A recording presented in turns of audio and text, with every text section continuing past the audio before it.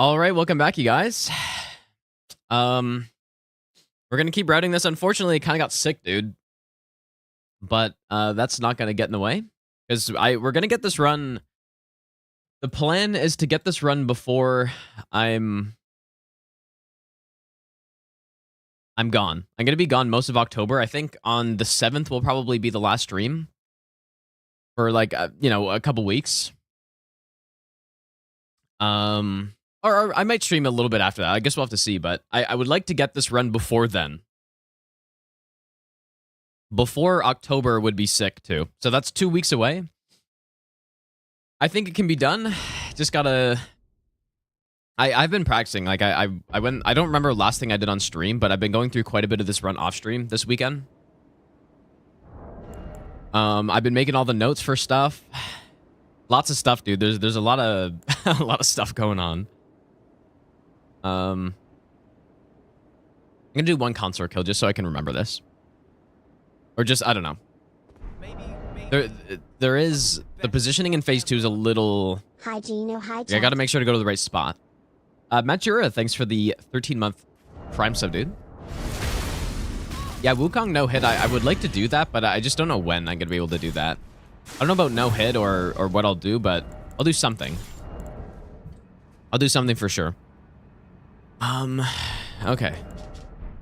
And I wrote down all the buff orders for like the less standard ones, like this one. So Golden Vow.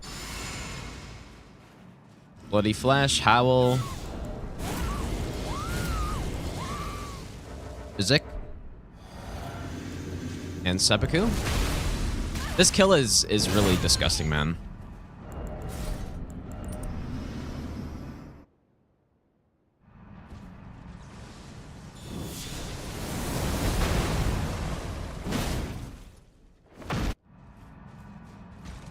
Yeah, I definitely walked way too far forward there.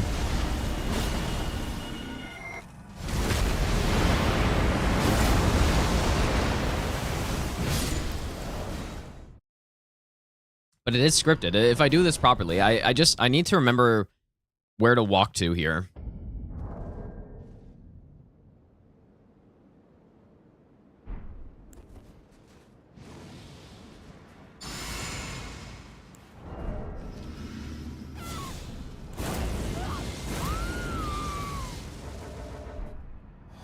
What's my strategy against Radagon's Red Wolf? I just simply one-shot him.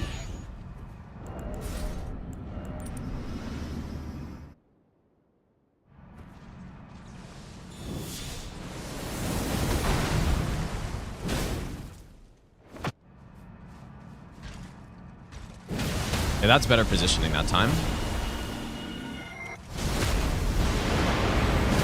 Yeah, and I think if I'm fast enough here, then he just dies on the riposte. Like, he doesn't actually even get a chance to stand up.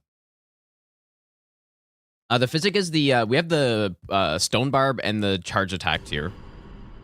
Okay, anyways, what I was testing last... Or I was just going through this. I got to here. Now I was testing this one out. And I think I realized something.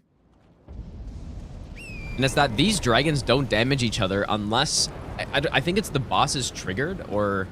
I don't really understand it. But last night, I was like sitting here. I was sitting here for a long time. And they just stopped dealing damage to each other. And I have no clue why. But here they're dealing damage, so like I didn't get it, dude. I sat here for 30 minutes. I was just chilling, and I came back to the game, waiting for the boss to die. Or waiting for the other dragon to die, and they're both still fighting. But... And then they only started dealing damage once I got close. Trying to be your first pure level 1 run. How do I consistently dodge Elden Stars? You gotta be, like, at a certain distance, and then when it happens, you run towards the boss. This looks like it's working fine, though, this time. Huh. definitely dealing damage to each other. Hello. Moonologist, thanks for the 4-month Prime sub, dude. How long am I guessing this run will take? I think it'll take like 12 hours or so. Maybe best. Hee.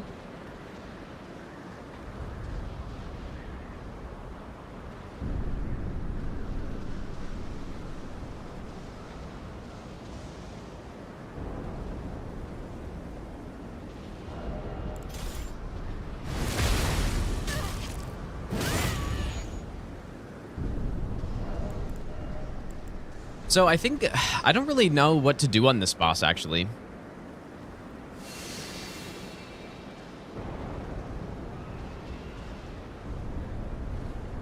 Cause it's kind of.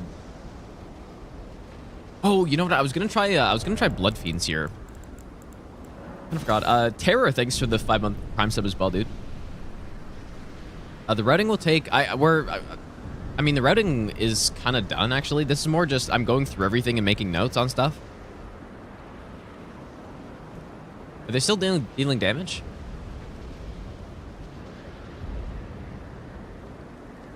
He's taking out the boss, dude. But I was thinking of trying Blood Fiend's arm here.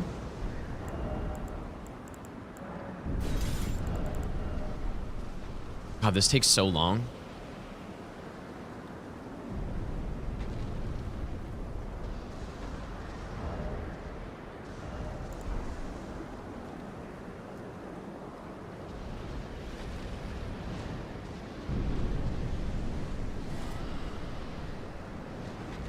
Like, has he just not been dealing damage to the other guy this whole time?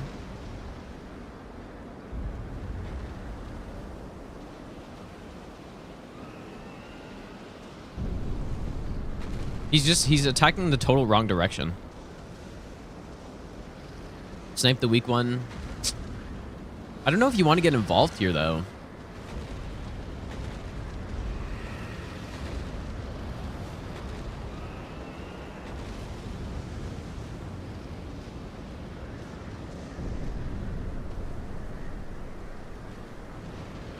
Yeah, I'm going to stream Anatria tomorrow, is the plan.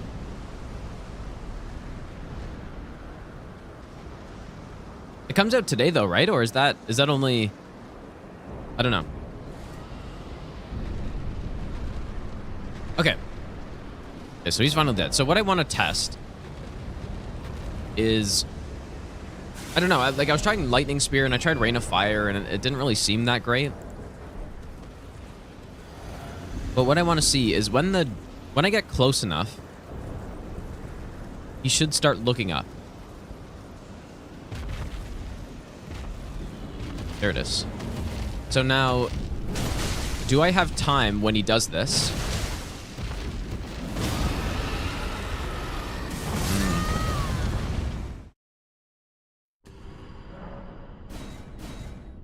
I sort of do.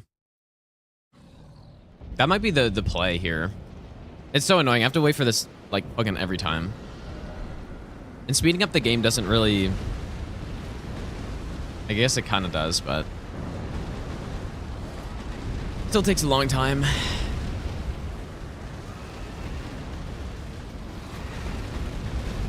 You watched the new Dex video on the TV with your grandma? Just confused when I killed Hayata and Alexander. When did I kill Hayata on this? Oh yeah, I guess I did, didn't I?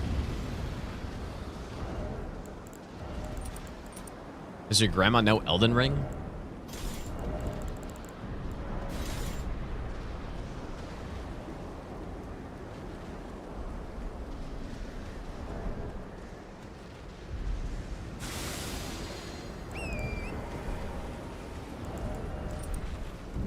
I think we need to be fast to do this, but I wish he was facing the other direction.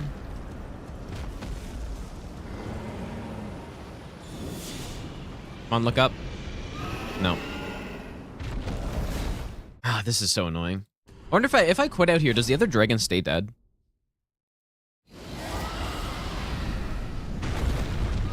That's so stupid.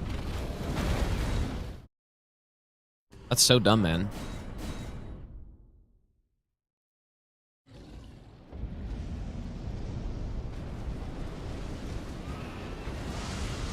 Yeah, I guess I could ER tool kill the guy.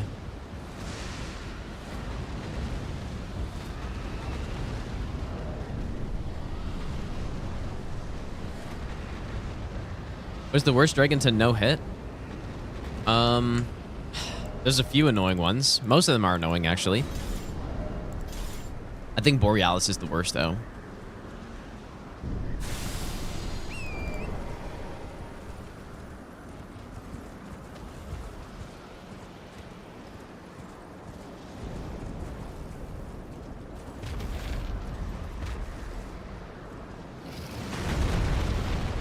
Ah, dude, I don't really know how to do this.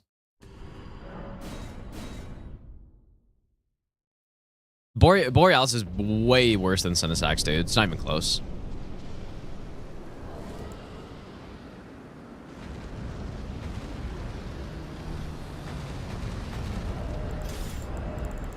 For no hit, that is.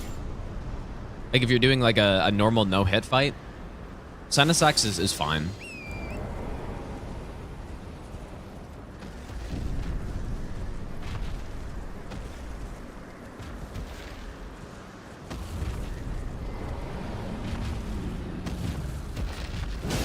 Okay, that just doesn't work at all, I guess.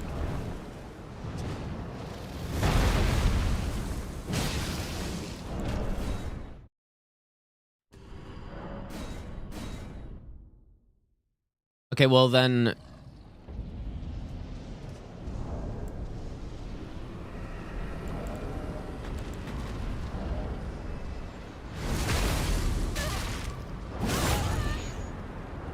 I wonder what this guy does. Like, where does he move to?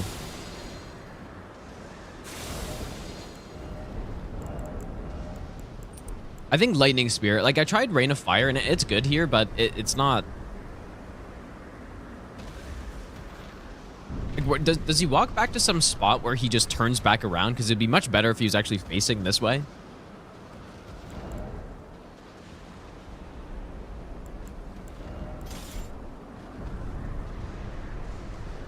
Or does he just wander around?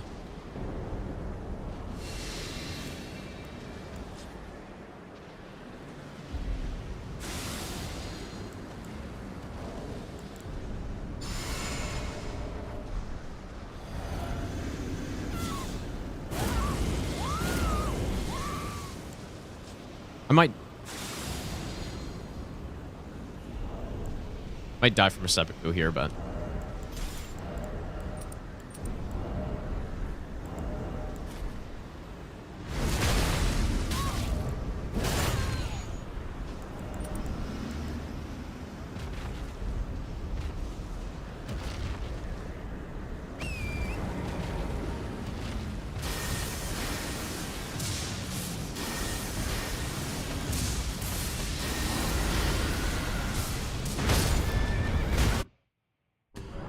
Dude, this guy's so fucking annoying. I don't know if there's like really anything I can do here, like any sort of script or whatever. And obviously the big concern is the fire breath deflecting off of shit, right?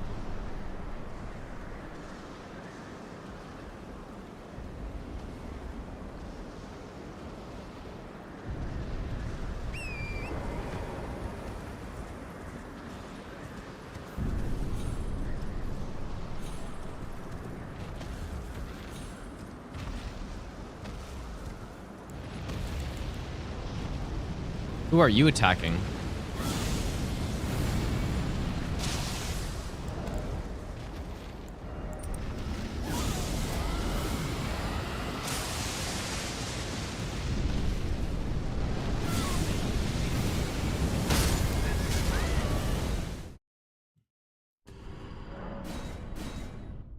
Dr. Ma, thanks for the 22-month Prime sub, dude.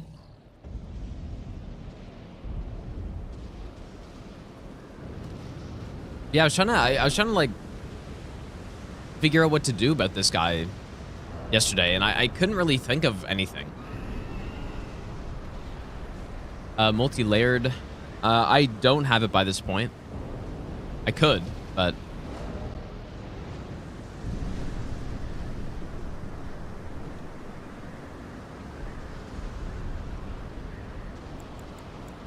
Okay, well, what if I don't really like the idea of this, but what if I just try to spam Light of Mikola as they're fighting? I really don't think it's a good idea, but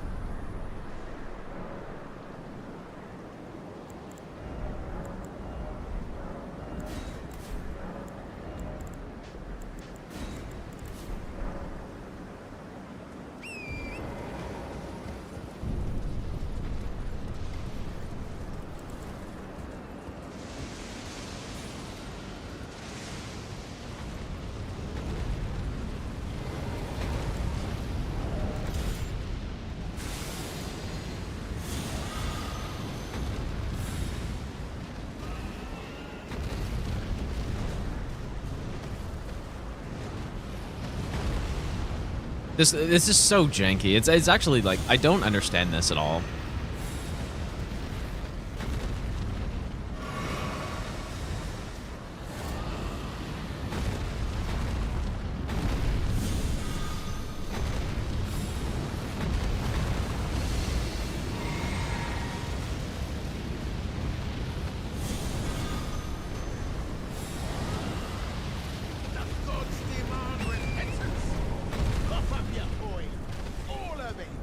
Like, they should have done this so that once you trigger the fight, and then if you go rest or something, the other dragon is just gone. Looking for some fun/strong weapons to do a new run with. Any recommendations? Jamie, thanks for the donation, dude. Simply do Bloodfiend's arm. Simple. Can't wait for you to smash this run. Garf. Butcher, thanks for the 4-month Prime sub as well, dude. And Moffle Guy, thanks for the 4-month Prime sub.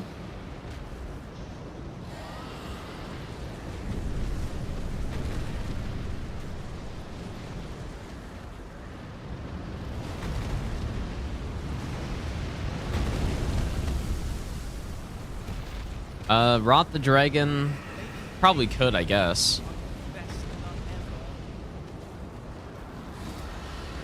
Lostry, thanks for the 6-month resub as well, dude.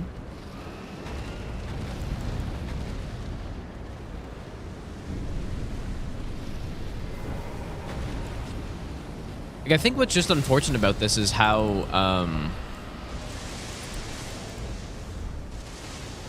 like, I would like to engage him right when he starts looking up like that. That'd be the best time, because if I'm using range, I should be able to get a bunch of hits off. But I don't know why he just does that sometimes. The other dragons usually do it when you're getting, like, sort of in range of them.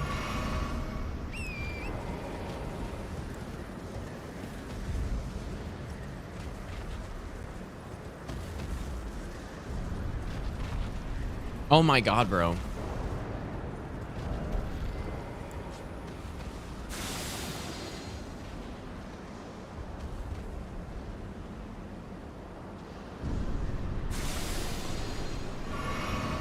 Wonder if I could just sneak up to him here or something. Really?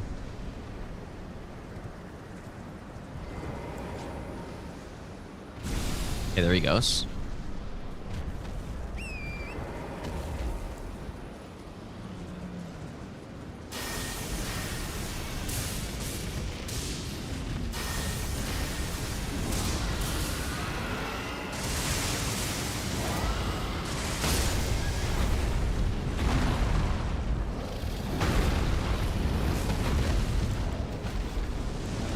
This is horrific, dude. This is really bad.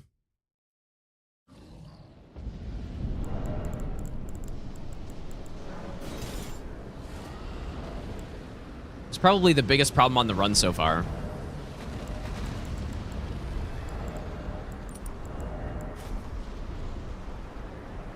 I do kind of wonder how close we can get to one-shotting him.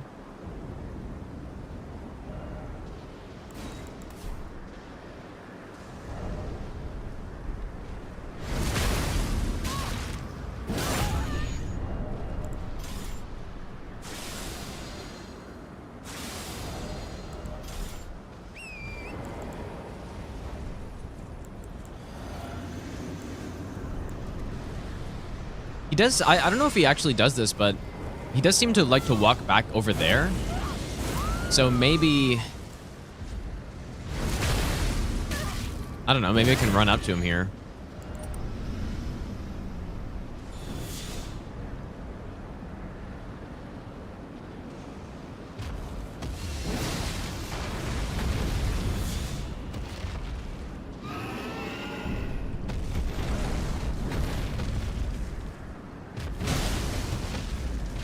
I must have only hit him with the blood part. There's no way it did that little damage.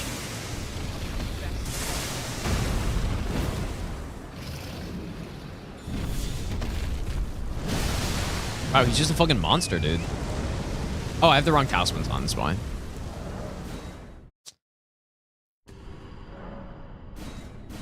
What the hell do I do here?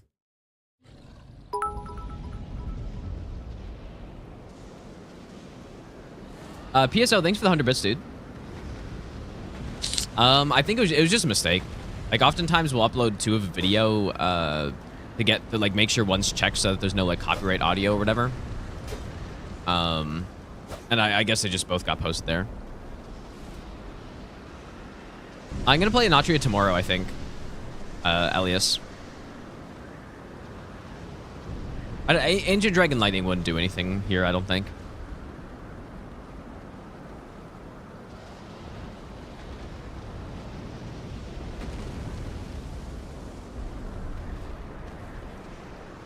Land of Shadow?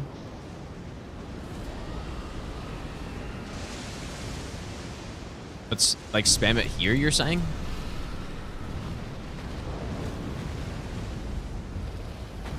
Pest threads is a good idea.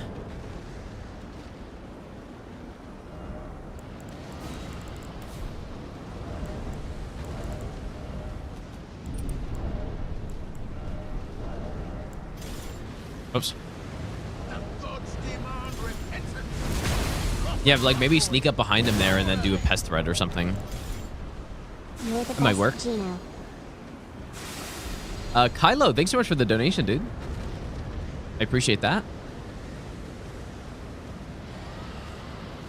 Well, here's the main problem isn't that like his moveset is concerning at all. Like it's basically the same as every other dragon. He just has one extra move.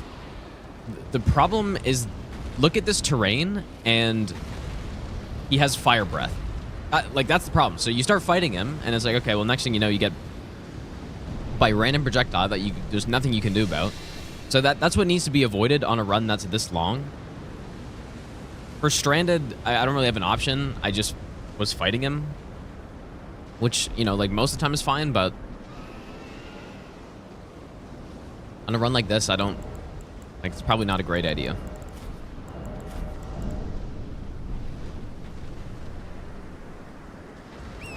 Okay.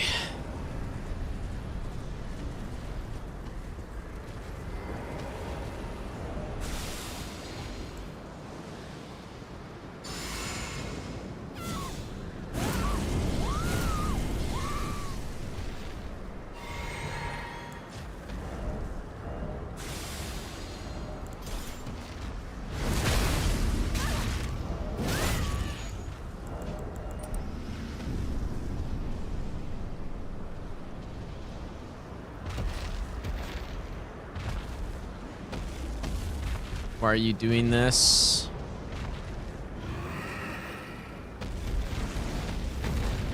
Like, I don't understand his aggro at all. He just does whatever the fuck he wants.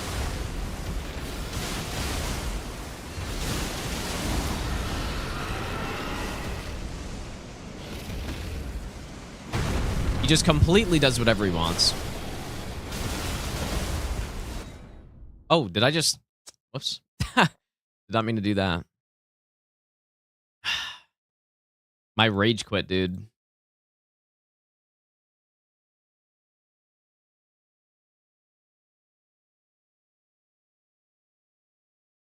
Yeah, Pester would be good. Like, I don't know why I wasn't able to sneak behind him that time. Maybe it's because he was actually fighting the... Oh my god, dude. Classic, when you close the game, it doesn't actually fucking close. And now it's closed, I guess.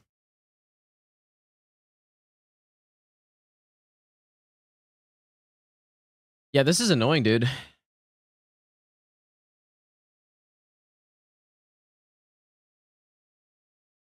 No doubt the most annoying thing so far.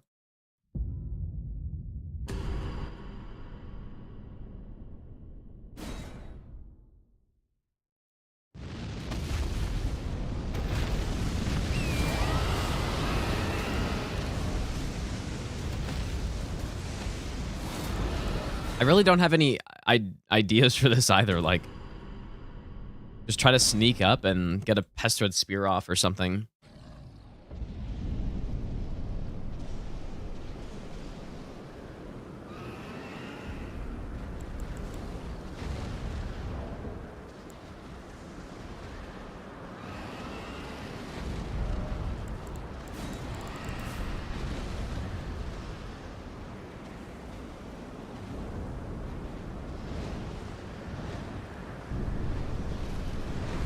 Well, Land of Shadows is a good spell, but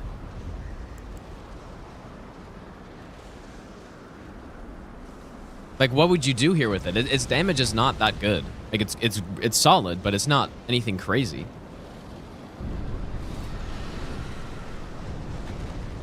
So what would happen is, you know, I'd start to use it, and he would just aggro me, and then I would get fucking blasted.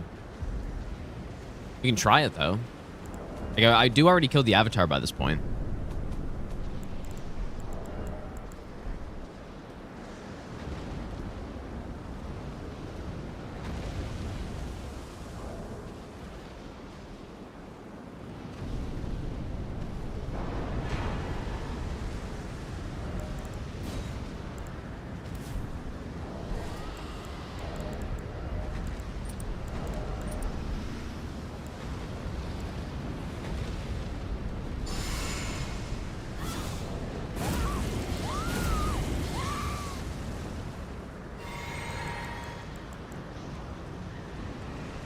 Whoops.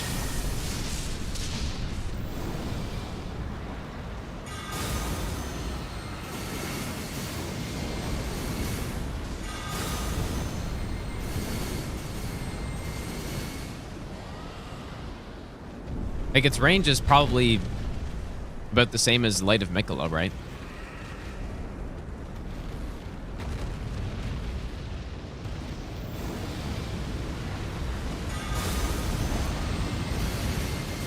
Fire. That's, I mean, it's garbage. So it's not garbage, but just it's not good for this, obviously.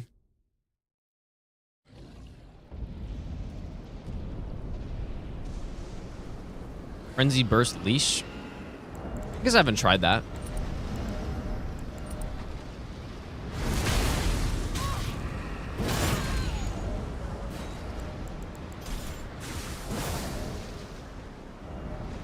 Yeah, I think the strat for the Ghostflame Dragon is you just gotta wait. Or at the very least, what I need to do is kill the 2 archers. Kill the 2 archers, and then I can try to Light of Mikola the Dragon. Which is probably what I'm gonna do. But yeah, that right there is why, like, that fire deflection, that's why this is too dangerous to just, like, go in and just do something.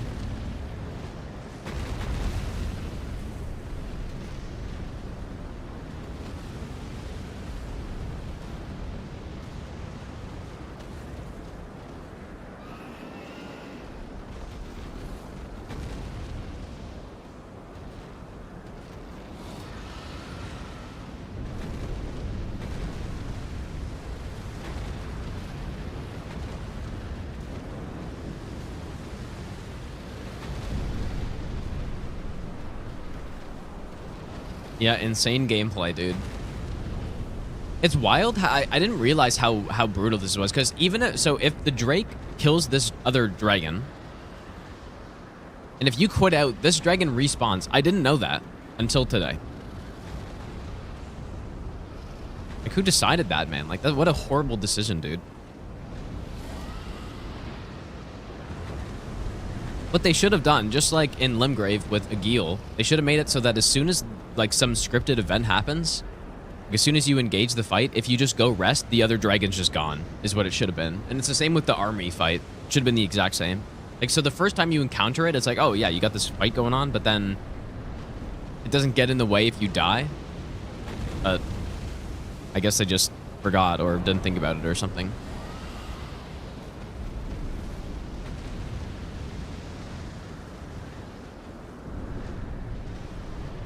Or they should have just made it so that this other dragon had like a tiny bit of health so that it died faster.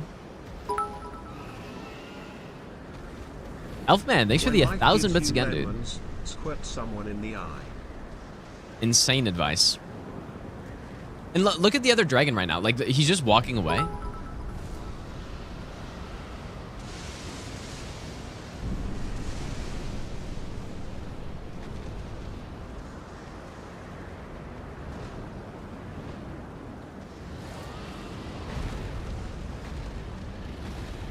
Somehow that missed him.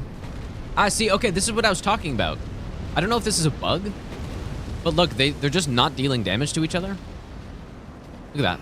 Like, just totally, they just don't deal damage. And this is what I was noticing last night. I like left my PC with this fight going on, and then the only way they were able to deal damage again is once I got close enough, and then the health bar showed up, which is what just happened.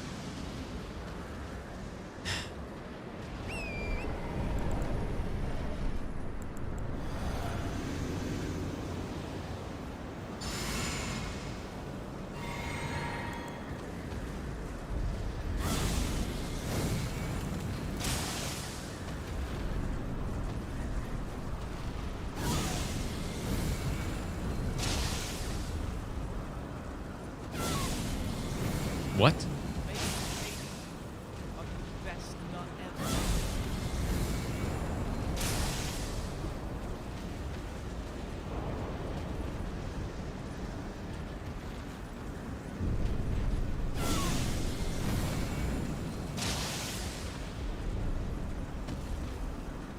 What is this, dude? Why is he doing this?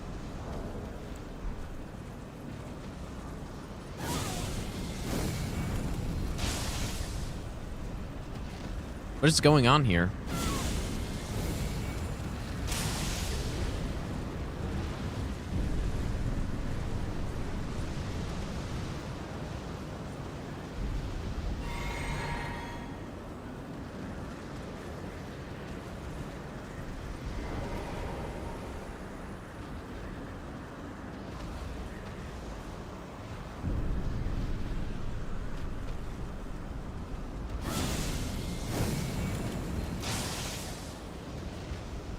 What if Light of Mikola can reach here?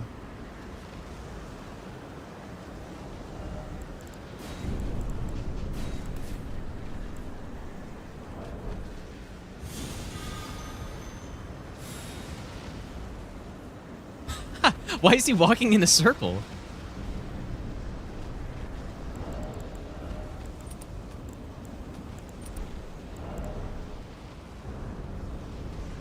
I'm so confused, dude.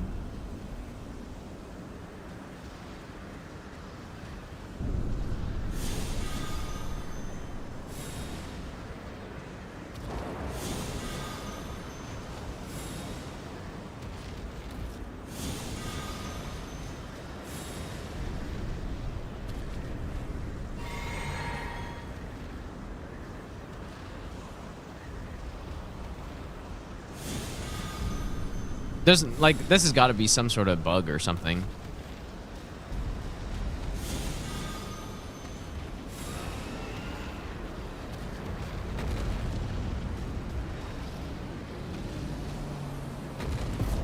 Okay, well, we'll try that again, I guess. I don't really trust that, but... Mr. Turtle, thanks for the 1-year resub. Thanks, dude.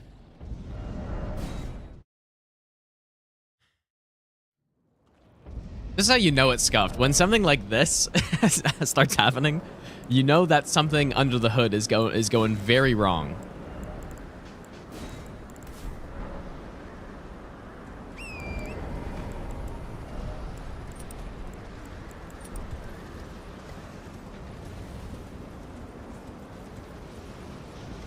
I'm not going to speed up the game. I'm going to just let this happen again. But this is why this is so annoying to test, though. Just going to Gonna just wait this out.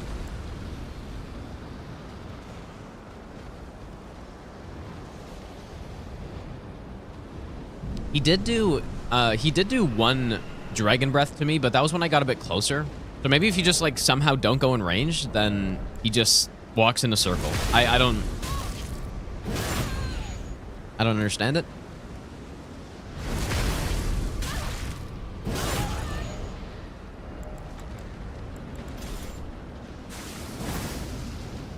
I do wonder why they start sometimes dealing zero damage to each other. Look at this legendary dragon battle going on. Not jank at all.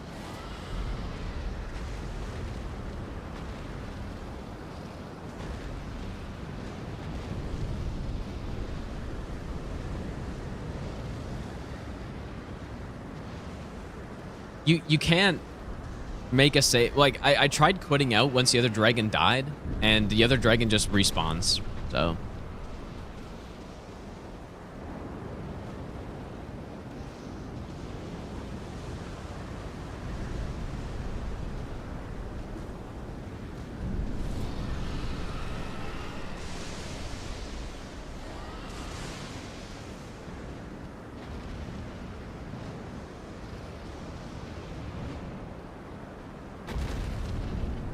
You know what I realized? I forgot to get the Mikola crown on this one.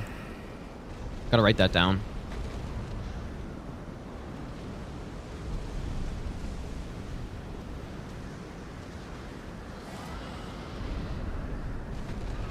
That's like 10% damage I'm missing here.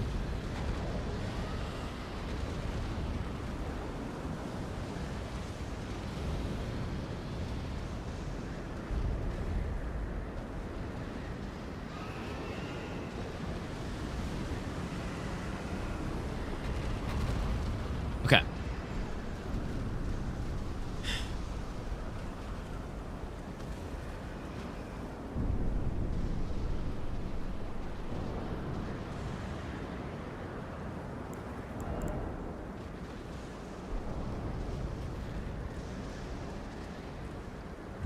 I feel like there's no way this is this simple.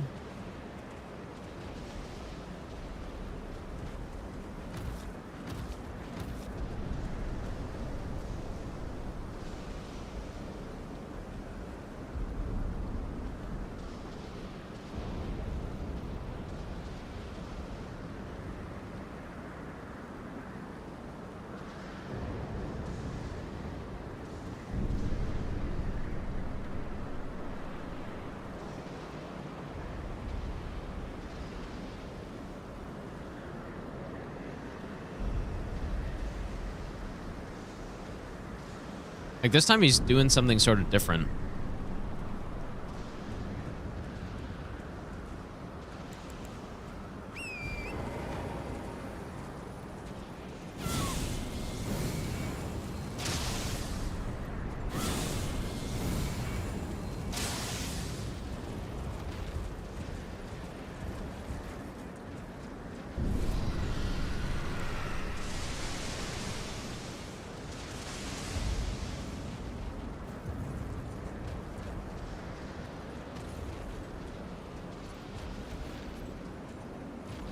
Okay, there's the turn.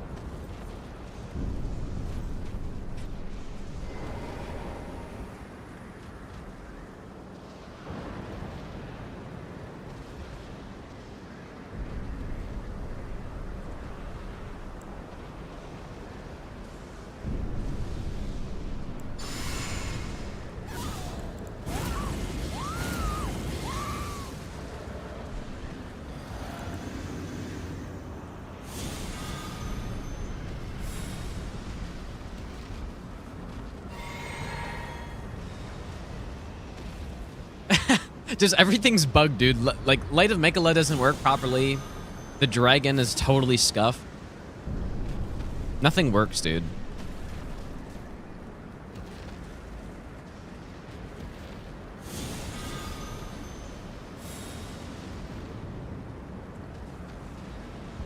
This is so frustrating. Like, this is just a disaster.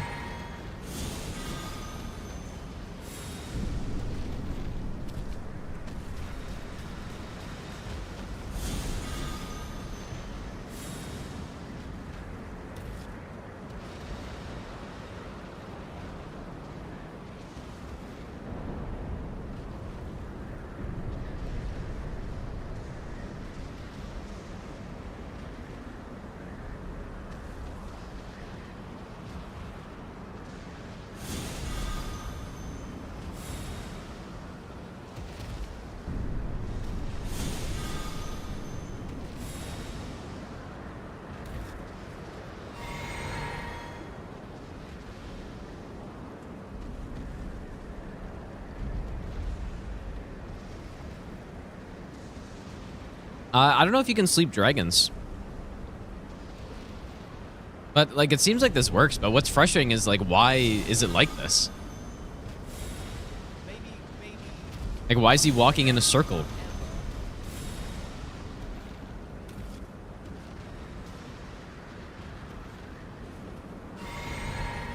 This is, like, on a live run, this is bound to just totally fail. But... oh, he's changing it up this time.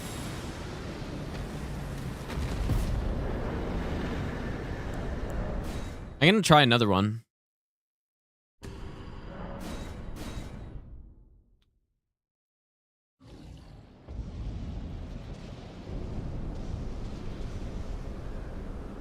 But that's looking like the strat so far.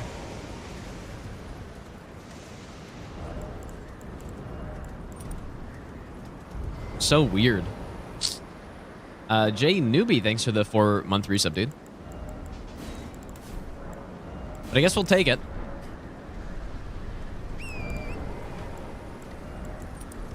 This is how it's gonna be.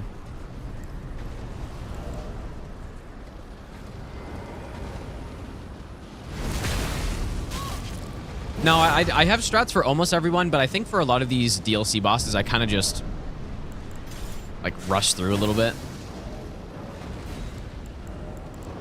Like, I think when I was running through this, what happened last time was, like, I was able to just walk up to him, lightning spear him, and then he just died, and I was like, oh yeah, that's good. But then I tried it again, and it doesn't really work consistently, so. But most of the bosses are figured out, like, basically all of them. If not all of them, except for maybe this guy. Yeah, the distance, it's weird though, because I don't think a normal dragon would do that. I think it has something to do with this guy and how, I don't know. I don't think a normal dragon fight would just sit there walking in a circle as you blast him from range, but I could be wrong. I've tried this guy early on. Well, so relative to the other things on the run, this is pretty early. Like I made a spreadsheet last week. If I could pull it up. I basically made this ranking like the risk of each split, and then by the time that we're done setting up, like around like here or so, then I do like the harder stuff first, and then it goes like, this is the difficulty column, and then it just goes down to being like the freest stuff. That's why I'm doing like these fights here. Is he dead?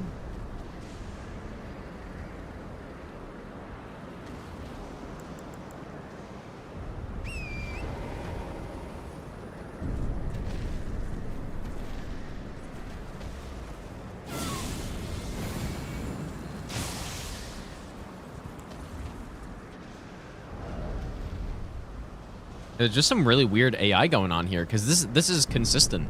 Like you'd think when you shoot someone that they would go after you in a Souls game, but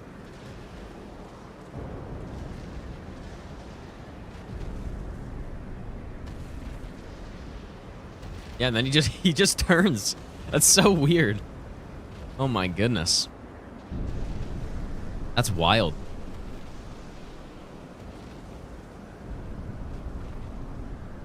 Okay, well, I guess this is what we're doing.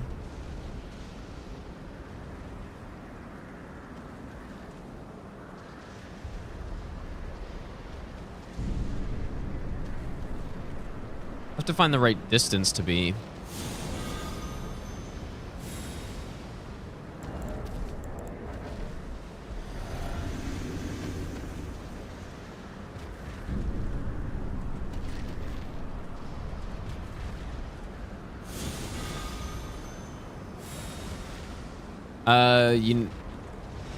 You think you might know why he does that? Well, he probably has some sort of code that's like, I don't know. Like I don't know. I don't really understand this at all.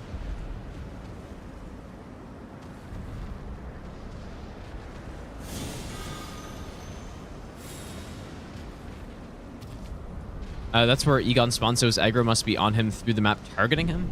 But wouldn't you think he'd be attacking, though? Maybe, though. I don't know.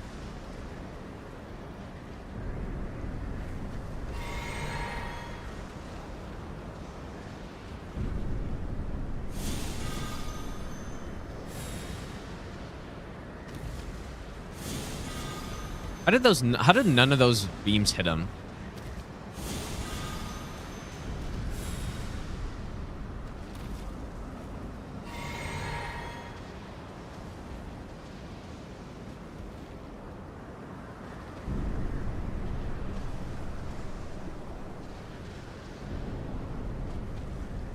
What I'm really curious about now, though, is like, what happens if the fight with the other Drake ends when he's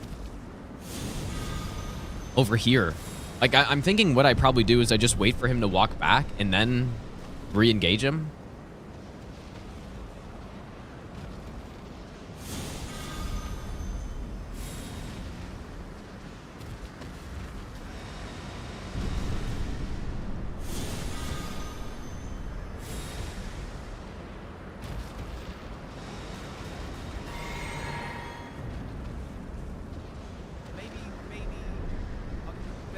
Snap Draco, thanks for the 2-month Prime sub.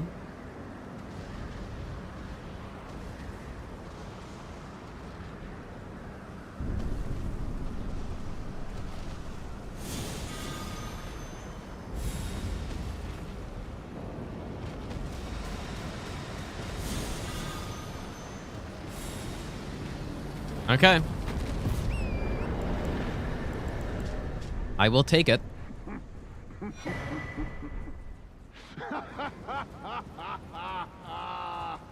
I'm gonna have to test them more later. What a sight. A warrior true, if ever one there was. Not sure if I have enough FP for this next thing, but... Break warrior. Egon. Piteous Egon. You know, I probably should just reset it after I kill the boss. Yeah, yeah, exactly, Tammy. Like, that's one of those things that's so... that looks so finicky that... like, that could easily be like a save file thing almost, you know?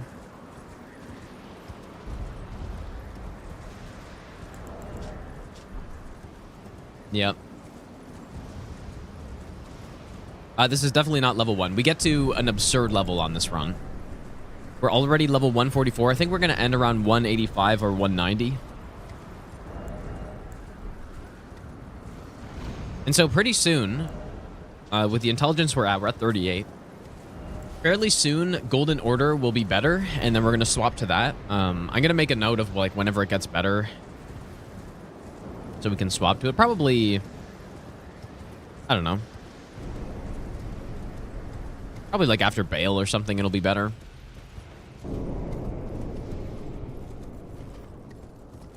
Yeah, we definitely do not need Vigor on this.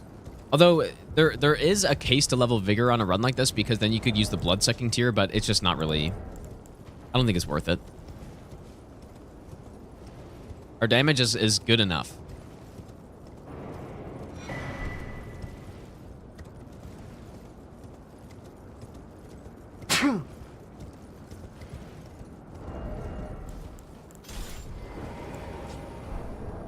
Okay.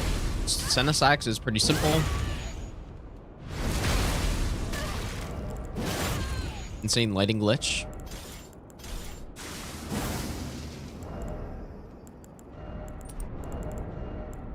Oh, that's really bad. I haven't seen this before.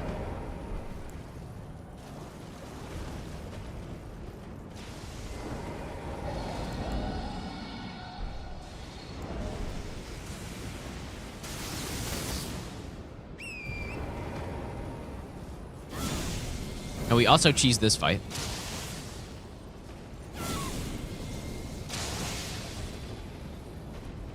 I guess I didn't do any buffs.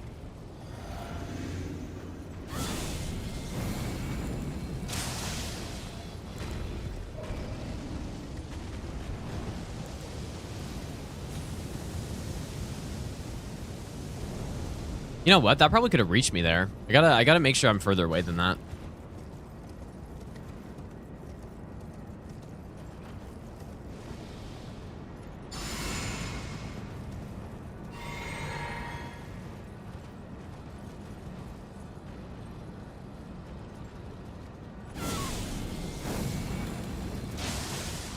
This run is really an excellent showcase of Elden Ring's enemy AI.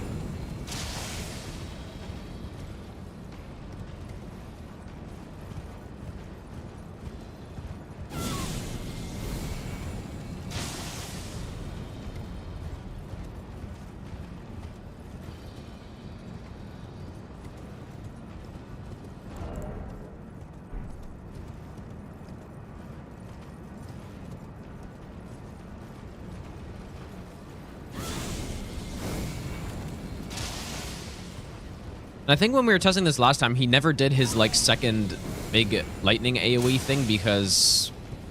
I don't know, I guess we just never got close enough.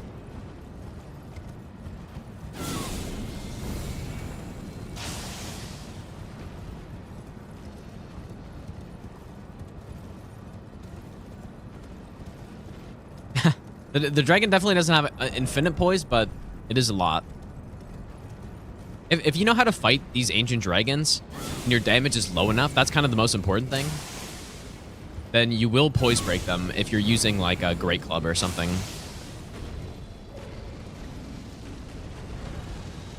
That's usually the thing, right? But usually your damage is too high with those weapons and they just die before they get poise broken.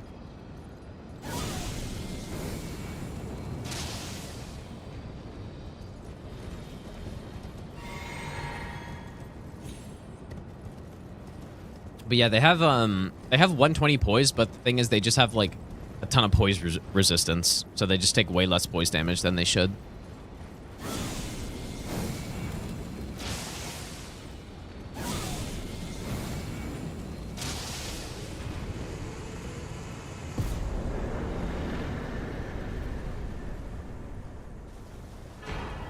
Not too interesting of a fight, but that's how it goes.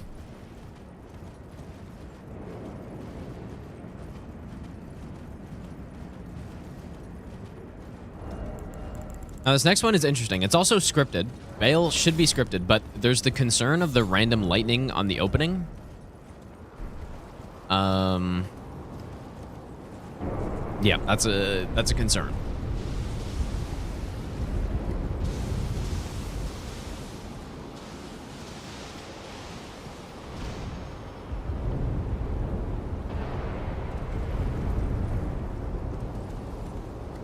Should use Dragonfly in the game. I don't disagree with that. Yeah, all of the ancient dragons are terrible. Every single one of them. Senesax is just even worse. Like somehow Lanciax is the best ancient dragon fight out of the bosses, and that's like a horrific fight too.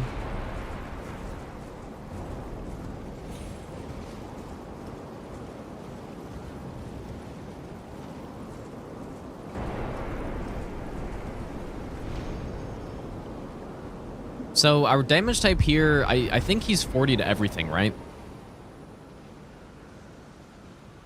I wrote down all the...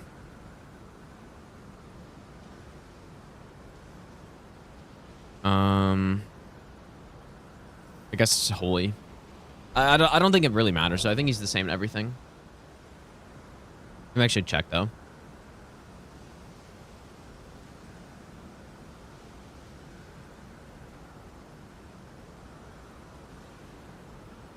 Same to every elemental, that is.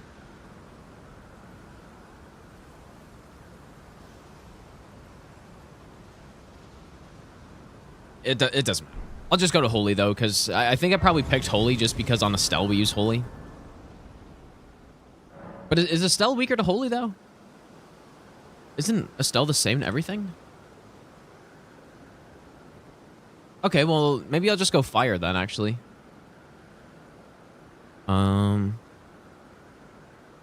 Like, what I was kind of trying to do is... like group, especially later, try to like group together the bosses that I use the same damage type on to a degree. Like I think area probably like, just for efficiency, and then it's also less chance that I make a mistake and like use the wrong damage type on somebody. But here it shouldn't really matter, so we'll just go Fire. Spiked tier. Okay, I don't quite remember this kill.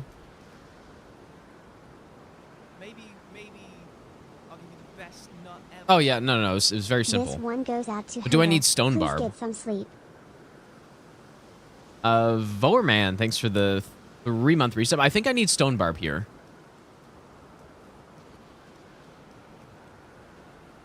I'm pretty sure.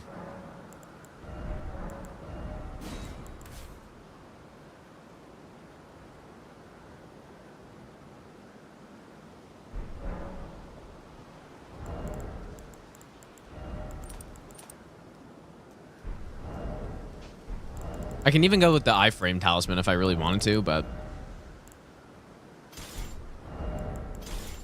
Okay. Make a save file as well, just because I think on my other save I had a little bit... I think I was at 13 blessing level. This one we're only at 12.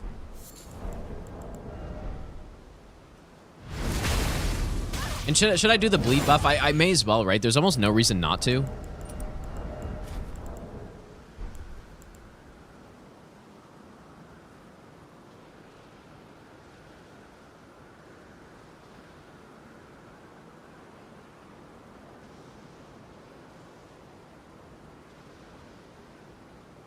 Just writing down the buff order, so it'll be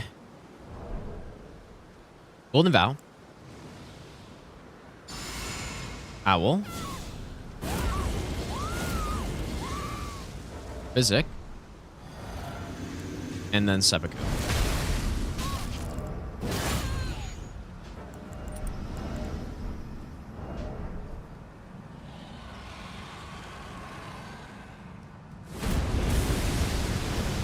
Oh, I'm so stupid.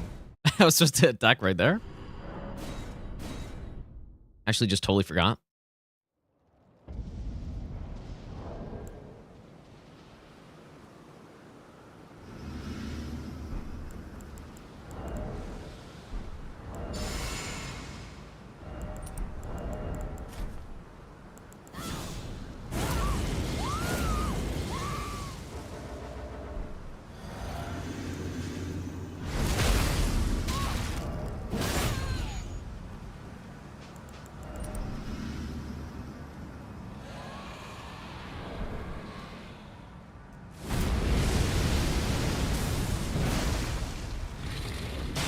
Wait, that's not what I do.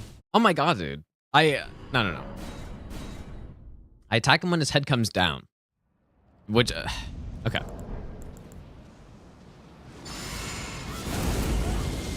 Surely this time. I don't have the bleed buff. I don't need it. Our damage should be high enough here.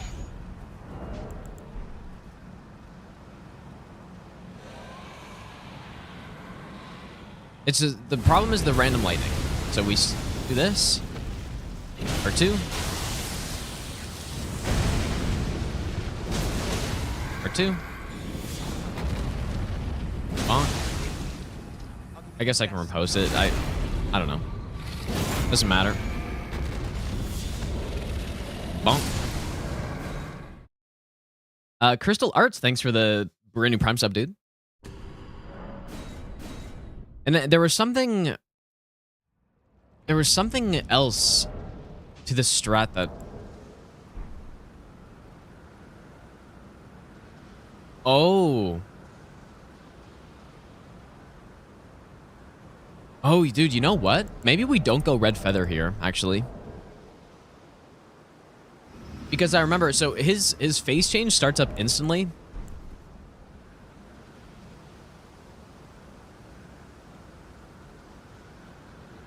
His face change starts up instantly, so I remember what was happening. If I didn't double hit him on the first one, then... Like, I remember he would instantly start up his phase 2. So I think we actually don't want to use Red Feather here, and we don't want to I think we also don't want to Knight's Resolve on the first hit. Or something.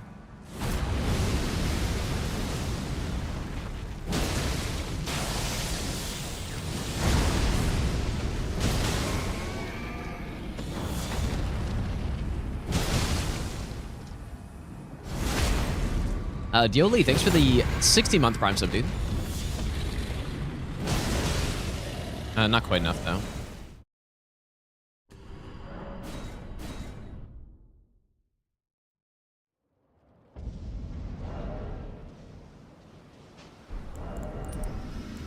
Or maybe what it was is... Maybe I should just go back and watch the VOD of me doing this, but... Maybe you can Knights Resolve the first one, and then if you hit him twice, you can Knights Resolve the second one. If you don't, then you don't Knights Resolve it, or something.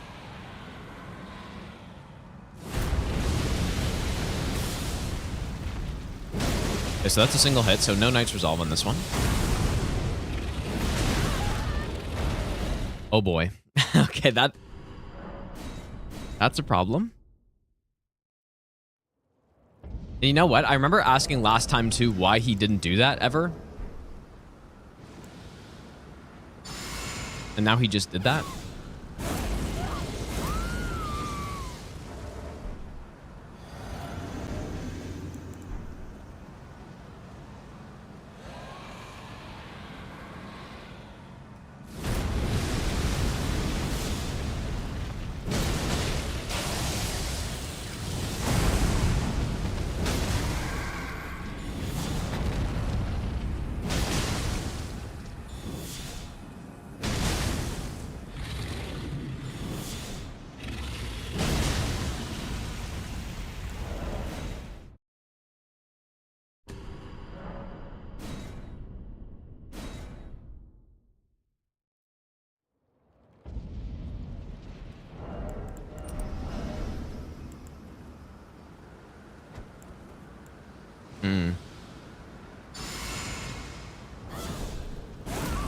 I don't know. I need to make sure that he can't do that follow-up. And I specifically remember last time I was testing this, I was like, man, why does he never do that follow-up? And then he just did it.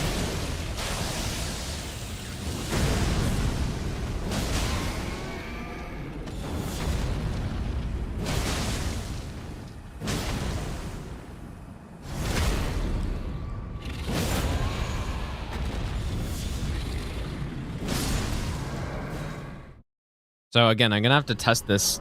I'm gonna have to test this a lot to make sure that that's consistent, because you don't want to run ending to something like that.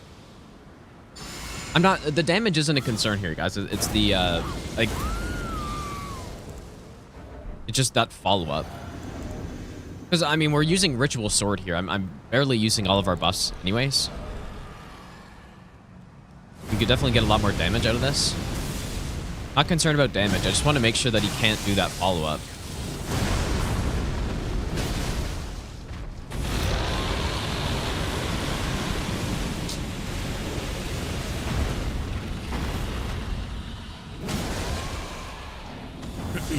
That's not good either.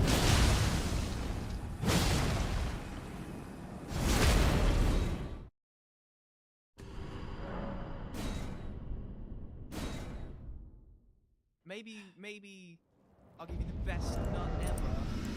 This will be legendary once all is figured out and the run comes together beautifully. Tammy, thanks for the 2-year resub, dude. Man, my throat is so fucked up, you guys. I don't know how I've gotten sick so many times so far this year, but...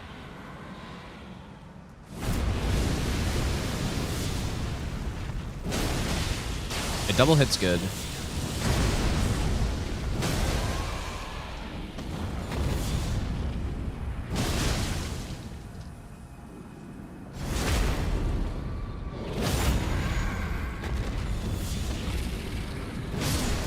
Yeah, what I mean by follow-up is that that attack usually has a follow-up. And I don't know why he doesn't do it.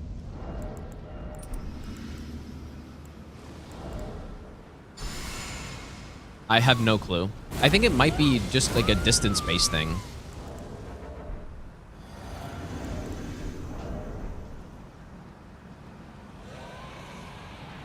Let me try to get it this time.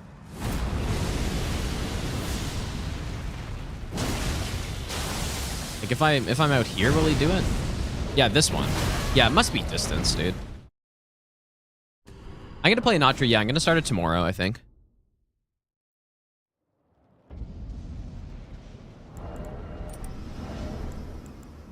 Like, that's the follow-up that I'm used to him doing.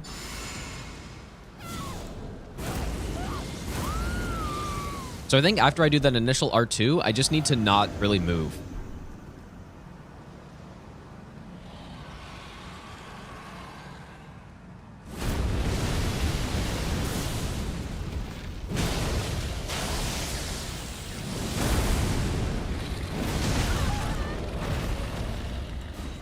Oh boy. Okay, so that's not right. That seemed fine though. Like, like this might just not be consistent at all, dude. But I tested this so many times last time.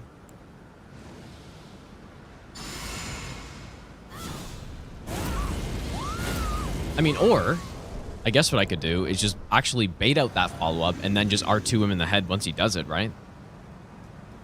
That would also probably work.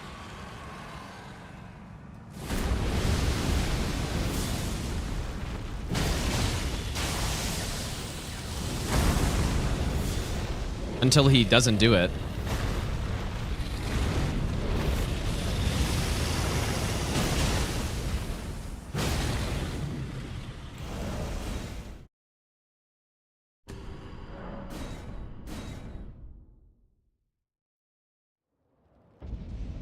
Yeah, I don't think it's crouching.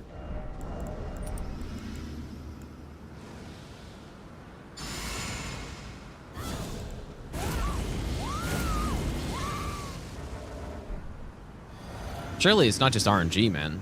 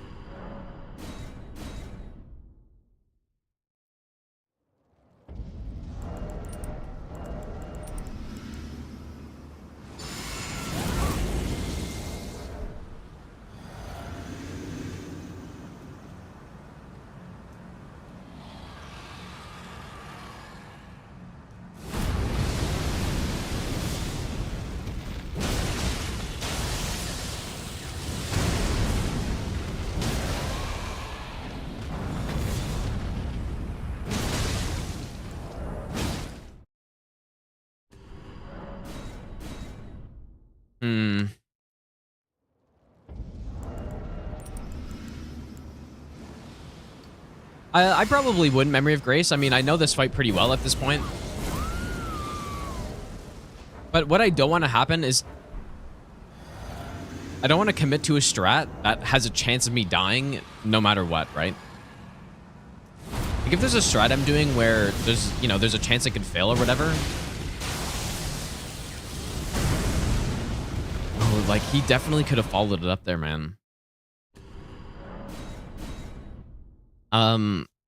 But yeah, if there's a strat I'm doing where there's a chance it gets messed up, but I can just salvage it somehow, like that's better than something like this where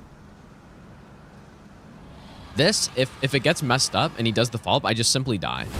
So that's really bad, right?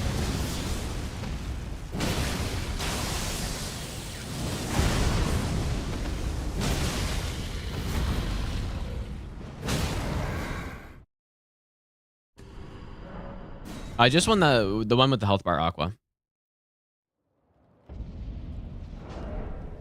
So I'm almost thinking like maybe I shouldn't do this. Maybe I should figure out something else. Because I don't know if I trust this at all, dude.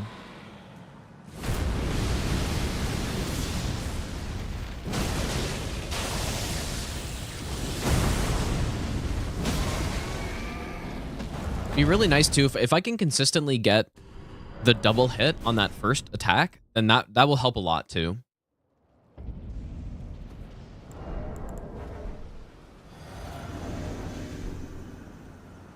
Yeah, I don't know if this is RNG or not. That's the problem. I don't know.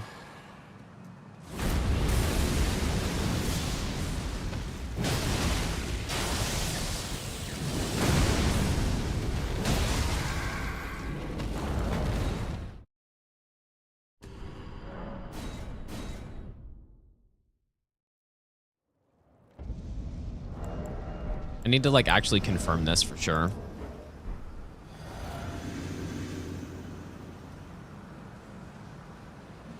I don't know if it is RNG though, because there might be some elements of RNG, but when I do normal fights with Bale, very consistently he follows it up the way I normally roll it. But here he very consistently doesn't, so there might be like a chance.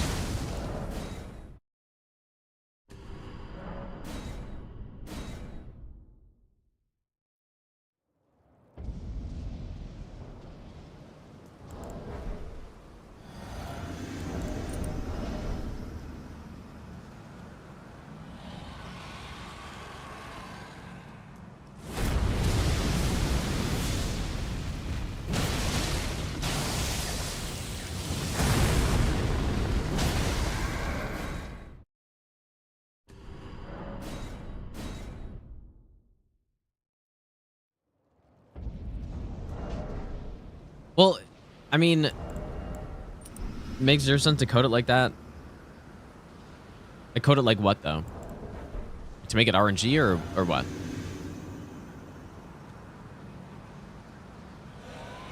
I mean, I can think of numerous instances in From Software games of both situations. Oh my god, I almost got hit by that.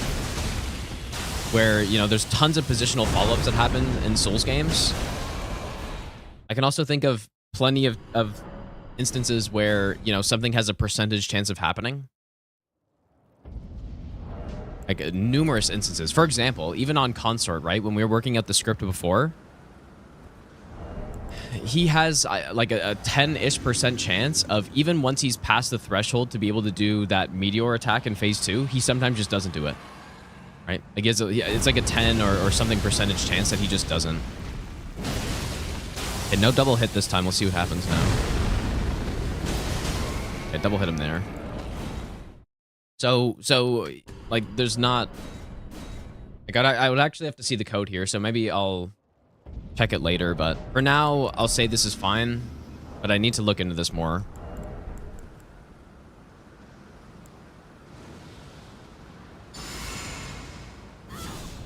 Oh, it's coded intentionally all the time in these games, Don, like all the time. Yeah, like that's it's very annoying, but that's just how it is. In Souls games.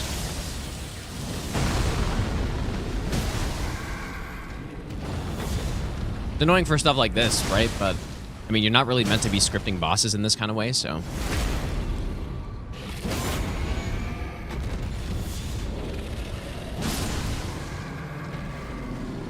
Okay.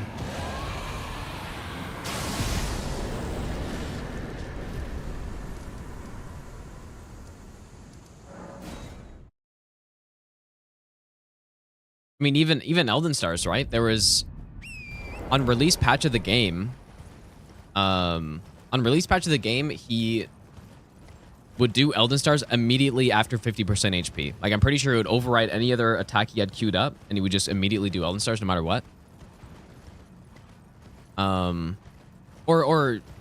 Yeah, like it would go to the top of the queue right after 50%, but at this point, they changed it in a patch intentionally, where now there's like, I don't know the chances, but there's like a, I think it was 3 and 13%, 3 and 13 chance that he doesn't do Elden Stars or something. Yeah, 10 and 13 chance of doing Elden Stars. So, and he can do that numerous times in a row. And I think they just do it to add some more like variety and unpredictability to bosses, I guess, but like for normal gameplay, I think it's perfectly fine, but it's only for no hit and speed runs where it really matters. Okay, that's what I thought, Ella. Okay. That is what I was thinking. So on this fight, we use Holy again. I don't think we use Stone Barb.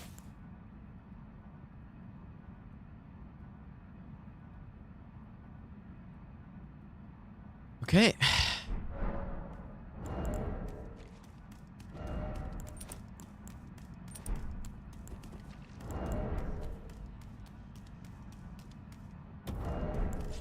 Yeah, I don't think it's like a bad decision for them to do stuff like that. I think it's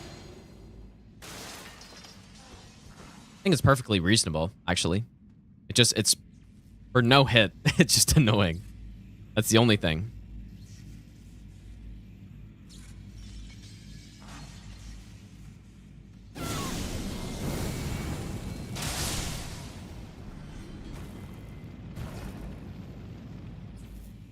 Guess that guy doesn't aggro.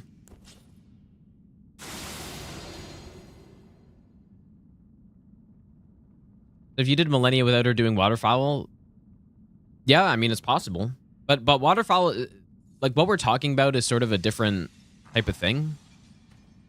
Because yeah, obviously Waterfowl, you can do fights with her where she just never does it. It's possible. It's just a percentage chance that she does it or not.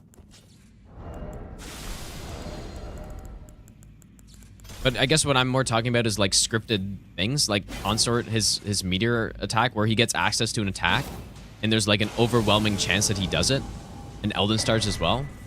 But they just have it in there where there's a chance that they just don't.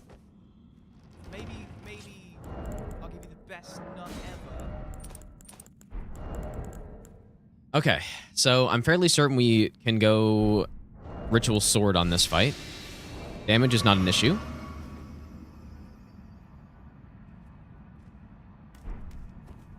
X, thanks for the 62-month resub, dude. Did Tyler 1 eventually beat Consort? Because I was watching him a little bit. It was hilarious, dude. Like, it wasn't hilarious because I like watching people struggle on bosses, but it's just like him just face tanking everything. Just getting blasted constantly. Damn, 15 hours? Dang, dude. Actually, you know what? Maybe I should go Red Feather here. The reason being, I believe we tested out this kill. Even if we had 0 buffs, it was enough damage.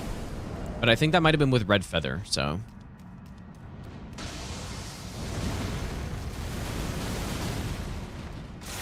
So the whole idea here is we're basically waiting for one combo chain that will give us a stun.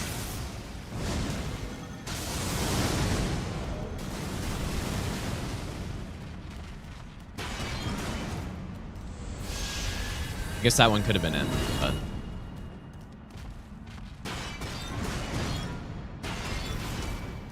In fact, that was the combo chain I was looking for, but... I kind of forgot, dude.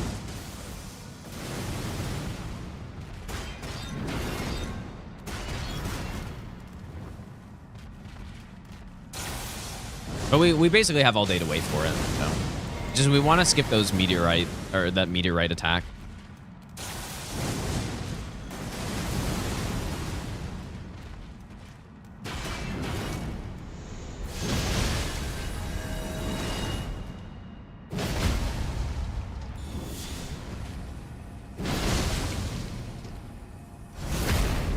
And I believe we actually have time again here to do a Knight's Resolve R2.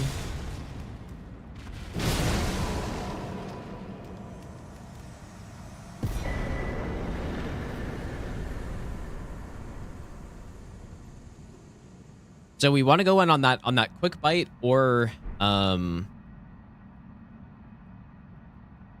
quick bite or the tail, basically, like the tail spike attack or whatever. Okay, we are going to the Mimic now, according to these splits. It might seem like it's a bit random where we're going, because it kind of is, but it's just based on what bosses are the hardest, or the sketchiest on this run, so. Okay.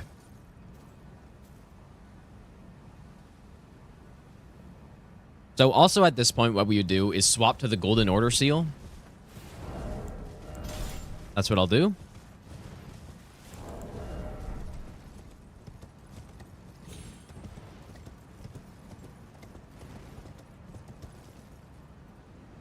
Maybe I'll give you the best. Unpopular opinion, like these styles. I think they're okay. Thanks for great content, General I think they look Kenobi. really cool. I guess the only thing I don't really like about them is just the fight itself. Everything else is fine. But I find fighting them, when you're not using good range, it just kind of, you're just chasing them constantly. I don't know. Like their attacks kind of force you away. Heimlich, thanks for the 3-month Prime sub, dude.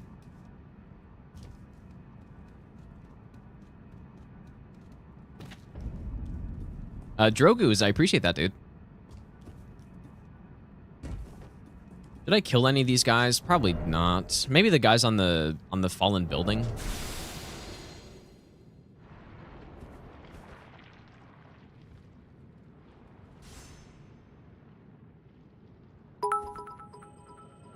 Like, there's this one guy I probably could kill, but I don't think he aggroes if you're using Gambit. Yeah.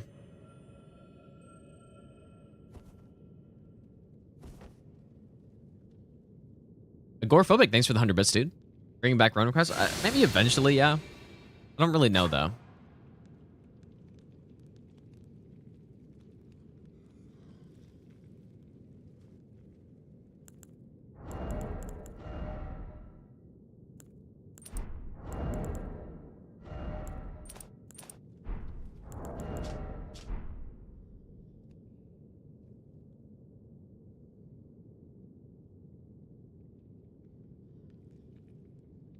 Probably eventually I'll do some more, I think. Because, yeah, there are a lot.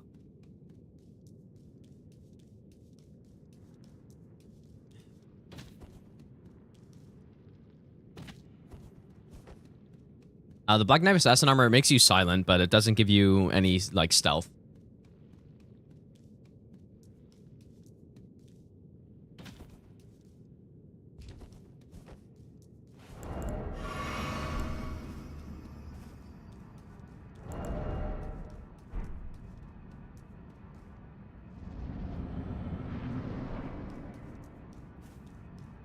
So I believe how this worked last time is I went into this corner.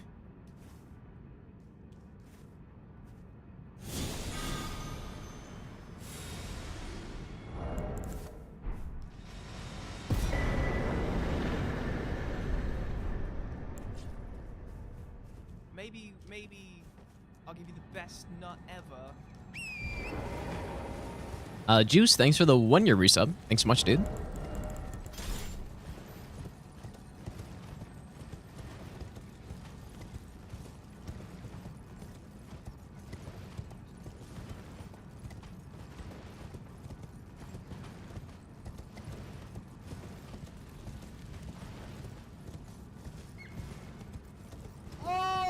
Single stat runs of other games? Dude, Juice, thanks for the 20 gifted subs, dude. Make sure to thank Juice if you got a sub right there. Thanks so much, dude. Do not have to do that, of course. What was I gonna say? Oh yeah, someone asked about stat only runs in the other games. I just did a faith only DS3 run, which was pretty fun. So yeah, I probably will.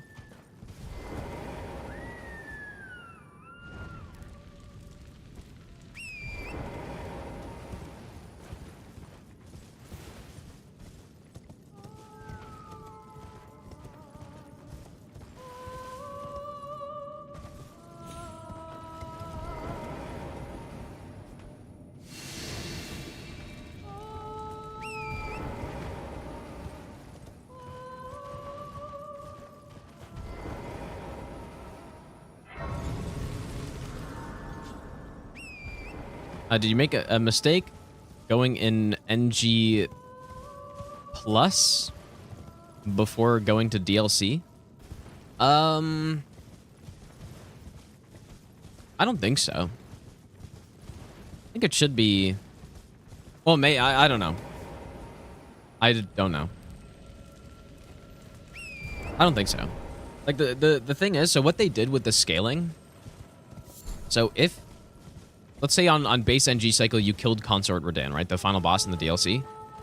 If you then went into NG Plus and entered the DLC, then everything's going to be significantly tankier than it would be otherwise. But if you haven't been to the DLC and you enter in on NG Plus for the first time, then everything's weaker. It's kind of weird, but... So basically that means, like, if you enter it for the first time on, like, NG Plus 4 or something, it's probably perfectly fine.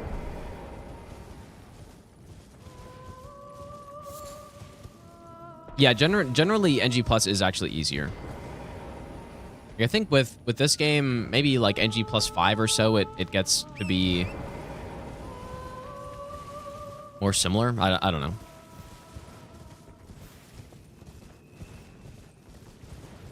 Contadon, thanks for the 4-month resub, dude. Guess we'll just keep going with fire. I don't think it really matters.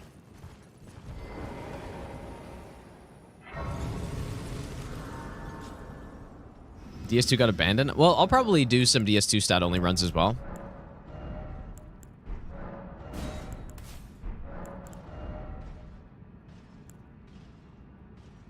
Does fire or holy matter here? I don't think so.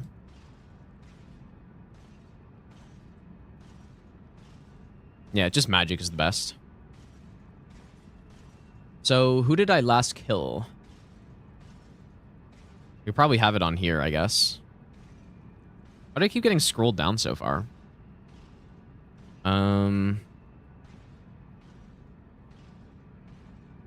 I guess I actually changed this a bit. So I don't do Crucible Duo until after here. I think the reason is that there's just no undead boss that I go kill.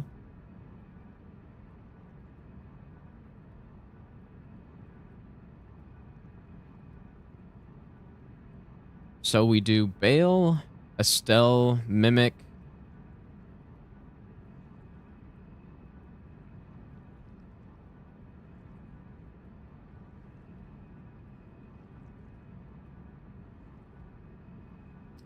I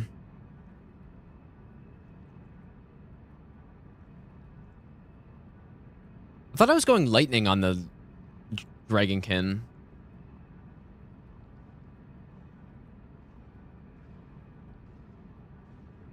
Oh, they're actually... Okay, never mind. They're most resistant to lightning. Okay, I guess I'll swap Holy. I mean, it doesn't...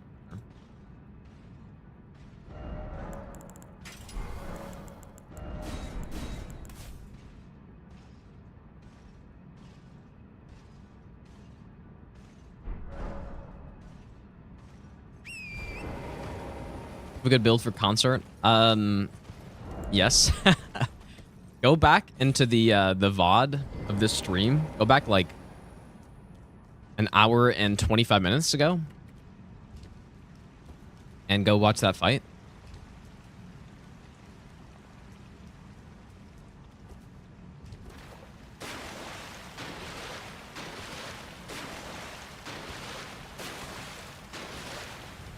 Crucible Duo or ONS? ONS is better for sure.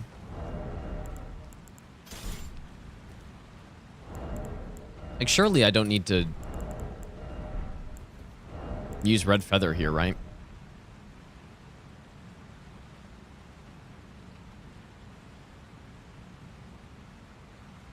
I'll make a save here, too.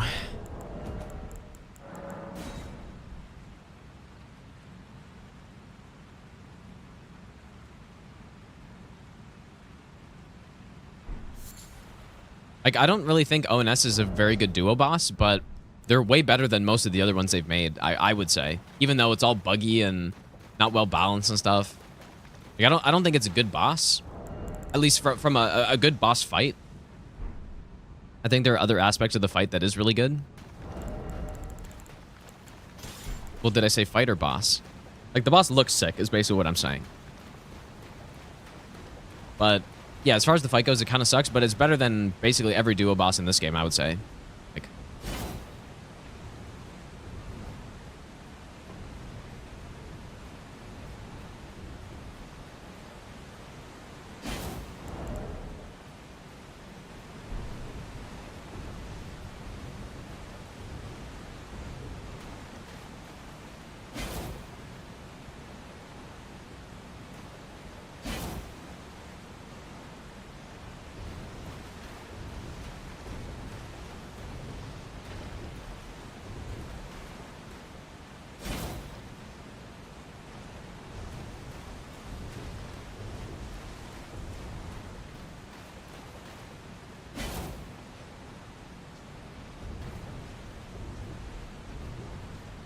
that's probably good enough.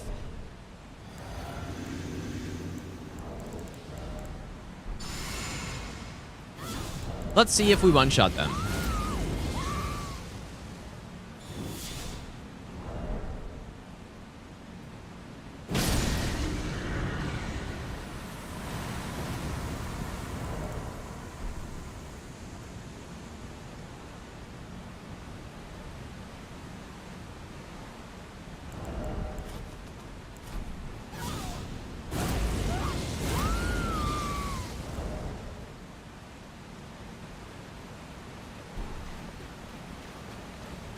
You can probably distract this guy too, I guess, but...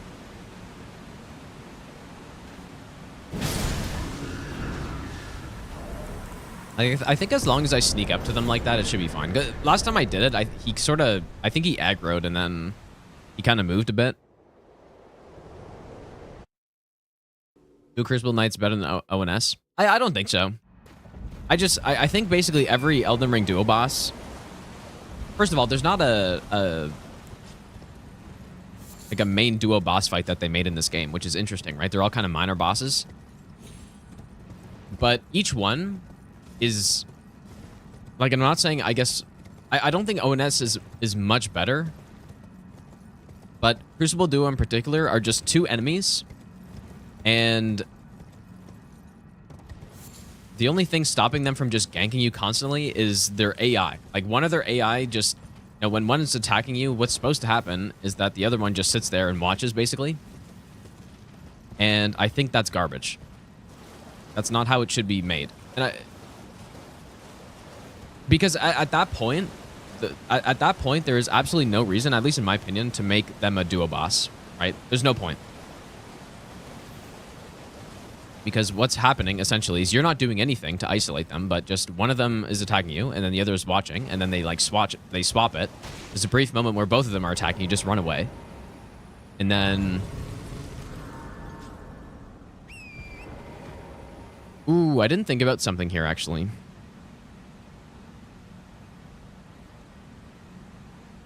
I think we should go kill, Loretta. We should go kill Loretta now. Just for the quest line. So that would be probably before the Mimic, I would do that. Go do it now. Yeah, there's just no point, but I think with ONS, at least, you know, it's kind of just two enemies attacking you. But at least they synergize a tiny bit. And the worst part about the fight, I think, is how buggy it is with Ornstein mostly, but... At least it's like worthy of being a duo boss, and it makes sense why they are. Even though, again, I think it's not great, but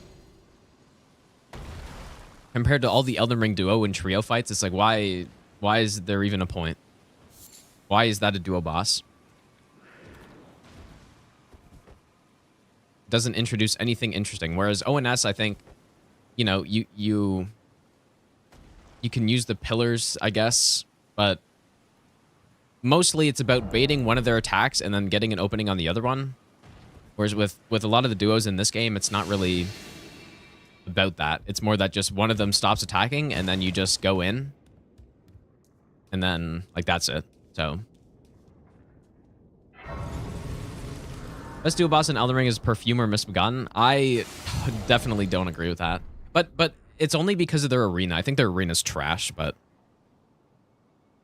I think the arena's just too small for Misbegotten to be in there, is what I would say. I think the best one is the Miranda Omen Killer, because at least you have... Like, at least they're well balanced with each other, right? You have one of them who's kind of attacking you from range, and then the other one who's pursuing you, and the whole point is to... try to, like, navigate around the Miranda attacks and then kill the Omen Killer. I think that's the best one. But yeah, I agree. I think if Perfumer and Misbegotten were in... Like, I'd rather them just in a bigger arena, probably. But yeah, I would agree with that. I think that one is fine, too. I agree with that. Hey, usually... I mean... Hey, wait a second. Normally you'd use lightning here, Maybe but I'll give you the best I can probably just go nut one ever. shot, right? Big Man Gino. Oops. So where is this gonna be? Silent Peanut, thanks for the 5-month resub, dude. How's Loretta to Holy? I think it's not great.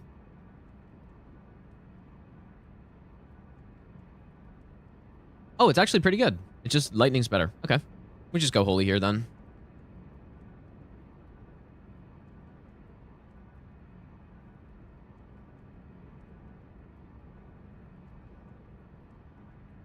Actually, thinking about it right now. Like, so Senesax will use fire.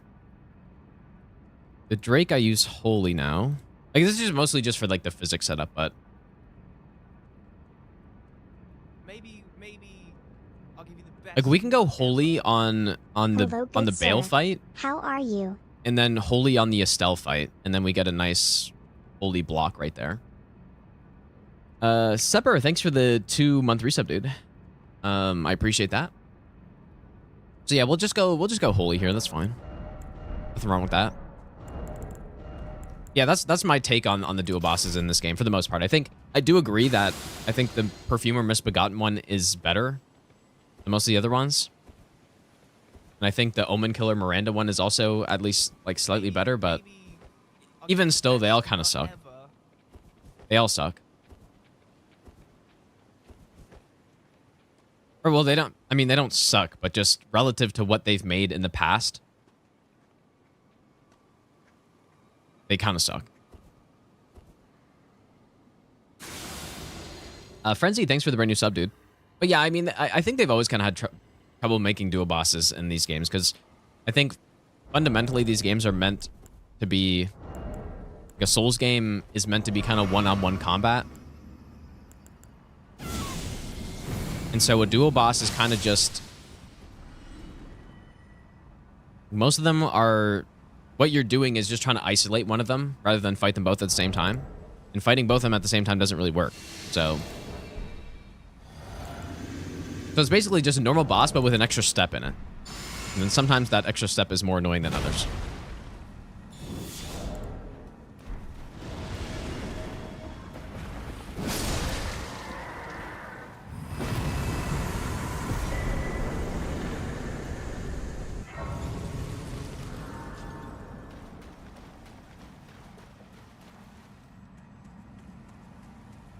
Yeah, that is true. I don't see highlighted messages. That is actually true. Dragon Rider Duo and DS2? I wouldn't say that. I wouldn't say they're perfect.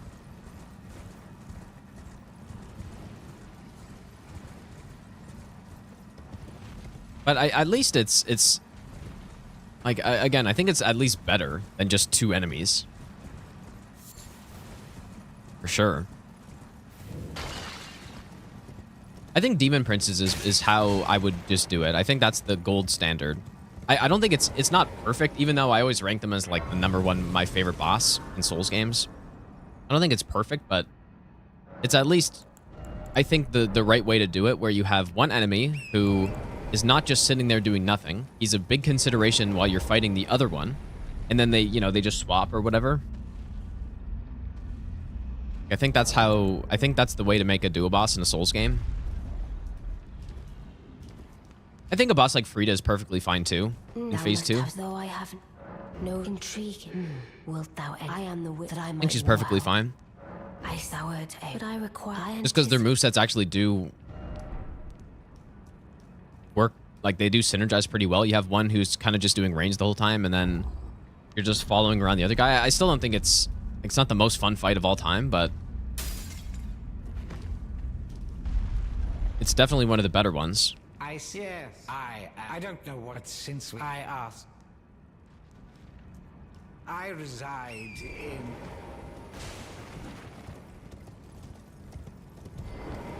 Yeah, just the main thing I don't like though is that you have dual bosses in this game that, I guess ever since they changed the AI of them, right? Where they had that patch a long time ago where they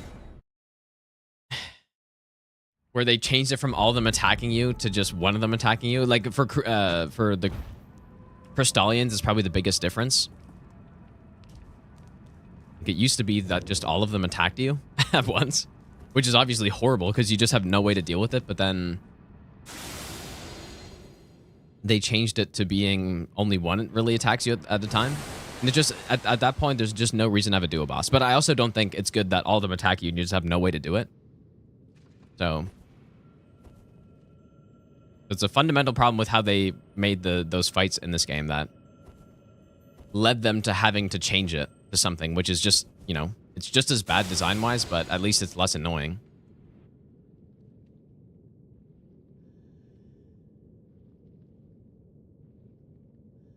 See emotes? I can see some of them, but probably most of them I can't. Like any of the 7TV ones I can't. Because I'm so where I look at chat, Restream. So Restream.io is like it's a service that some people use to double stream. I don't use it. I just use an OBS extension, which is I think much better. But I can still use it to look at both chats combined because it has like a tool for that. So that's what I see. But no, I don't see most of the emotes though. Luckily. I'm happy I don't see most of them. Thanks for the streams as always, mate. Rathmal, thanks for the 22-month Prime sub, dude. I appreciate that. Yeah, I don't think we need the wet blade from there.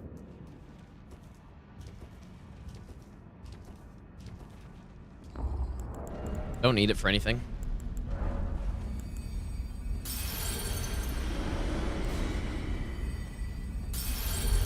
So yeah, I think what the plan is, I should be able to finish getting through the rest of this run over the next day or two. After that,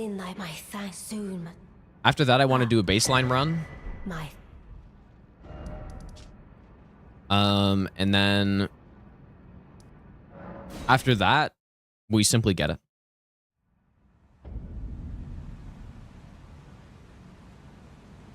That's the plan. What comes up on the chat on screen? Oh, well, I do not look on that chat. Like, that's just there for people who, I don't know. Some people, like, when they watch the VOD, they want to see chat. A lot of people don't, but yeah. I don't actually look at the OBS chat or anything.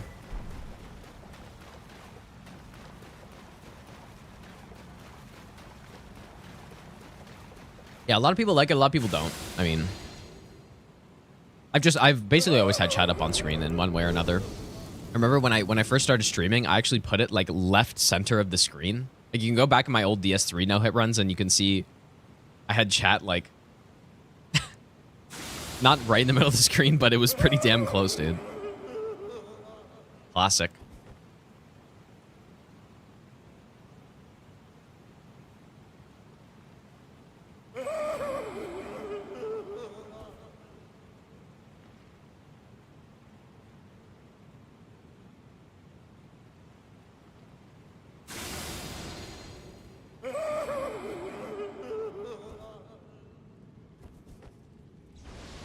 Oh, I guess he still aggroes with double aggro here. I didn't, or double stealth. Guess I don't need to then. I was kind of thinking he wouldn't.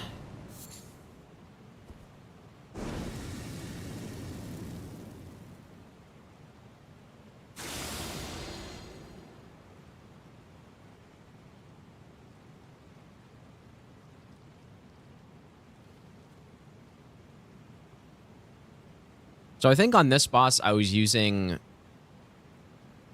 I think I just use lightning still. But we can just run up and bonk him. Like that would also just work fine. Yeah, that's what I'll do. You have lots of time to run up to this guy.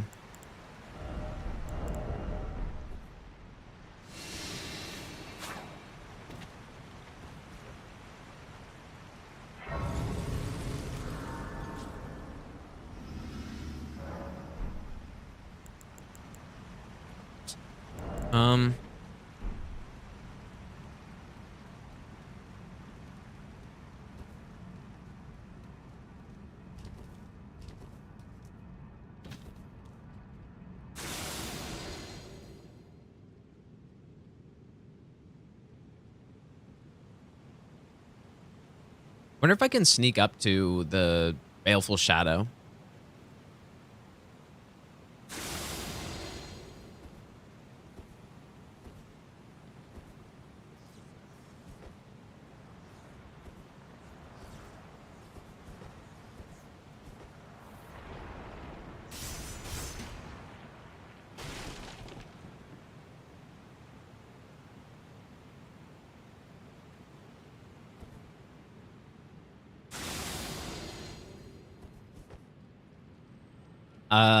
Get my hair cut recently. Definitely not. As you can probably tell. I was gonna get a cut this weekend, but I was too lazy, dude. Surely next weekend I will, or next week or something. Or this week.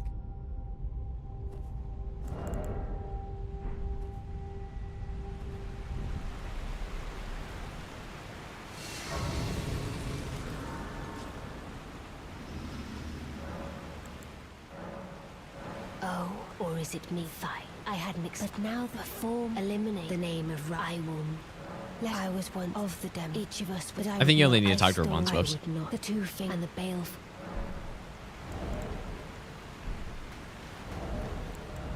So can I just smoke him?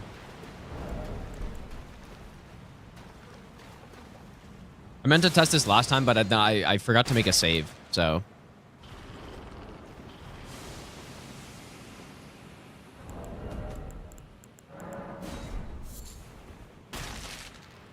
Difference between no hit and no damage is Shadow. no damage means Thou art the last. I can't lose any health, and that's Tell the basically it. But truth no hit of means that I can lose Ronnie health, the witch but just certain things that are rend defined thy as a hit. flesh with a fateful wound. Natty. That wasn't good. Like certain things are defined as a hit, and self damage is not one of them. So I'm allowed to do that. To use red feather and all that stuff. O Shadow, thou art the last. Tell the two fingers that Rani the witch cometh to rend thy flesh with a fateful How am I not getting wound, hit by him? ne'er to heal. He's just somehow missing over my head. I think lightning spear is probably the play here.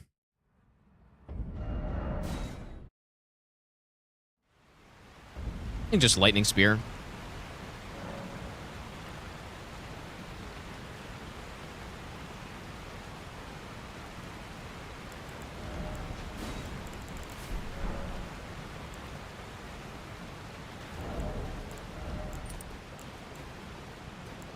You know what? I still haven't actually gotten,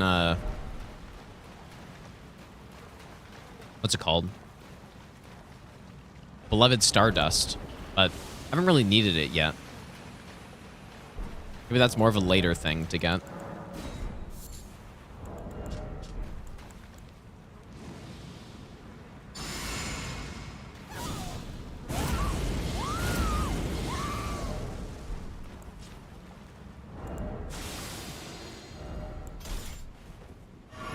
O Shadow, thou art the last. Tell the two fingers that Rani the witch cometh. Lightning spear is so good, to dude. rend thy beautifully fought. It just got My got such good hit stun on its Draws initial more attack, challenge than I envisioned. and then they they get hit by the Now I first can one, finally hit stun, stand before like a micro them. stun, This is farewell. and then they get hit by my all the dear. other lightning spears, which is another micro stun, and then that gives you even more time to cast another one. Like it's insane, dude. Actual insane spell. Probably the best incant in the game. Overall. We were talking about that the other day. If there's one incant I could pick for the entire game, it would probably be Knight's Lightning Spear. I can't even see what that is because on the chat I'm looking at.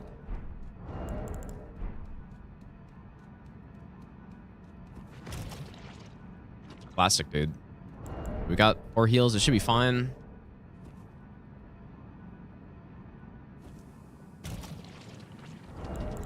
So I should just be able to run up to him and then blast him.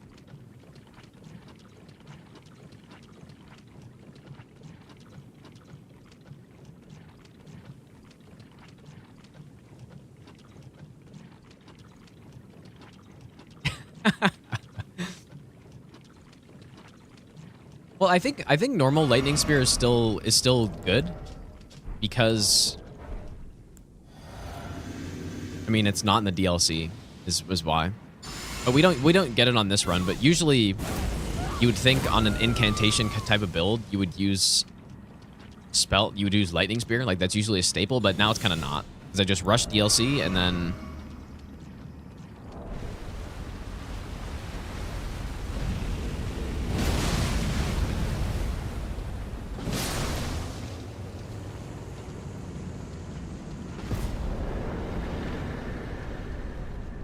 yeah, so.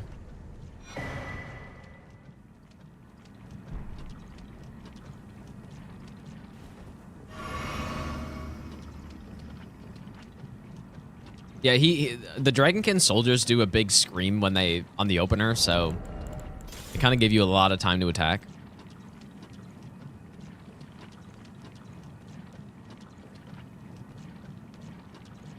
Was it scuffed on the old all bosses run, really? I don't remember that.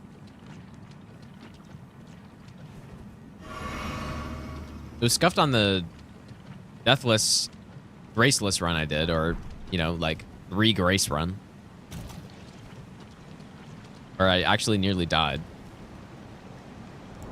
But really, on all bosses, it was scuffed. I don't remember that. Why don't I wear Death Knight? Well, we have Rakshas's armor, which apparently is the same boost, so.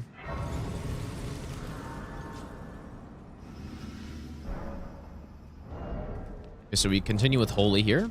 Exact same strat on this Estelle as the other one. On Bale Lightning Spear. Well, he doesn't really have a Lightning Spear, right? And the thing he does have, you can get. I do not play keyboard and mouse usually, no.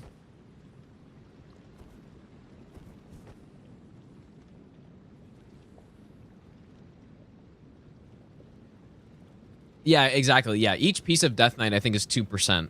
And Rakshas's is the exact same. But Rakshas's is just all damage, so. Yeah, that Rakshasa, I was testing it again while going through the route, and I realized the strat I was doing last time just isn't safe. So what I have to do is do a Wrath from Afar into a Lightning Spear and then repeat. Because she just has so much poise that I can't... I just can't get through it. So... She can just run up to me and bonk me.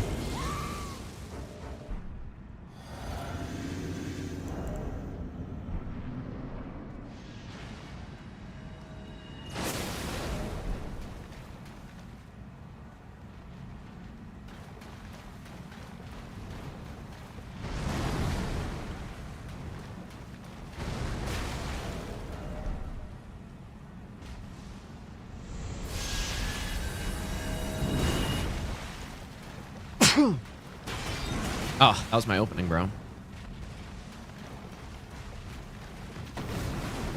That was also my opening, but I was a little slow.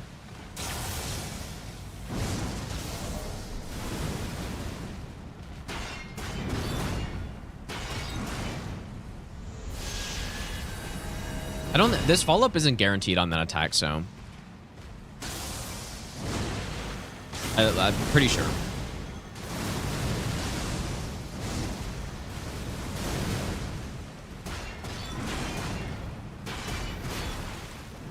Yeah, like that. I rolled the wrong way. Of course I miss. This is probably going to be double bite here, though. Yeah. Like, this is the combo that we want. But what I remember vividly on this boss is when I did my first All Remembrances no-hit run, how absolutely scuffed this was, dude. It was so bad. I was trying to use Flame of the Red Mains to get a stun. And the poise kept resetting, and I didn't really know the fight that well, I guess. It was horrific, dude. I guess Renala's still alive, but we're going here.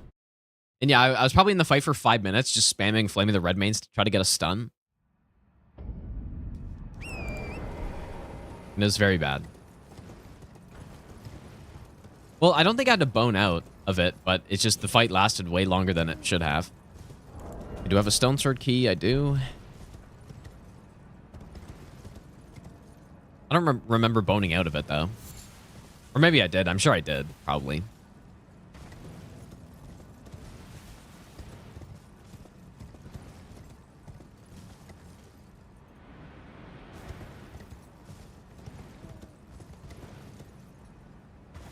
So yeah, what we're doing now, we're going to get the Golden Epitaph and kill Crucible Duo, and then we're going to kill the Ghostflame Dragon that has all the fucking mobs around him.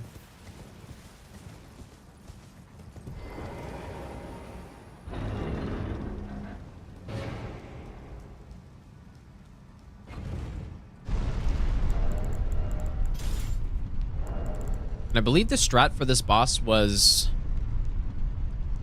I don't really remember. And you know what? I was actually looking back at the VOD of me doing this fight, and I didn't really figure out a strat. I just kind of killed him with Light of Mikola, and then just called it a day. Even though it didn't look consistent at all.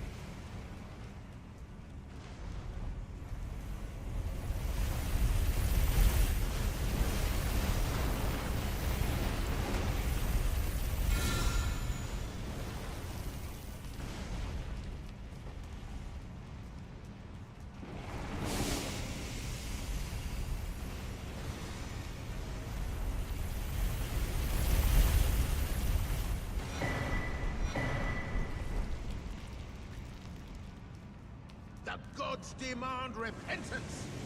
Cough up your coin. All of it. Can't wait to see you smash this run. Diabetic Robot, thanks for the donation, dude. Any use for extra iframe talisman? Oh yeah, I mean, there's tons of spots where it's nice to have it. Like just as a little safety measure, right? Okay, usually I would do this.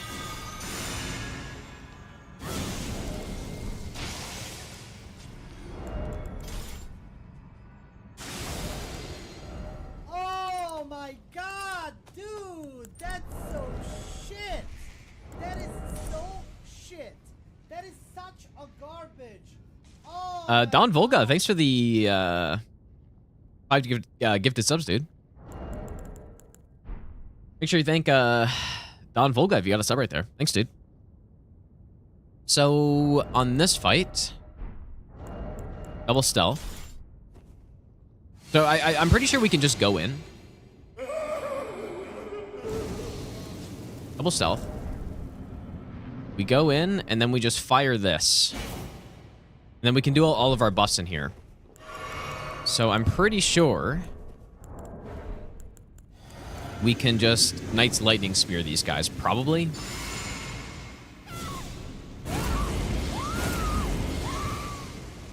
Let's see.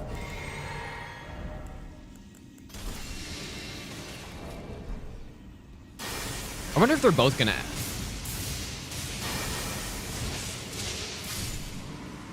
Yeah, they don't.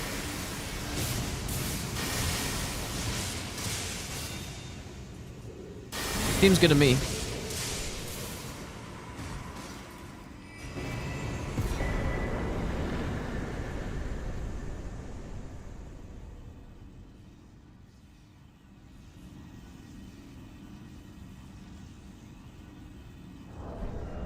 Seems easy enough. Okay, now we go back to DLC. And now we deal with this disaster. So...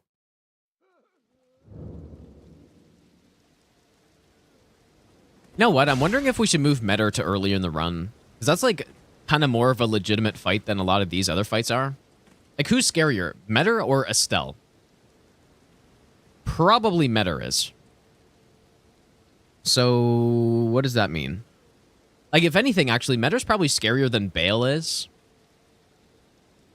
So, I think that fight should be, like, much earlier, actually.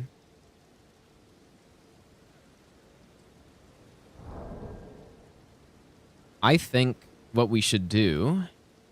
So, like, I do want to do all these 4 bosses in a row just because they're on the way. But I think we should probably do this, like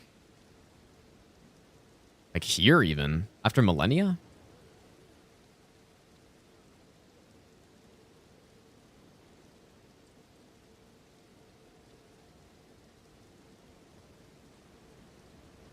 I mean, even before Millennia makes sense. Because Millennia is not really that scary. She's scripted on this. Like, I might actually move her later.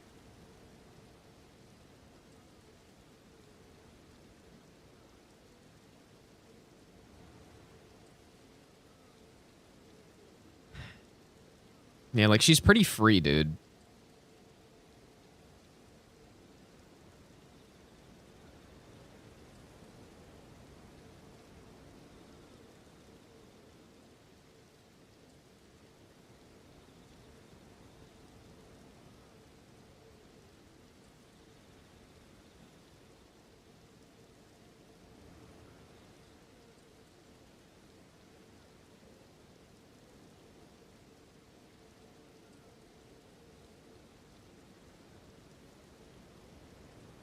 You're like here.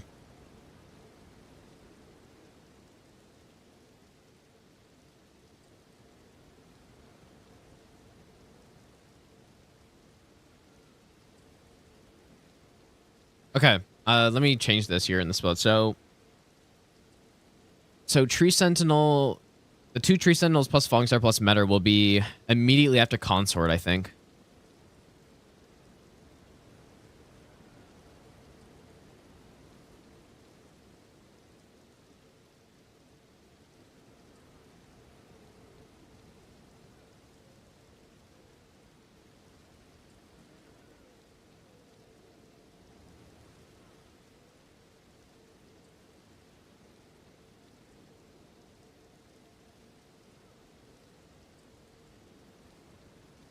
I mean, you know what, dude?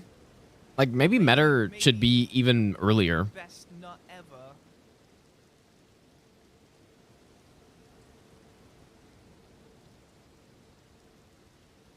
Because, so we have Consort here. Consort's scripted. So, I'm not really too scared of him anymore.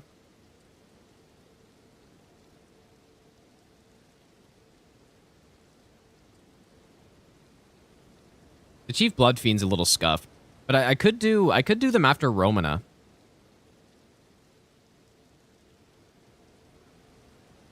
I think that makes sense to do.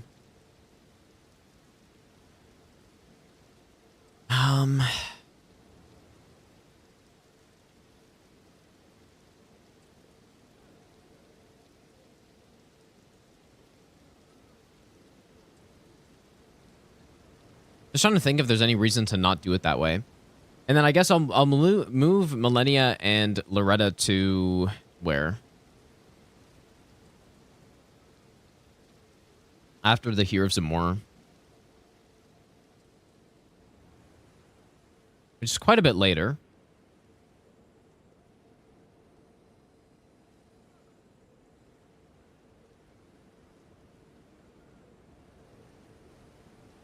I guess this is probably fine. Like, ultimately, it doesn't make that big of a difference, right?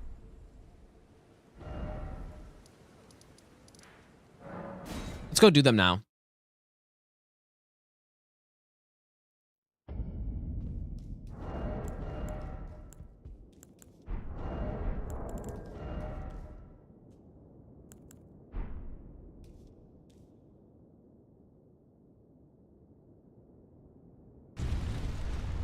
So if I remember correctly, the strat here is we distract them and then do charged R2 into jump R2 into charged R2.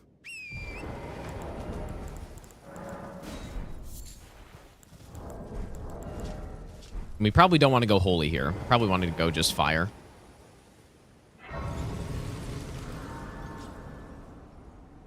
Yeah, fire for all these bosses is fine.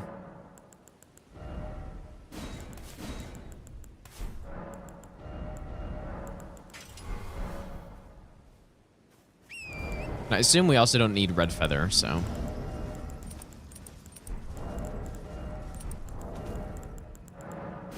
I'll make a name save for this, why not?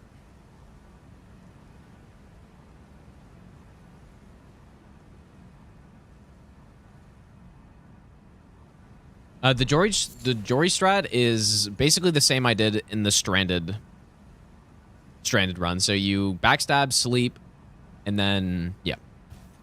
And then kill.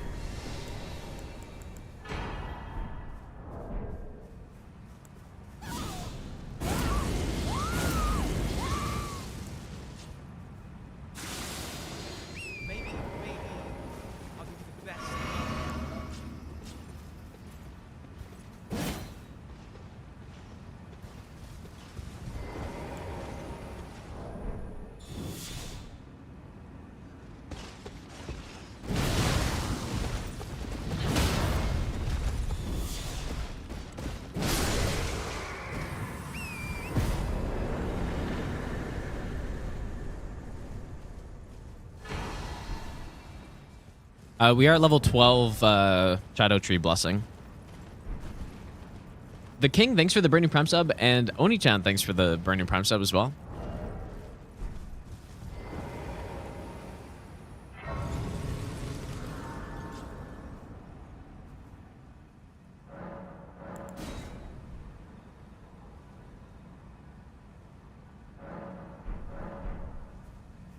I actually don't on this one, Sadmire, because we're not doing Stranded, so coming into the DLC, we already have a good build. So I actually only get the fragments that are on the way, basically. For the most part.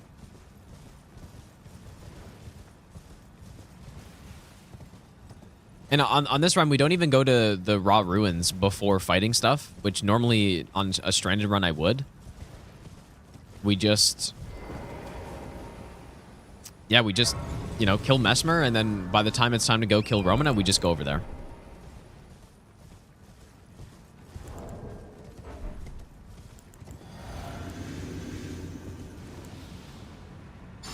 How bad is running through DLC dungeons?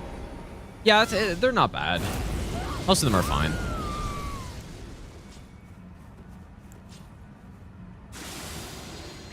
I mean, there's only 3 of the jails, right? Or there's 3 jails and 3 catacombs.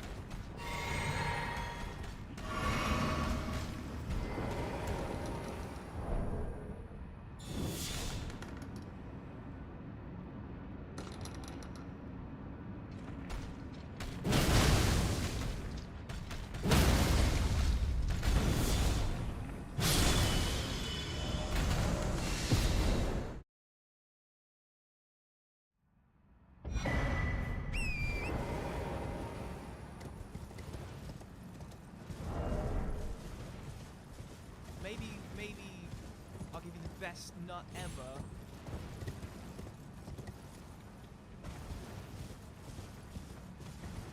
Moonboy, thanks for the Burning Prime sub, dude.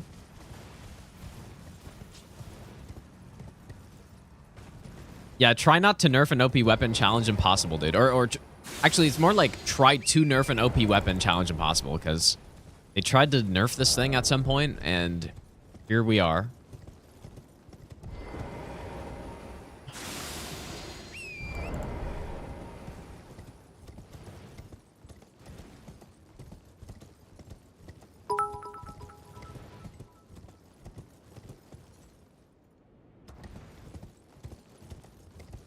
Tearless Tomcat, thanks for the 200 bits, dude. Yeah, Alt F4 instant game no hit strategy, dude. Can't get hit if you don't play the game.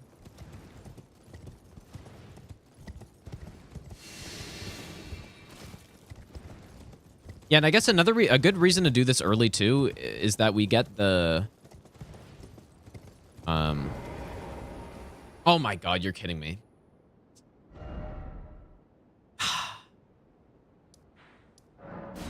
Another good reason to do this early is that we get this casting speed talisman.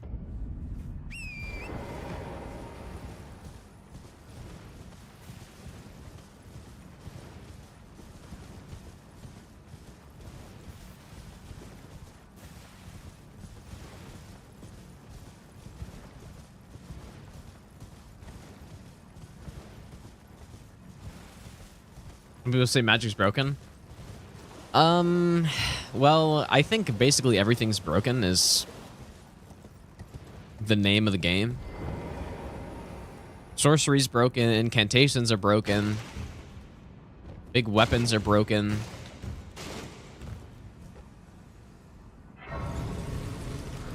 Every type of build can be made very strong in this game, basically. But when you get into specific weapons, then that's a little different. Because I don't think the ivory sickle is broken, for example. I think it's a piece of trash, actually. Well, it is an inland seeing that allow me to...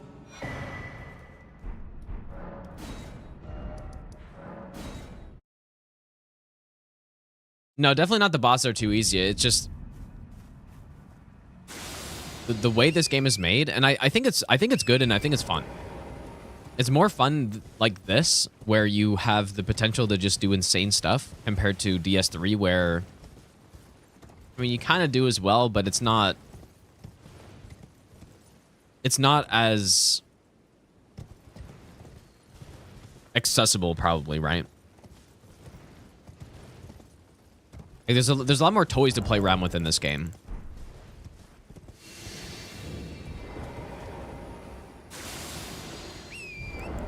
But I don't think it's because the bosses are too easy. I think it's just you can get your numbers too high.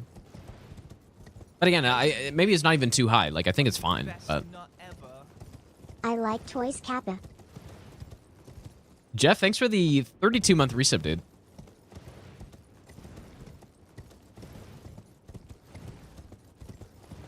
I think in Dark Souls 3, just kind of everything is very similar to each other.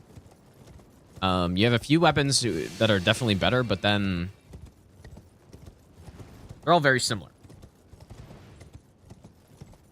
And kind of just like mediocre, I guess, relative to the amount of, health bosses have and stuff. But in this game, it's a bit more diverse, I guess. The gods demand repentance. Cough up your coin. All of it. Brandon, thanks for the donation, dude. Cat guy seems super cool. He definitely isn't me. I appreciate that, dude.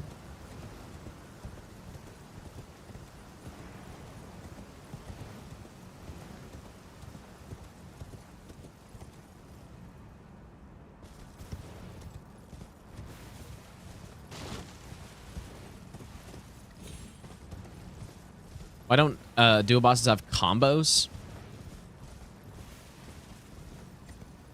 That's a really good question, dude. That'd be one way to improve the dual bosses in Souls games, if they actually had like joint attacks where they work together. That'd be sick, dude.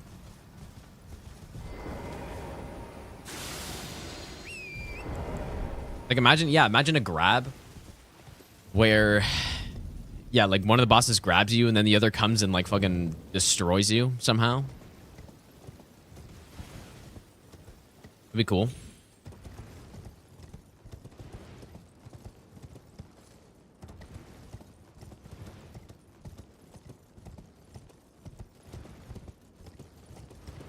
Why is it so dark, man? Okay, never mind. It was dark for a second there.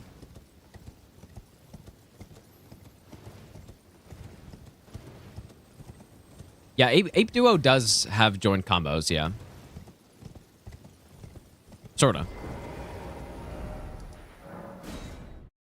Maybe it's a little different than what I'm saying, but...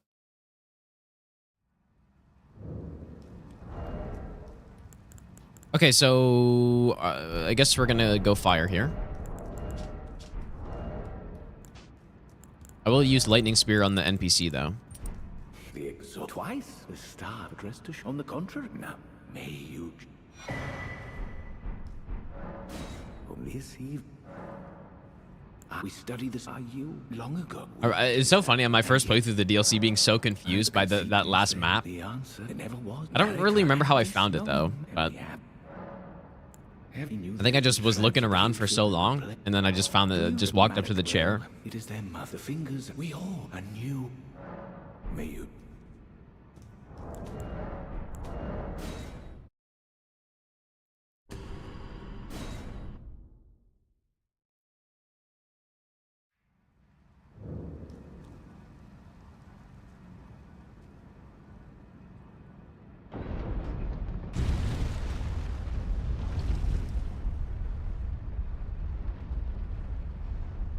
Yeah, run around the church for 20 minutes. And I was trying, like, gestures out there and stuff. I was trying everything, dude. Except going in and touching the chair. But I eventually found it anyway. Eventually. I just don't remember how.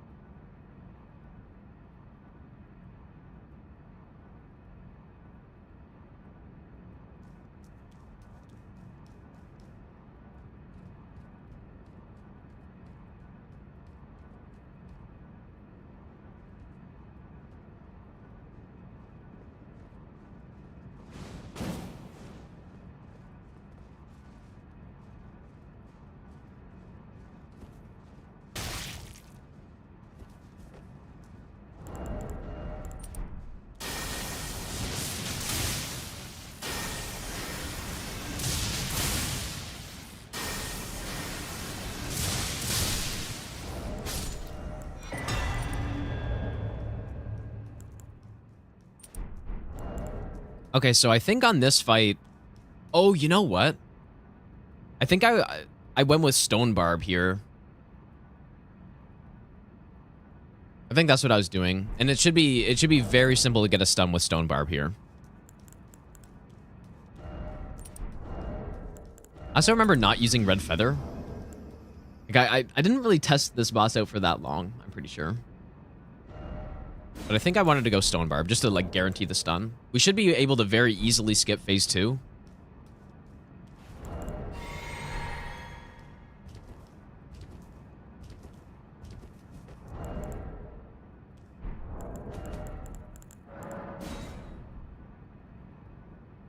Sneck, how's it going, dude? Mentor.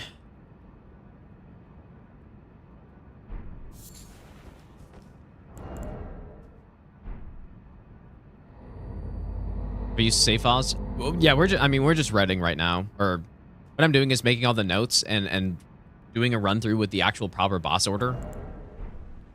So this is definitely not no hit right now. Okay, so do the buffs.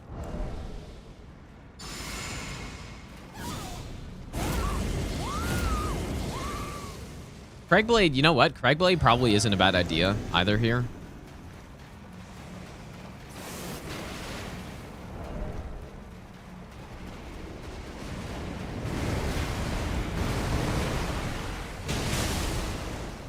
I think a roll attack... It's fast enough now with the change.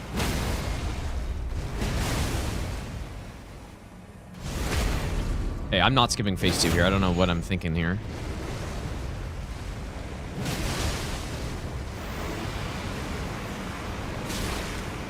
Okay, that's obviously not right. So maybe Stone Barb's bad because I do too much poise damage.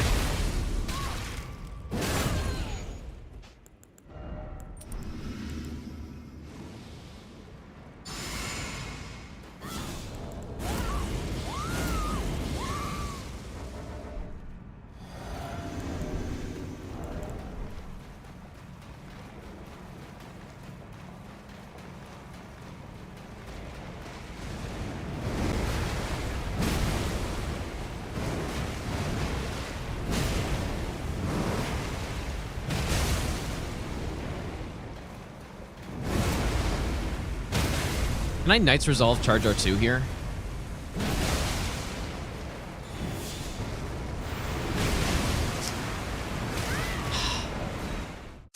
That's that's not ideal. I can charge R2 into a riposte, I think. What I'm concerned about here, though, is like if you get bad RNG and the bus run out, then you're kind of just screwed. So I don't really like that. Because, yeah, you can definitely get bad RNG here where the boss just...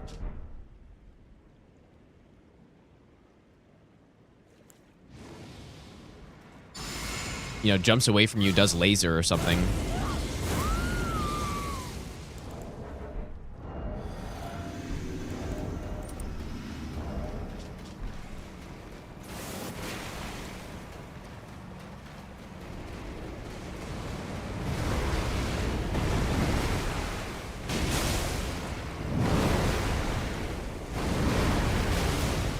Okay, maybe that's not fast enough.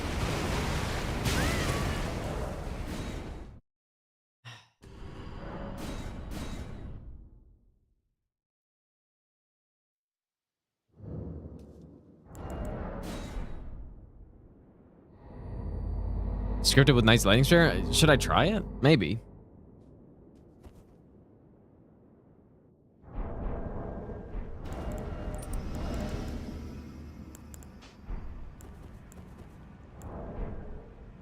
You can try it in a second. Oh boy.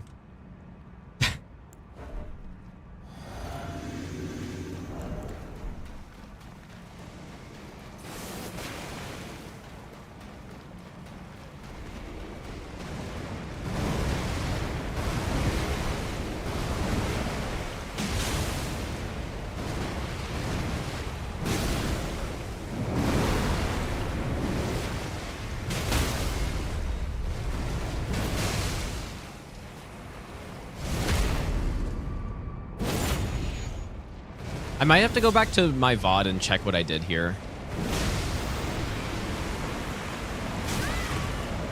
I'm gonna go back and look and see what the setup was.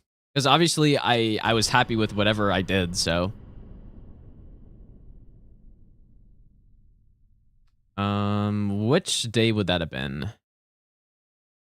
Probably the third day.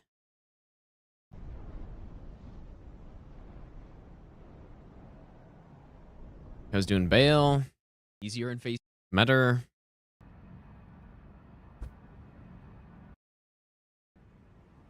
Sure, I think it's as. So what was I doing? Is Holy better on Metter? It's not, right? Oh, you know what? I guess she's in fire, dude. Or she's in water, so it actually, I guess, would be.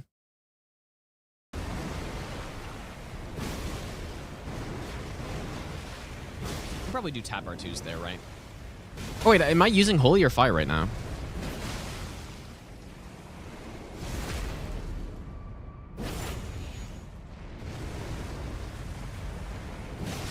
There's no question I want red feather here as well.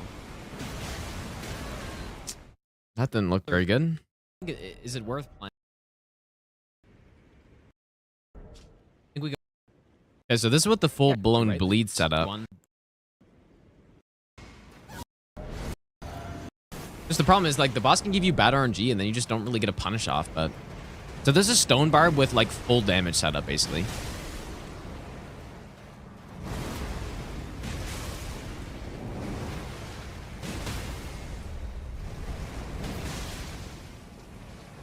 You could also go Cragblade here, too. I think it might be a little overkill, but...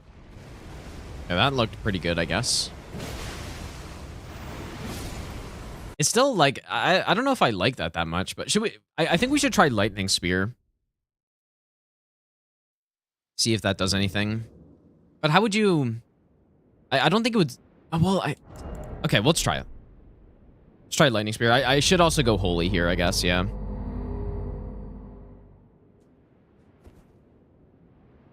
Definitely want to go Holy. Let's try Lightning. So we go this one. Probably Stardust. This one. It's like it actually might stagger her in time.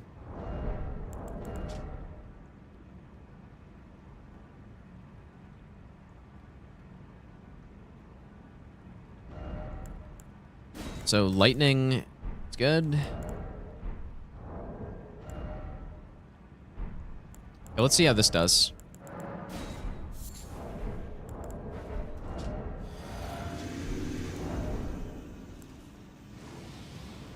Yeah, no, yeah, exactly. Lightning Spear's got very good poise damage, so... Like, I think a Lightning Spear is just around 30 poise damage. Right? It's kind of absurdly high.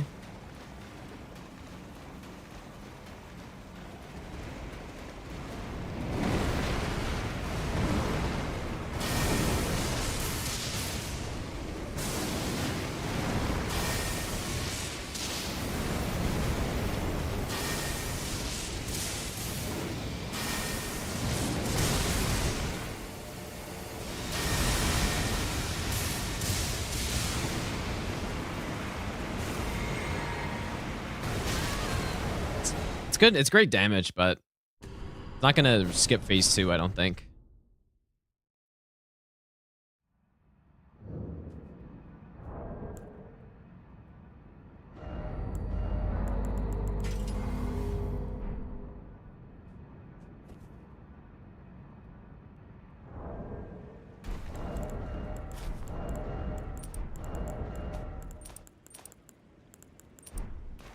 All right, I'm going to try full damage setup basically here. So we would go Golden Bow. Owl. And then probably Stone Barb and then Seppuku, I guess.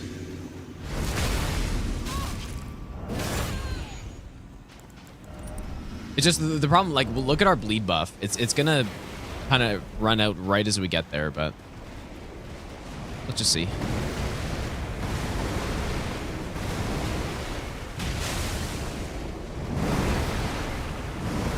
Yeah, it's already, we got one hit off with it.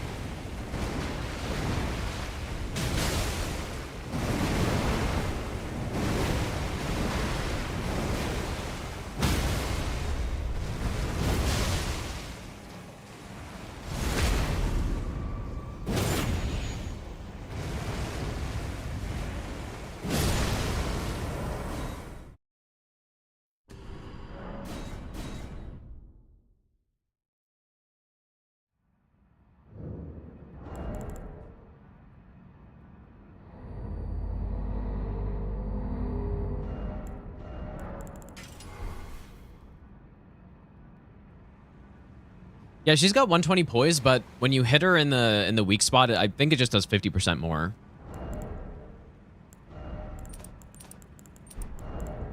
I don't know. You know what? I don't think the bleed is really doing much. I don't think it really matters. It's just kind of wasting time on my Stone Barb, so.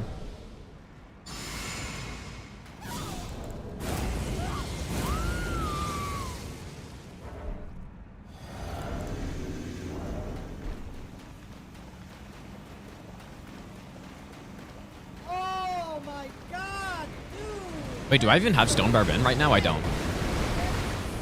Let's see how it goes then.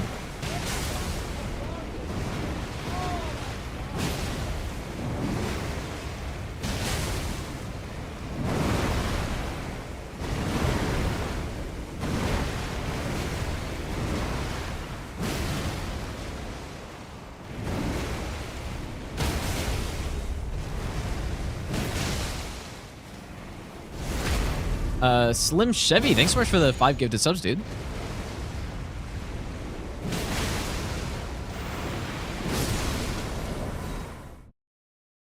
Make sure you thank Chevy if you got a sub right there. Thanks so much, dude. Hey, I have the wrong physic in right now, I'm pretty sure. I think that's the issue. Yep. So go Stone Barb, and then...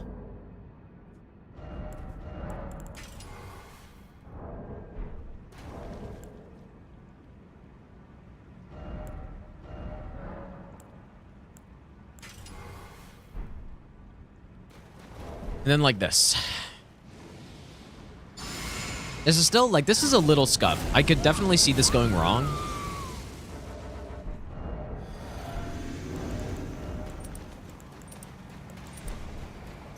You know, it'd obviously be better to not go iframe Talisman, but...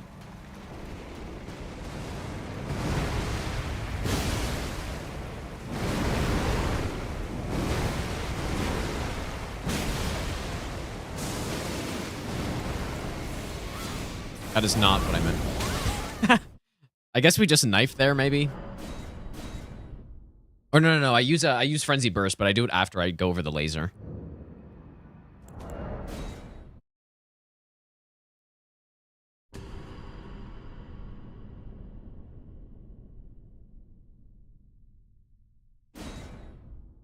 Nice resolve before the heavy, after the riposte. But if I Knight's Resolve, then it doesn't give me time to get two R2s off, and 2 R2s is better than a Knight's Resolve R2, so... Although maybe you could do like a Knight's Resolve one and then into a... Actually, you know what? Why am I not using Stone Barb here? There's no reason to not use Stone Barb. Like, we're not using Knight's Resolve anyways. Yep, let's go Stone Barb, and then maybe I could also get... sorry, yeah, with Cragblade, maybe I can remove Stone Barb or something. Okay, I'm gonna update the save file to this. Wait, is this fire still? No. Well, Lightning Infusion with our build is really bad. And also, we don't get the, like, insane Blood Fiend thing with that infusion.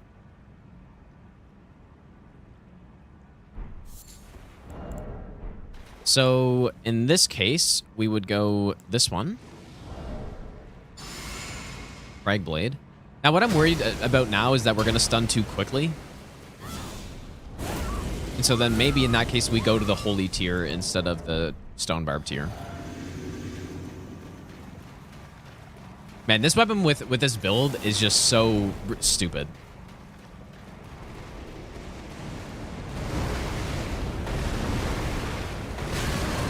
Whoops.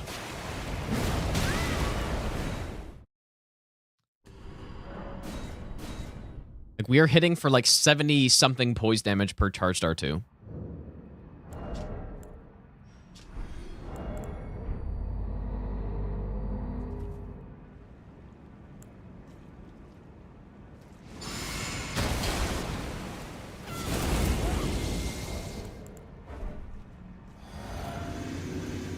The biggest bonk. It's so funny that they made a weapon like this, just like the best weapon in the game.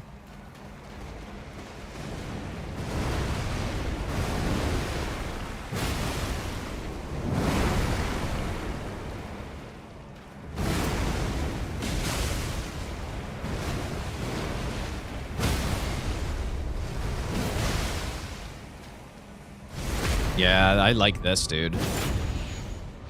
And the quicker we stun, the less chance that our buffs run out. I could still see a situation, though, where we get bad RNG and, like, this doesn't work out. Maybe I'll give you the best nut ever. Aussie Attack, thanks for the 13-month resub, dude.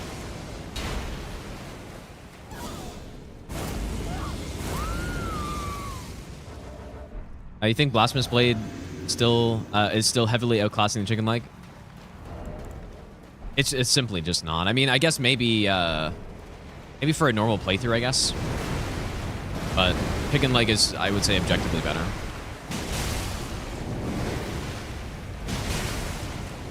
Okay, so here we go. So I think we swap to Frenzy Burst, and then we do a Frenzy Burst to prevent Poise Reset.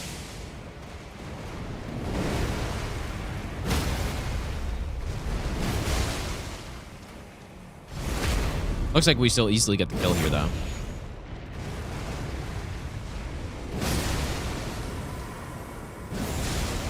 And yeah, Blasphemous Blade was unfortunately nerfed too. I think...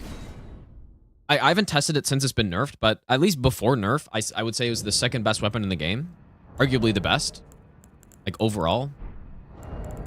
For a run like this, Blasphemous Blade is like... I mean, it's just not even in the same conversation, really. Like, it's a whole tier below. Easily. Like, for no hit, in particular. I think for normal playthroughs, though, the Chicken Wing is not... It's not the easiest weapon to use. And you kind of got to know the boss opening, so then, like, definitely, on a normal playthrough, I think it's closer. But the amount of damage that this thing can put out is just, like, for any other weapon in the game, it's just simply unmatched. So...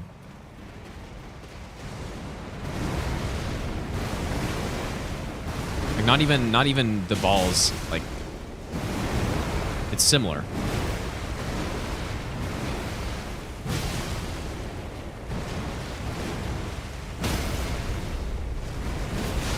The balls cannot hit for that much, but they have insane DPS, so...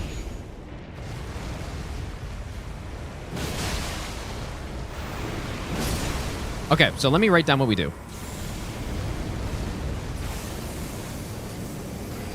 So we go Cragblade. So Holy Cragblade and Stone Barb tier. I guess that's basically it, right?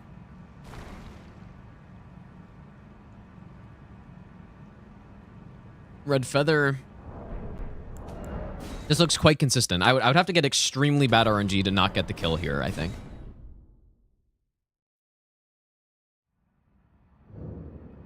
One more time. And then I kind of have to go to the bathroom. I'll probably take more medicine, too.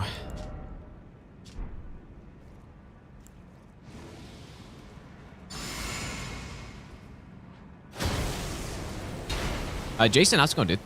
How?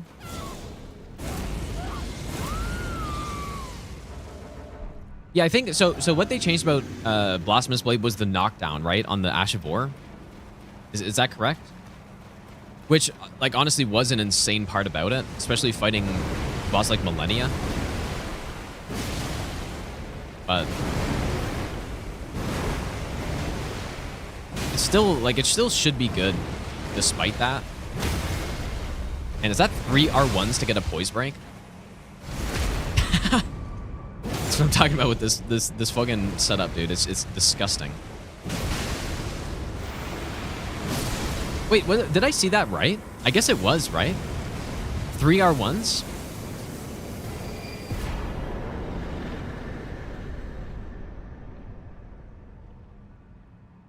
Here, let me put ER tool on the screen so that you guys can see this.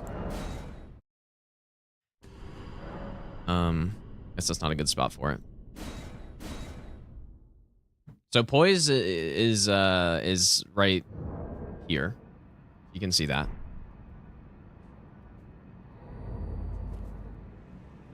Okay, let's try this again.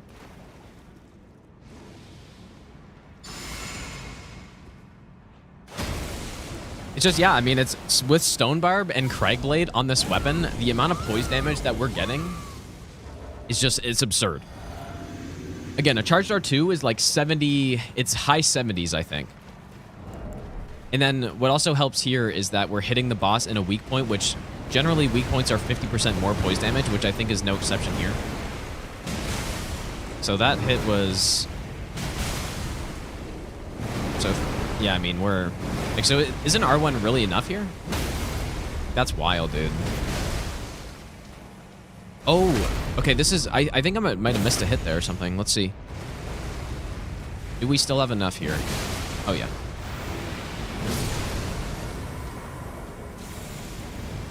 Yeah, this weapon is very strong.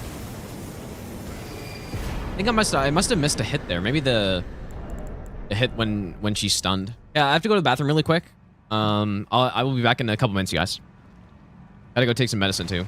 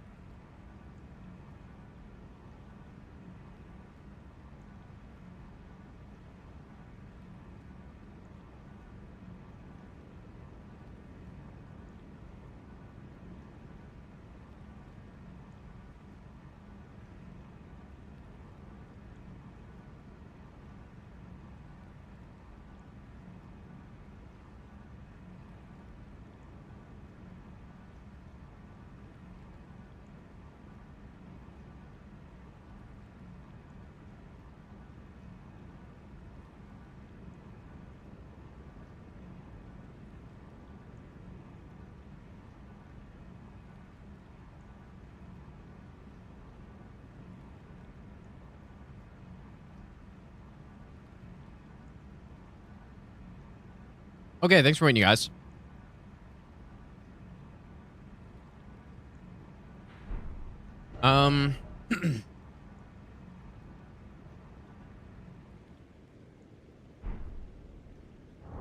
Okay, so we do Metter. And then... So that's good. Metter... Where were we before? Crucible Duo. Oh, yeah, the Ghostflame Dragon. I guess... You know what? I guess our damage for Metter wouldn't even be any lower than it is right now. So don't really have to worry about that. Let's go do this Ghostflame Dragon, though. This bastard.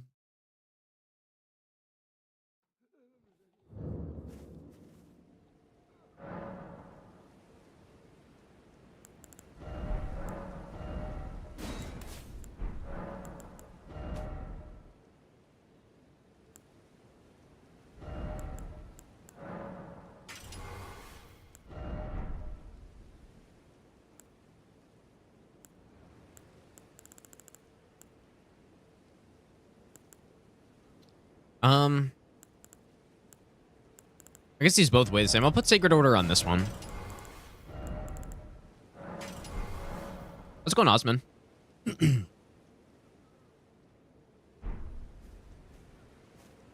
Let's get more levels too. This, I mean, increase the scaling of our seal a little bit. I'm sitting at 370. So, okay. Obviously, we go holy build here. Holy. Maybe I'll give you the best nut ever.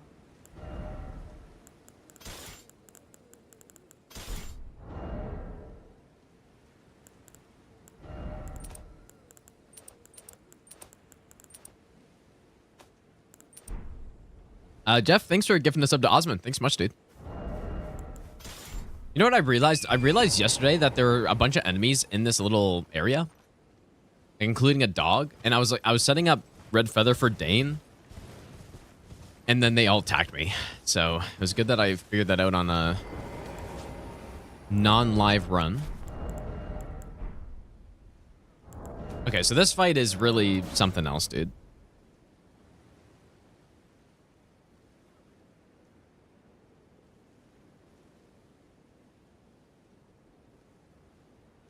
And I think what the plan is...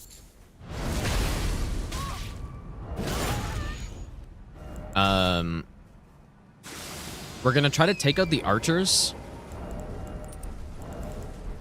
first. And then once we take them out, we're going to do the buff sequence while they're all still fighting. And then try to basically just pick off the Ghostflame Dragon with Light of Mikola, which, of course, I didn't even equip.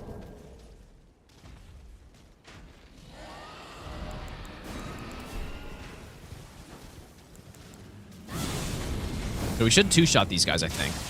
Okay, just kidding, but... Three-shot?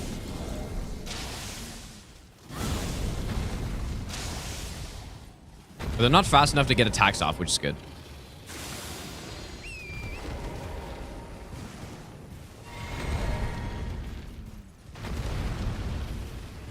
It's either I do this, or I wait like 10 minutes for the dragon to kill everybody.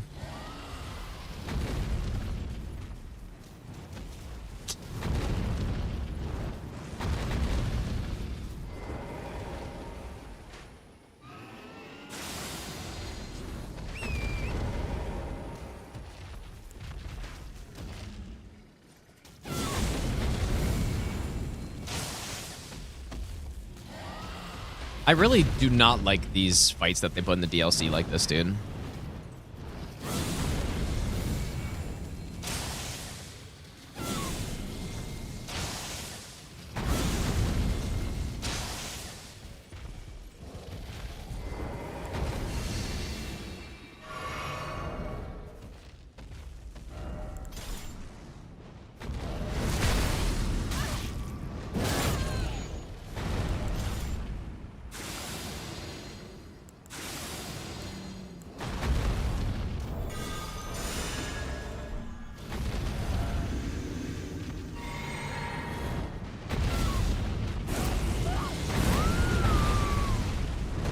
You know what, dude? This is so bad. I probably shouldn't do it like this. Like, he could just so easily attack me right now.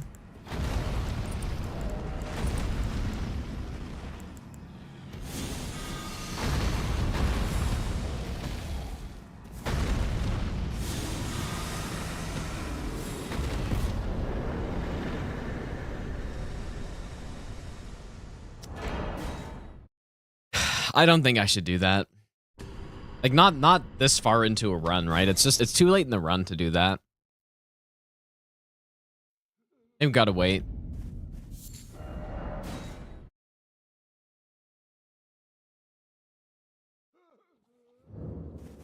Yeah, there's a cliff.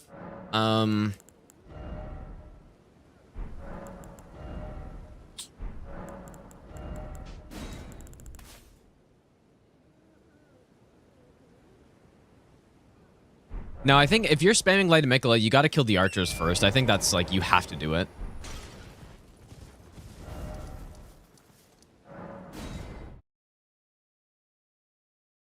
Just because if you hit the archer and, like, first of all, when you hit the guys, I think they just prioritize aggroing at you, so they just go after you. I'll give you the best nut ever. Great streams, Gino.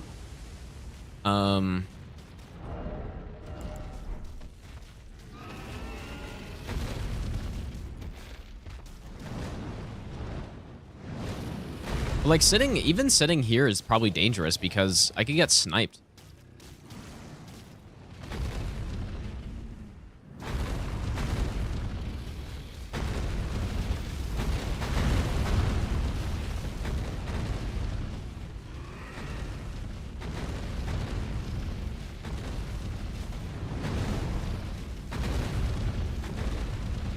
Anderson, thanks for the 21-month reset, by the way, dude.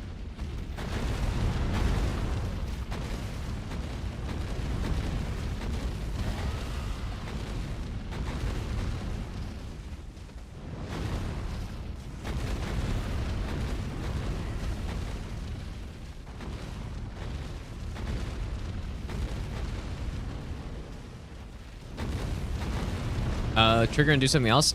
You can't, because if you're too far away, the Ghostflame Dragon will not deal damage to them. So you actually can't do that.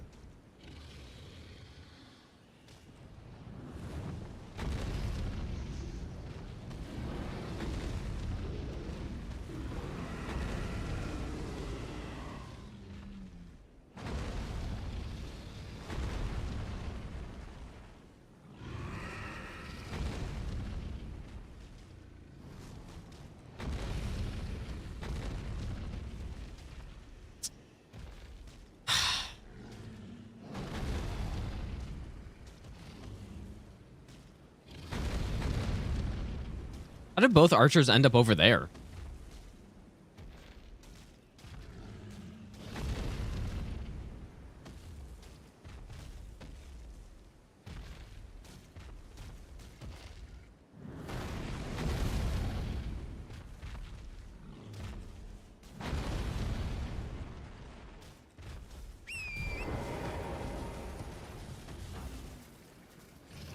Who is it?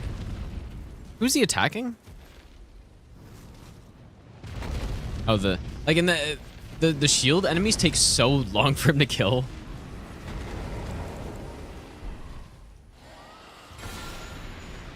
Like fucking ages for him to kill.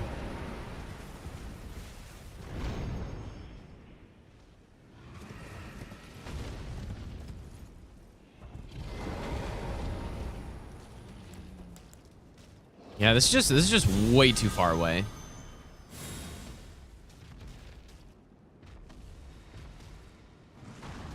Maybe you could, like, pull him with the great bow or something.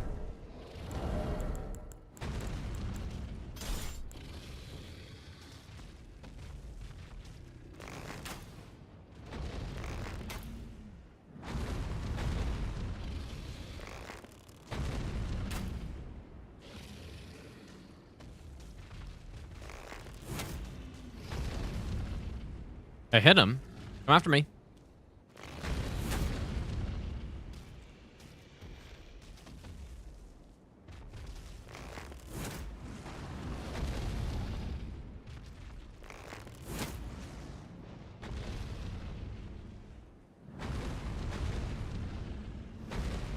Yeah, that's why my plan was to go kill the archers, but it's still like...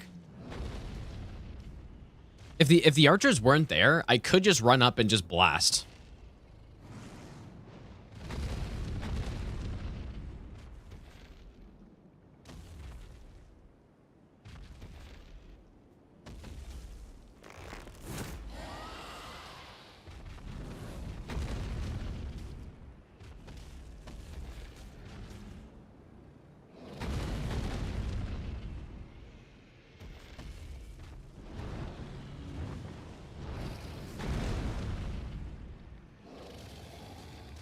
Like, see how absurdly long this takes, man?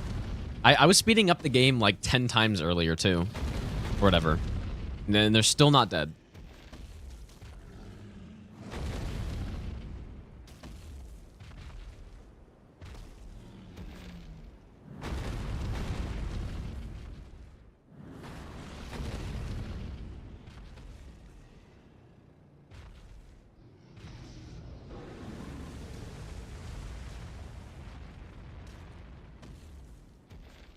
It's so funny, the Ghostflame dragons, right? You have... The first one you encounter is actually decent because it's just a proper fight. And then the second one you're meant to encounter, which is the Cerulean Coast one, summons a shit ton of mobs. So that's garbage. And they don't even die when you kill the boss as well. And then this one you encounter has this, like, never-ending fight happening.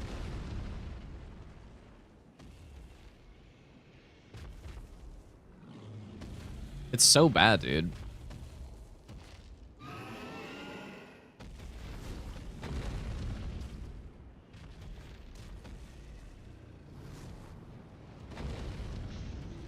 And there's just one guy alive, but look how much damage he takes. Or I guess, you know what? I guess he takes none because I'm probably too far.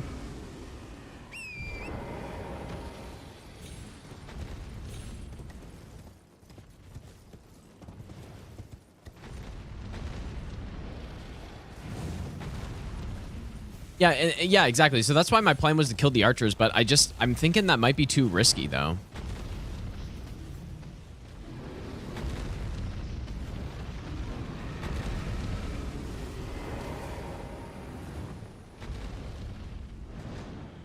The chance of getting hit by a random frost attack or something is too high.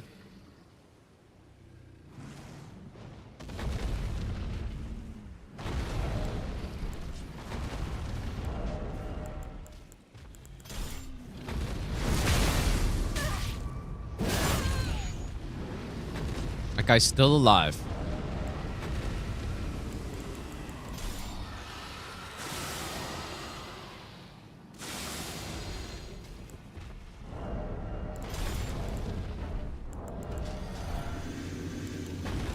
Oops, didn't mean to use that.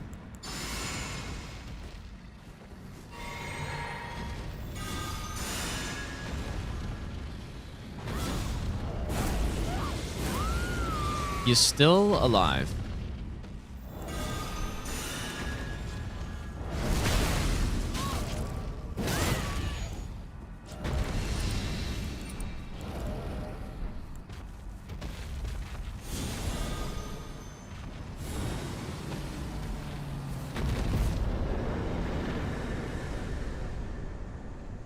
It's so dumb. Like, a boss that gets killed like that and have to wait 20 minutes for everybody to die.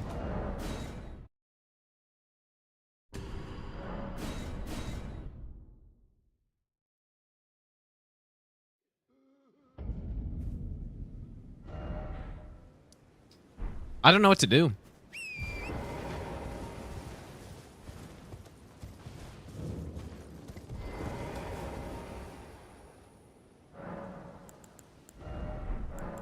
One other thing too is when all the enemies are aggro, it's harder to one-shot them because that was a headshot right there.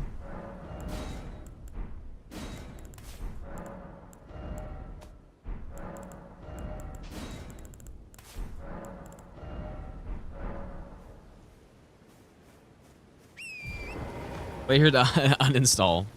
It's tempting. Sacred Relic Sword. I don't know. The problem is, at the start of the fight, they're all buffed by the Perfumer, right? To make matters even worse. They're all getting buffed by the perfumer with uplifting, so they don't get one-shotted by stuff.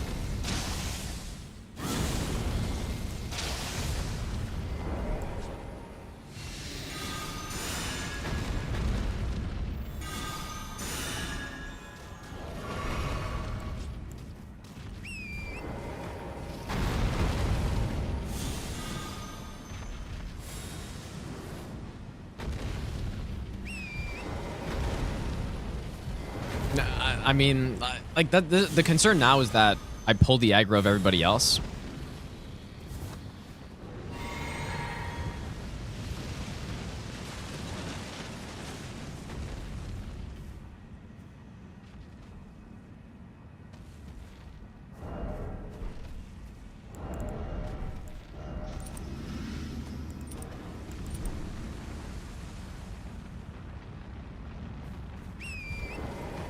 Yeah, like this is so trash. I can't do this, man. There's no way.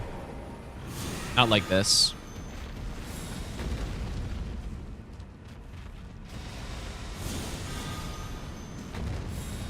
Not to mention, like this happening as well. Now one of the knights is coming after me.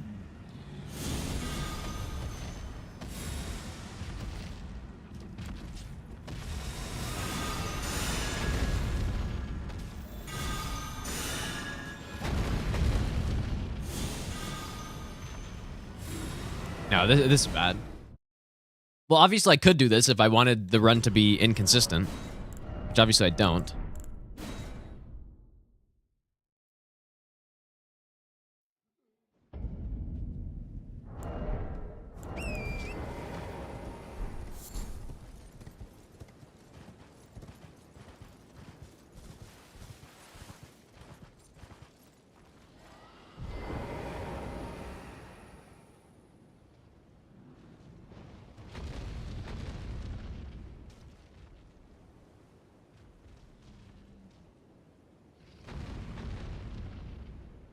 Ghostflame Dragon last boss.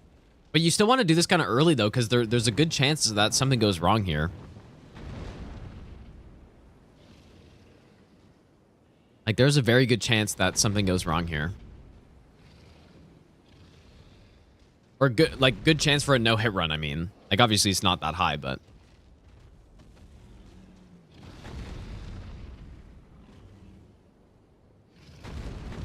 Well, Line Grapo would not really be so good here.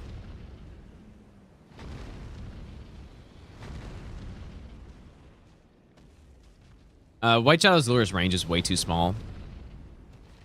Like it just, I would have to be basically right next to them to cast it. Like actually group them up.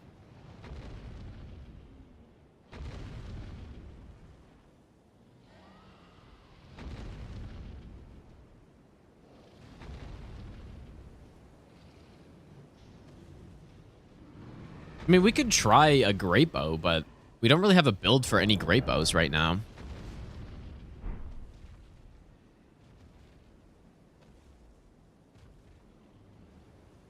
Yeah, Rodan's Rain would not reach from the cliff. There's no way. It wouldn't even be close. But yeah, you could just like pick them off from up there, I guess. A status? Do these guys, are they affected by status?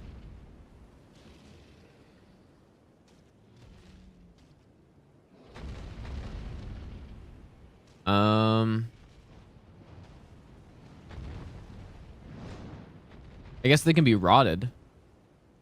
But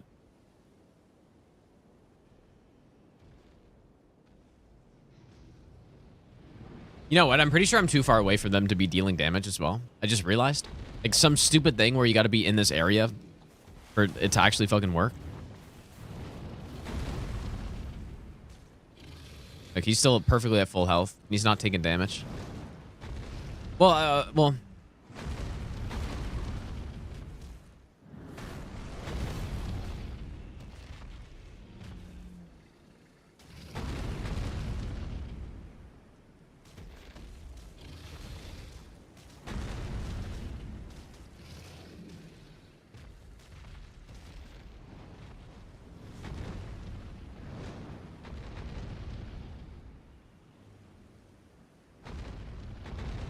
Look at how absolutely bugged this is, man.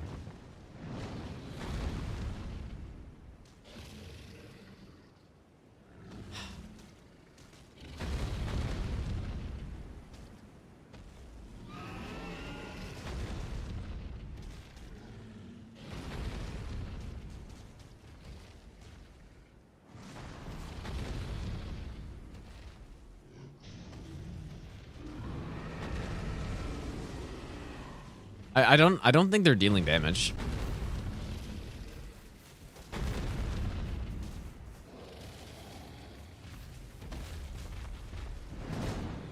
See? Oh boy. What a boss, dude. What a boss this is.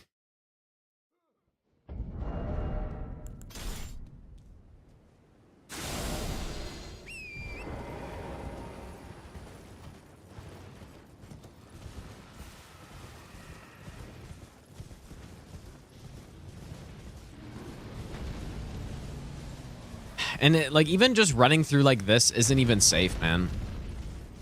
I'm kind of scared of it earlier in the run because a great bow absolutely can snipe you here.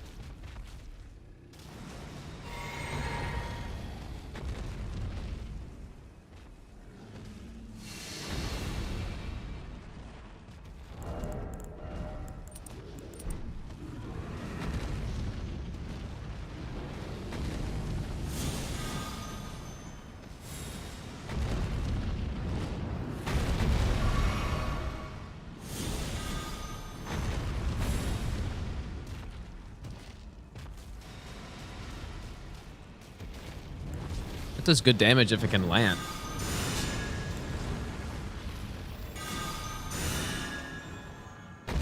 Whoa.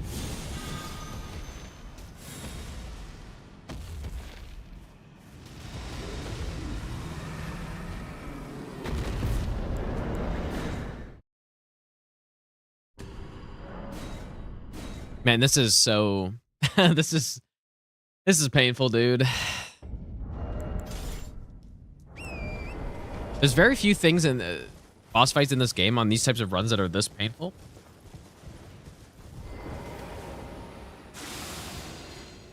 But so far, both of them are in the DLC. We've got this Ghostflame Dragon, and then we have the second Drake. And they're just both just total...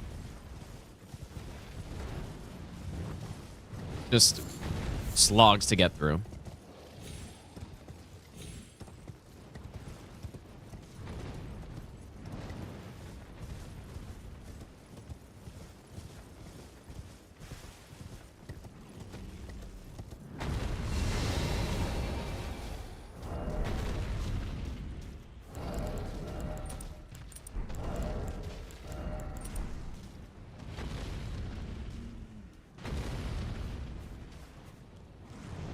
Let's try... I guess let's try Great Bow and just see. I'm gonna try the Erdtree one, even though it kind of sucks.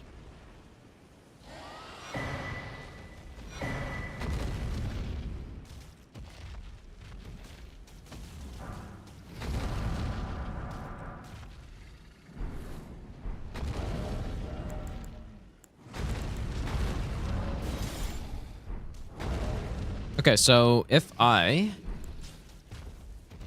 do this.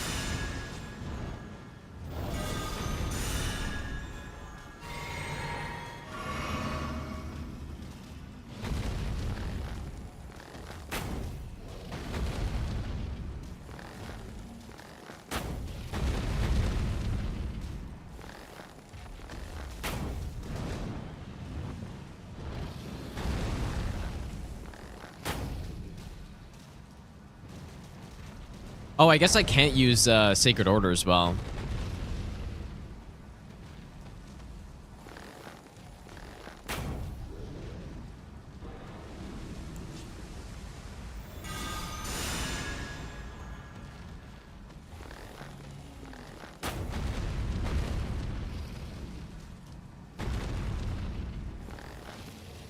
This is obviously atrociously bad. I guess there's those bow talismans, but...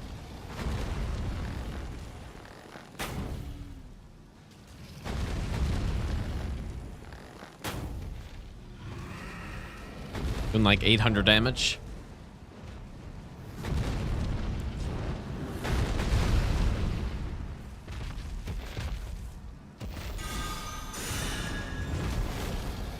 Close.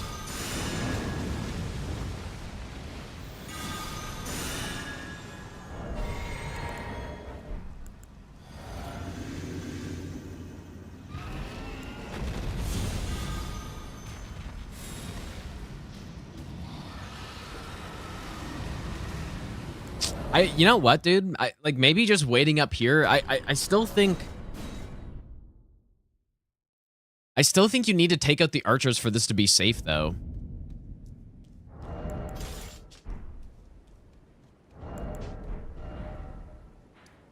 You know, before I forget, I'm gonna go get the crown because I totally forgot about it. But yeah, maybe I just sit up there, wait for the dragon to teleport back to that position, which seems to happen pretty often. And then after it happens, I just cast and, you know. Yeah, they would definitely be able to hit me here, though. That's the one problem. Because what happens, as far as I'm aware, well, yeah, I mean, what's happened to me before, as I'm running through this section, I just get randomly shot. And those archers definitely do not have good enough, like, tracking to actually shoot you on horse in midair. But what ended up happening is they were shooting at the dragon, they missed him, and then I just happened to be there. It's super unlikely, like, extremely unlikely, but...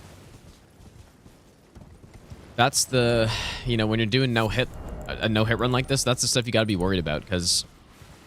as, you know, we've explained, or people have explained before, myself included, when you're doing a run that has 207 splits on it, if something has, let's just say, if each split has a 99% chance of being successful, your odds of not getting the run are still extremely high. Like, I don't know what it is exactly, but, you know, you have like a sub 10% chance or so, or like of getting the run on any attempt, which is really bad. That's quite low, so...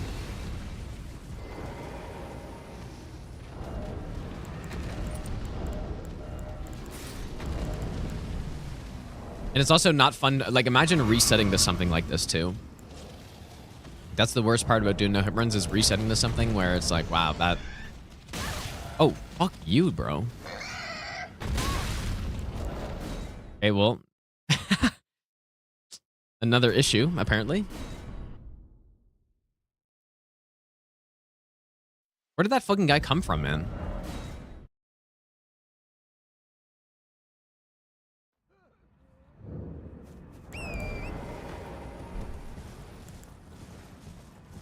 Yeah, 12%, yeah. Like, it's hard to wrap your head around that, I think. When it's like, oh, dude, everything's such a... Or it's kind of unintuitive, right? Everything's such a high chance. Like, how could it be such a low chance to get the run? But all it takes is one of those things to go wrong. Which is why I'm so obsessed with making everything, like, as perfect as possible.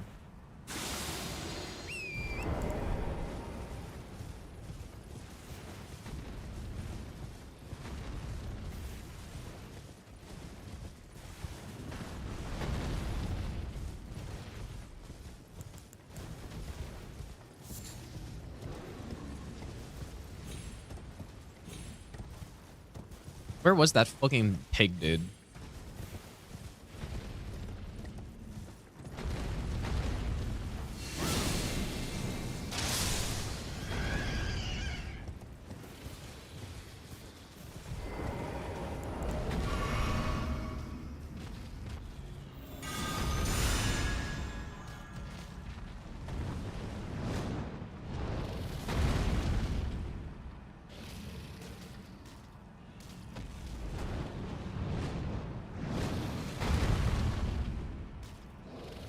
It's not that fun to just do runs with high PBs and whittle it down. I don't know if I agree with that. I think for a lot of people, it's more fun to do runs when you're kind of, I don't know, when there's more visible improvement. I think it's not really how I like to do runs, just because it's not very efficient. But I think a lot of people do it that way, though. Or at least people used to more. I don't know about now. But.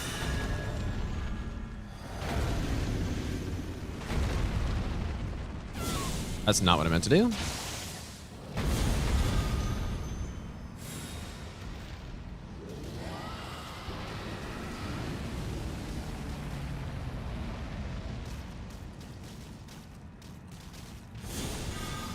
Oh. Wait, can I like covering fire this? Surely not.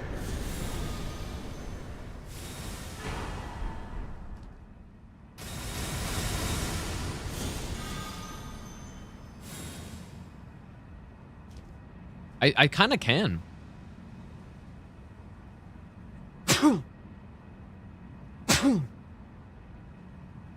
I can kind of get behind this rock and just...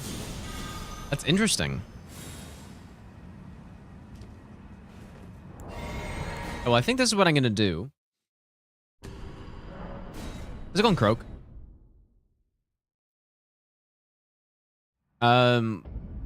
Wait, it's popular to share most of the improvement with the stream.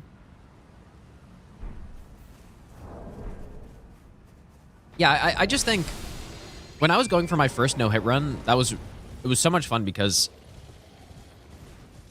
I started at like a 33 hit PB or something. And then the next run was 11 hits. And it was just, you know, it's fun seeing the improvement being visible. And I think it can also be a lot of fun to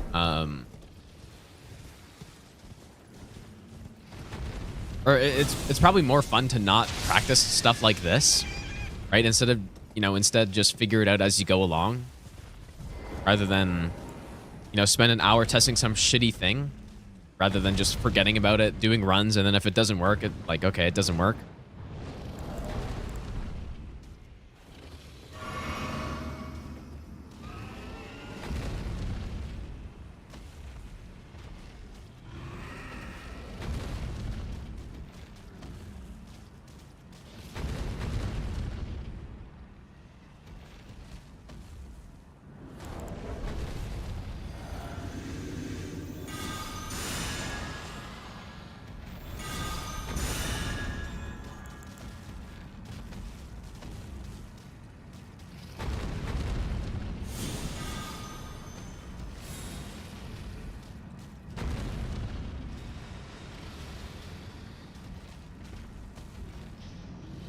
I do like this. I think this is okay. What I'm wondering now, though, is do I kill the archers and then do this? Yeah, that's what I'm wondering about, because That's the one issue I could see, is just an archer missing the dragon and then smoking me.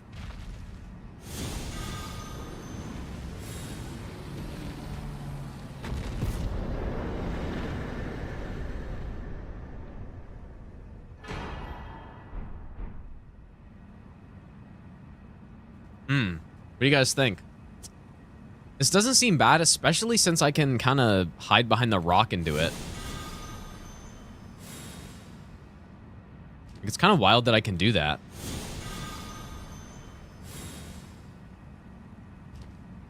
Actual covering fire, dude.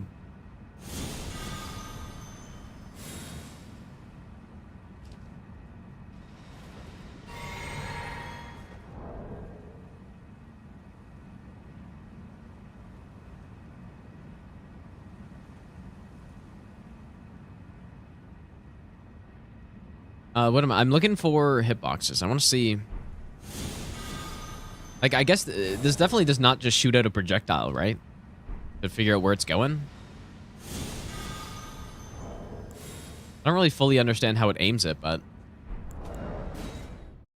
I think this is the plan for now. This seems like the best thing so far. Yeah, we found the hiding spot exactly.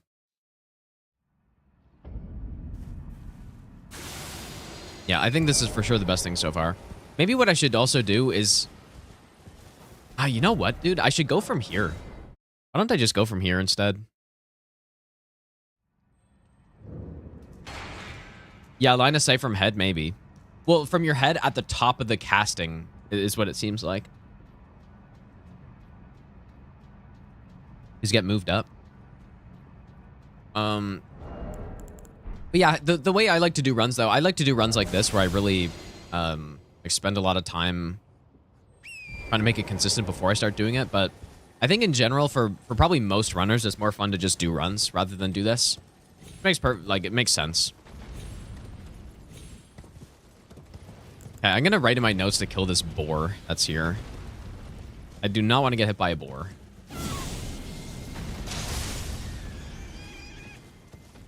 Fucking bastard.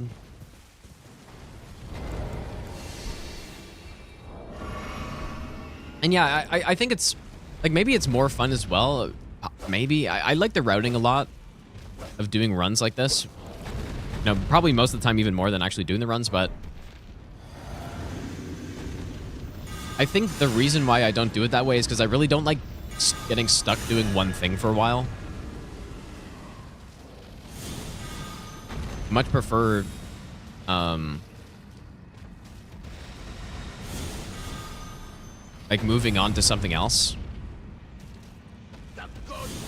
This looks really good, man. Like, look how behind the rock I can get.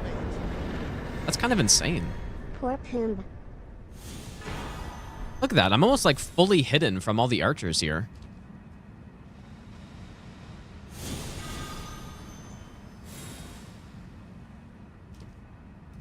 Okay, well.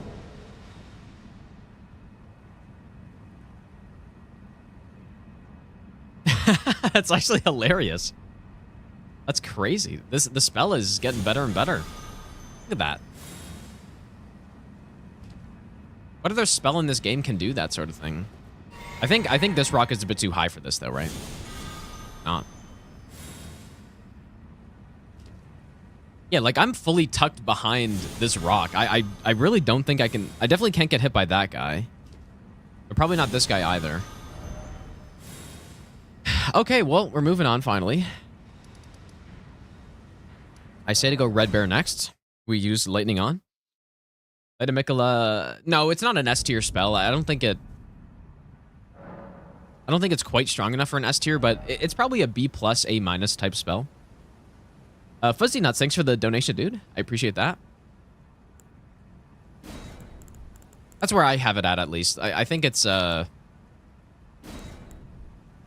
I think it's really good.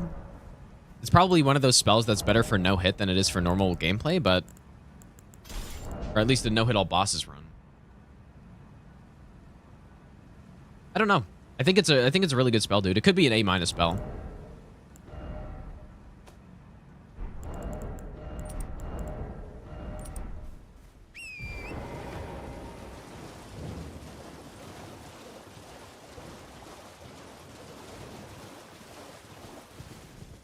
Yeah, I mean, it is very situational, but like what it's good at is killing enemies from far away. I think that's what it's for. And that's what it's good at, so I think I ranked it appropriately in my in my incant tier list. I think I had it at like a B or something. Definitely could be much better than it is, but I think it does its job just fine.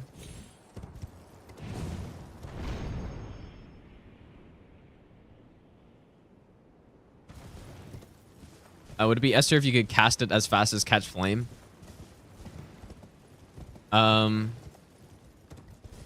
Yes, probably. Well, maybe. That sounds really busted.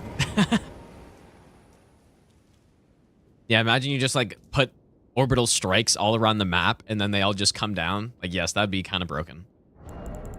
Okay, lightning here. I think probably we want to go red feather. We might not need it though, but red bear is kind of sketchy, so.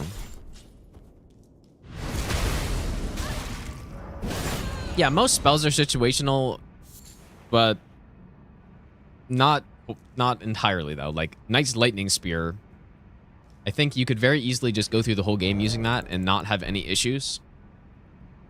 Some are better than others, obviously.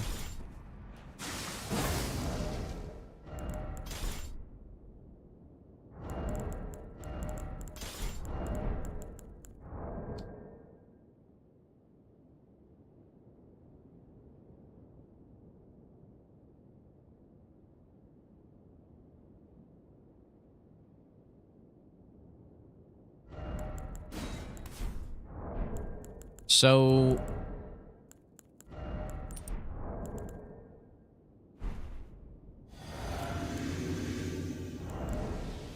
may as well go Rakshasa's armor too.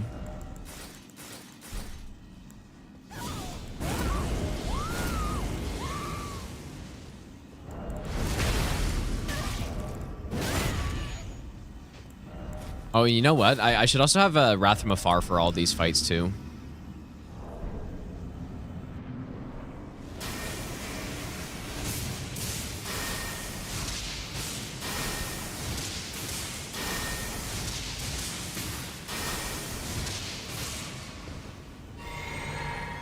Okay, this is actually like just really bad, actually.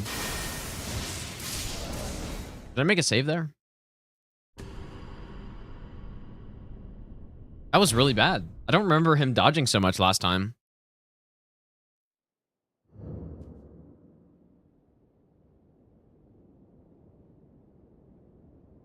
So what I do on Rakshasa is I knock down with Wrath from Afar and then Lightning Spear. So maybe I can do that here.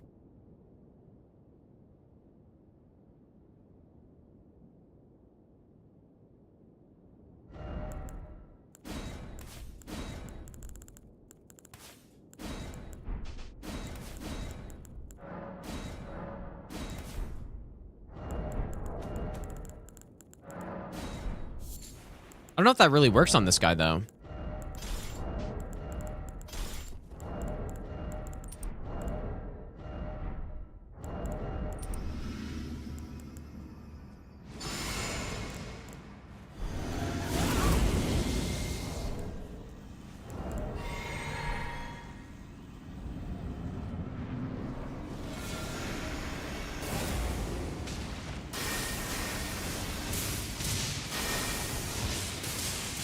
Why do you roll stuff?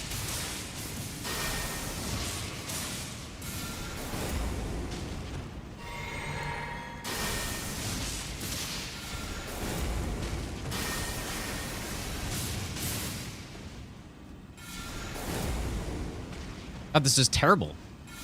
He just likes to... Yeah, I guess... I do remember this routing Stranded and trying Wrath from Afar on him and it not working very well. No, it's not being input read, so it just... This guy's got AI where he likes to roll after getting hit, basically. So that's exactly what he's doing. But how can I... How can I deal with that? Because Knight's Lightning Spear, the whole point of it is that it like hits numerous times and does a ton of damage.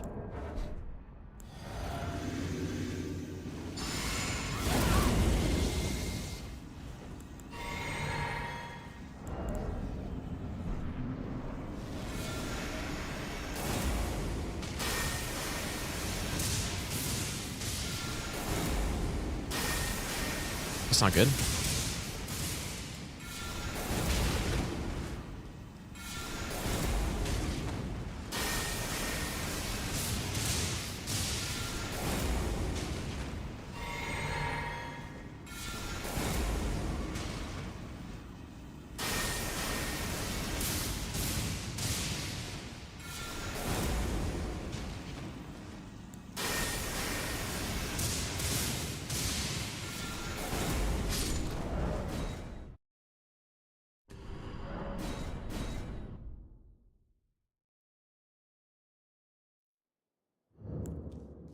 It works.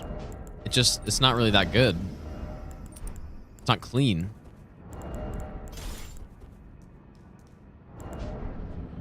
Yeah, maybe the frenzy one. Let's try it.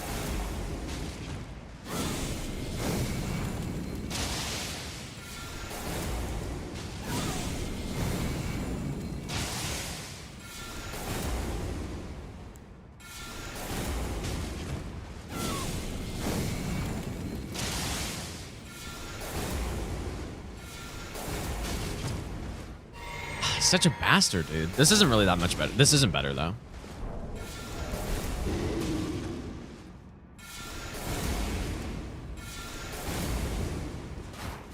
How to get locked off?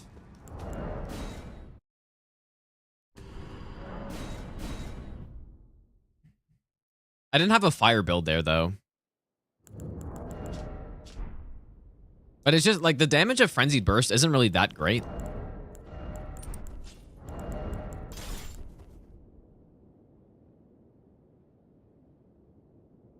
I think just lightning, dude. I think lightning's fine. Maybe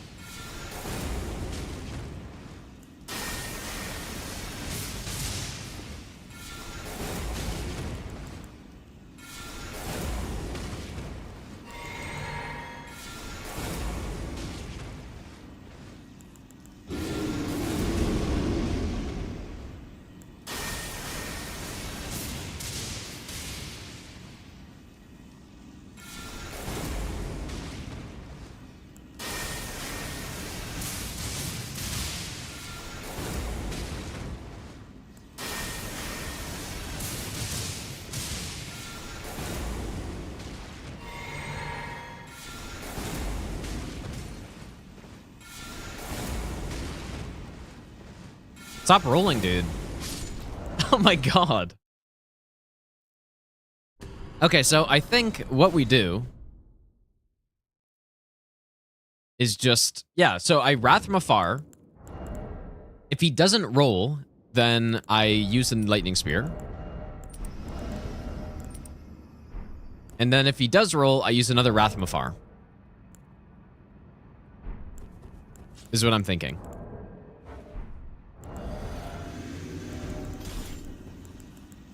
I think that's it. It seems like it's fine. Yeah, this guy's quite annoying.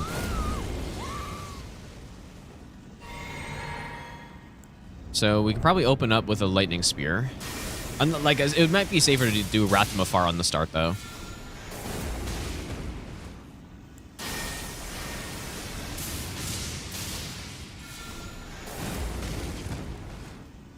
I should probably go with the cast speed, I mean...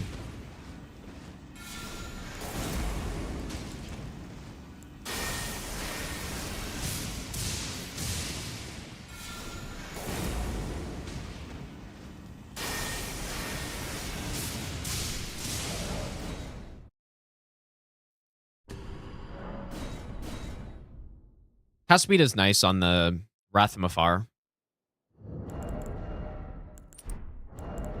I could also just go red feather too here. There's no reason to not, I guess.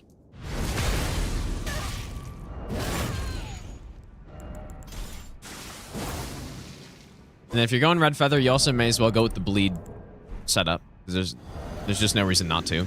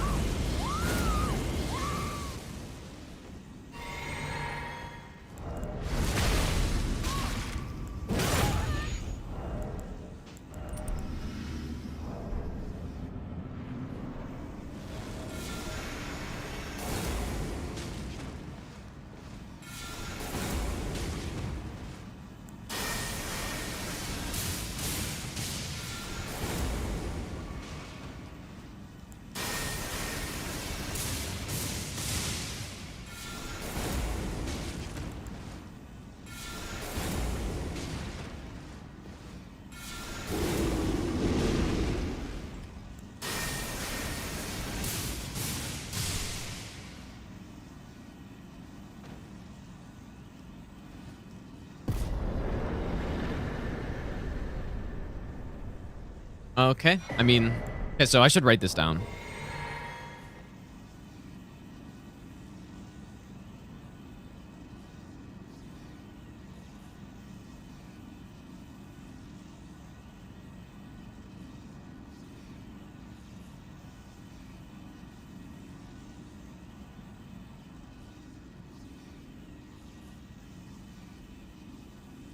This guy really does count. He kind of counters the build. I'm gonna do one more time. Gonna be playing DS3 for the first time. Any advice? I mean, I don't think so. I mean, DS3 is pretty similar to Elden Ring. You just can't jump. But simply learn and then win. Always the answer.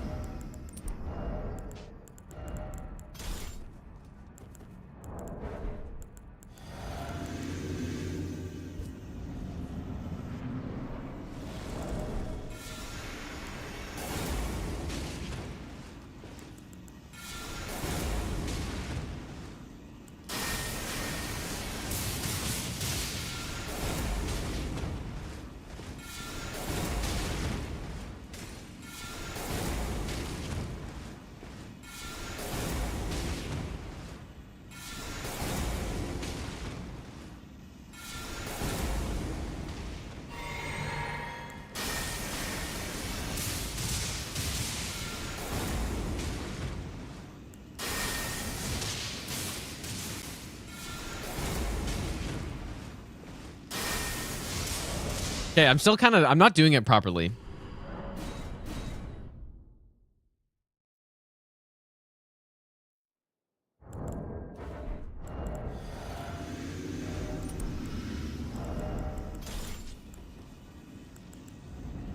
Because you don't want to swap from Wrath from Afar unless...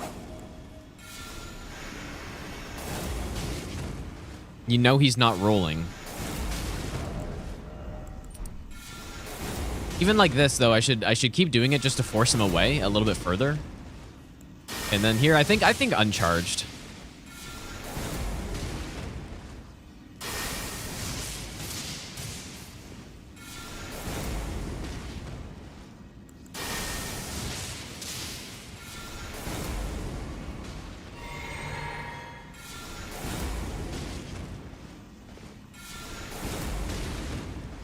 You are one annoying bastard.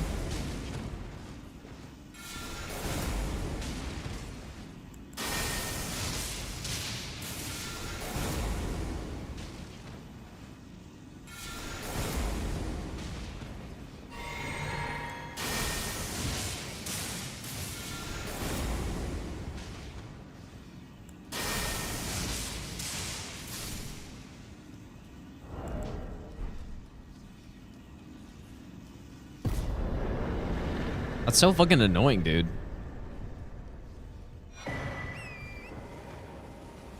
I could do that. I could just kill him with Wrath from Afar, but this is fine. I just need to be paying attention.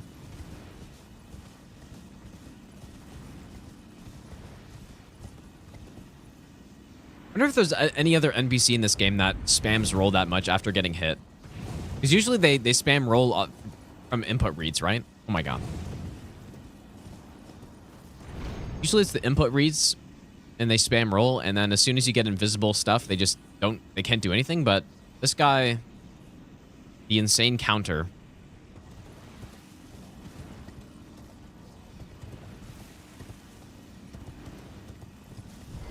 Oh, you know what? This bear actually chased me to this door that one other time. Maybe I should cast Gambit before I jump down.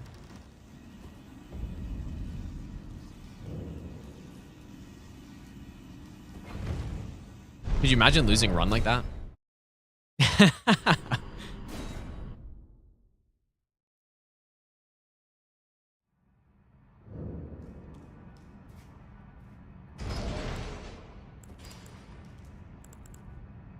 Trying to think of what dungeon this is. I think this is the one where I need to use Lamenters at the start, but I can't really remember.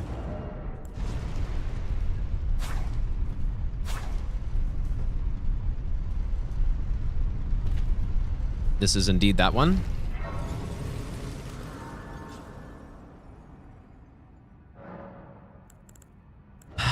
So we're probably gonna go Holy for the boss.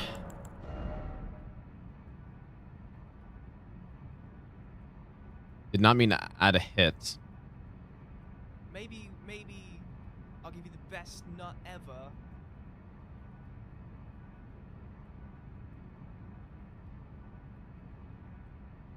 Caffeine, thanks for the brand new sub, dude.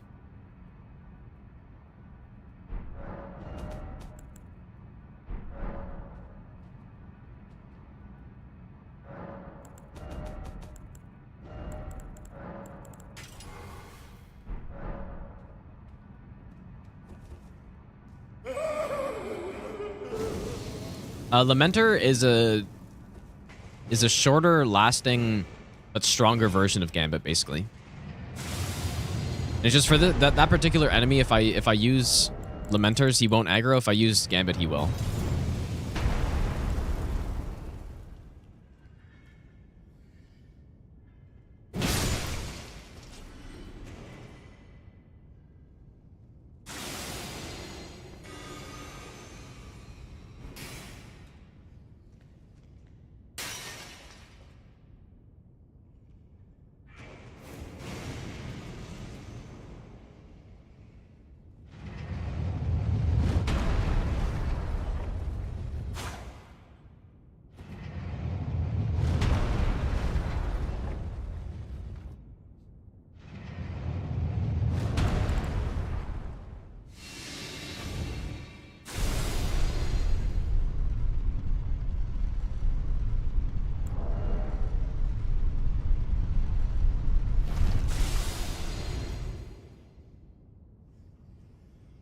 And now, presumably, I don't get chased here, is how this is meant to work.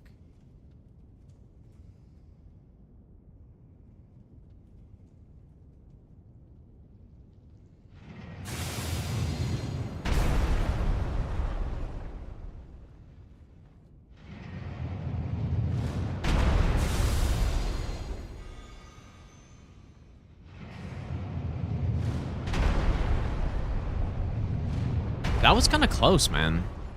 So why did this guy aggro? Maybe I have to use the head on this next part.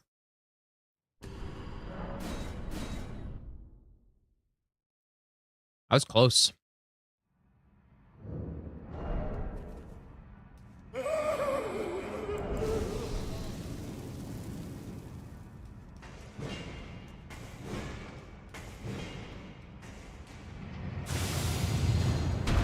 Oh, he aggroed this time. Maybe I got to double stealth that guy.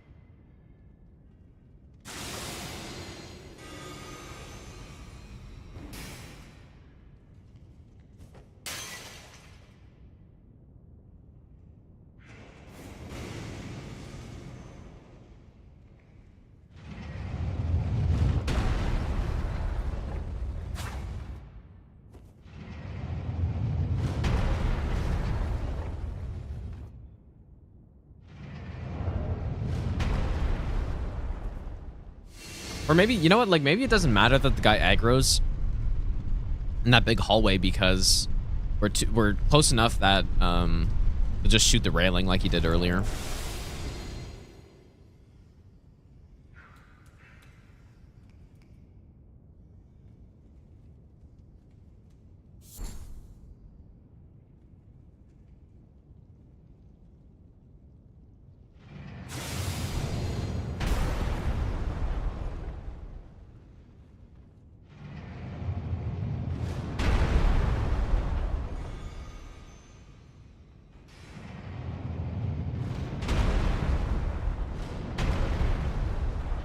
Seems like it's okay, actually.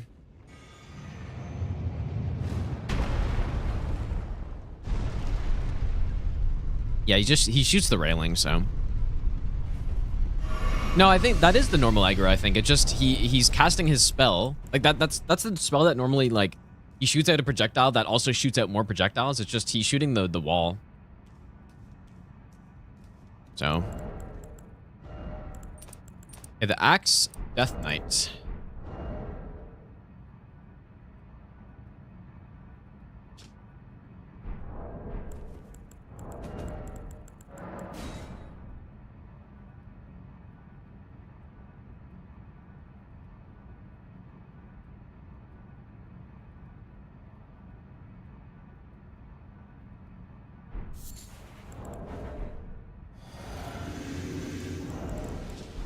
Yeah, I'm fairly certain though on stranded routing when I used the head there, I don't think he aggroed at all.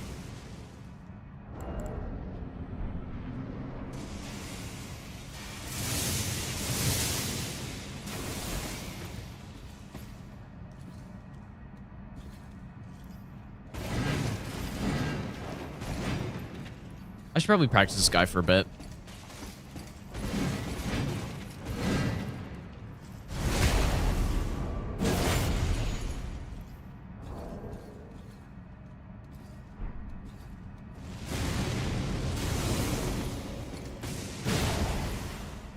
What if you can crouch poke him? I feel like I tried that, but maybe with the new buff to this hammer, or the new buff to the crouch pokes, you can. No, not quite. Still obviously good though.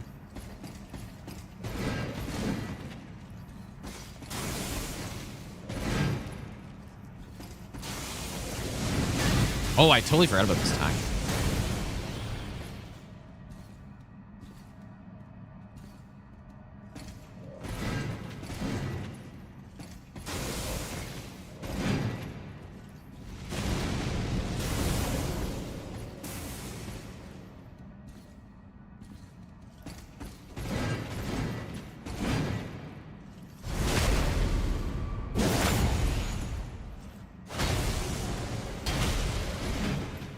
Totally safe.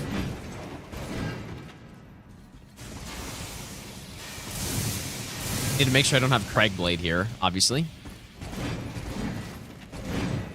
That's our main punish. That one's good too. I don't know if he has another follow-up he can do out of that. This one we can go into.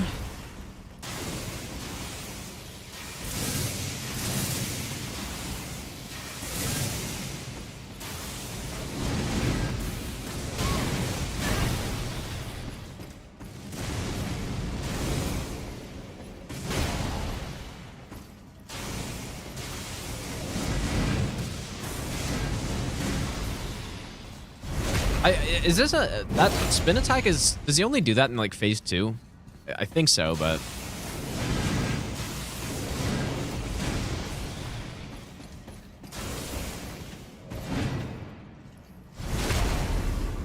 maybe not.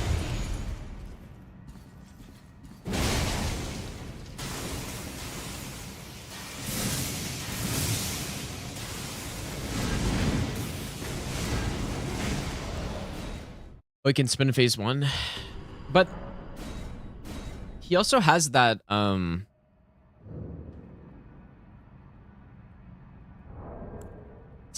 that double spin he does with the big lightning, right? Or is that the halberd guy who does that? Definitely need to practice these enemies a little bit more.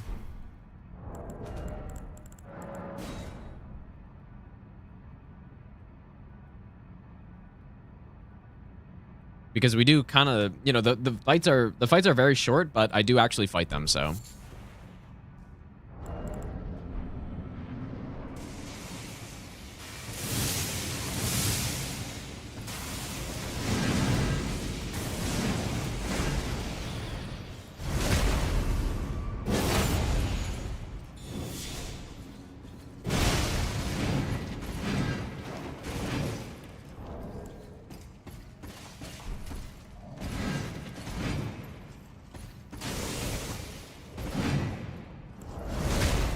I don't want to freeze his HP here.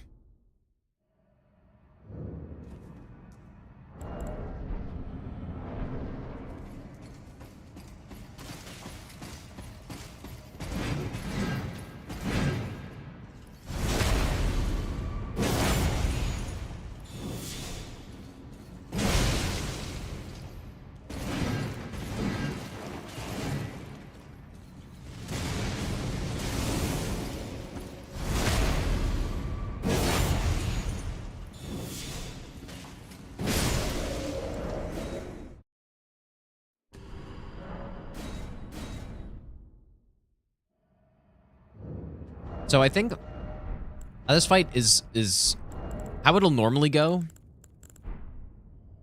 is one backstab, I believe. So if we actually use Red Feather,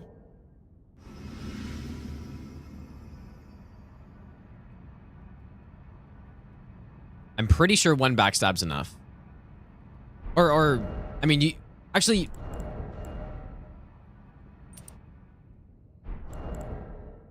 No, you know what? I don't think I need Red Feather.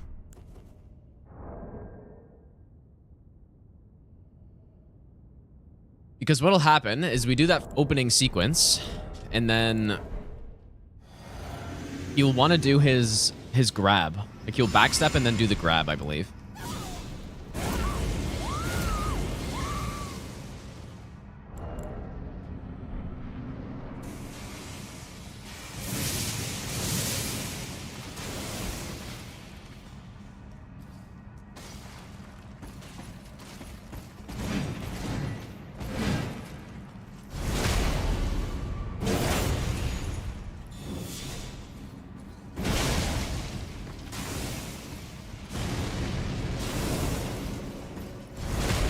Or I could use Red Feather and just kill him immediately there, I guess, right?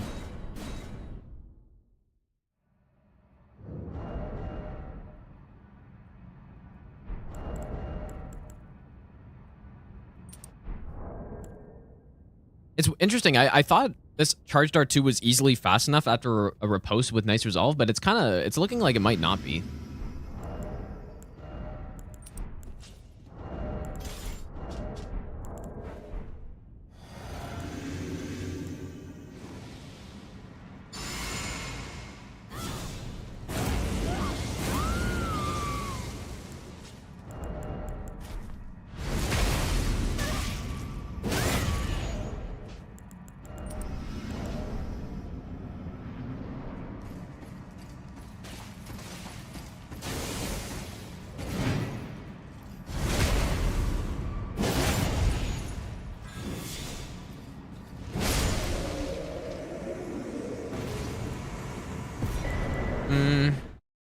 I don't know if I think that's safe, dude. Like, if you kill him immediately, it is, but...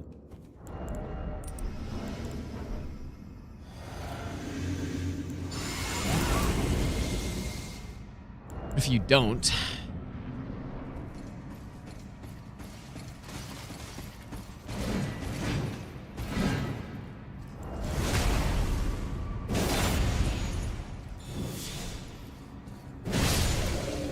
Oh.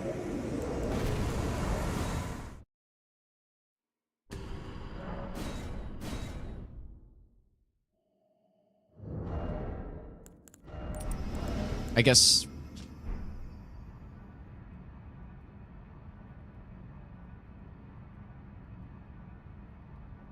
guess that works.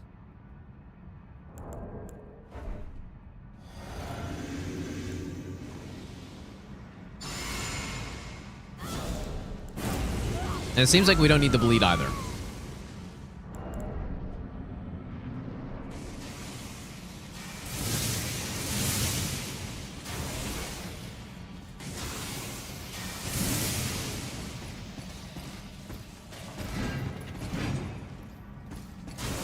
Oops, I didn't mean to roll into that.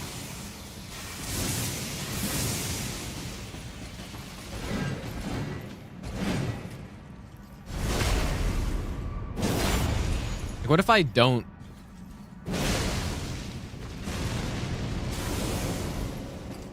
Yeah, if we don't have enough damage, then we could just do that. Maybe I should just do that anyways. It seems like it doesn't really matter that much. And realistically, this boss is aggressive enough where I probably will get a backstab in the first, like, 30 seconds.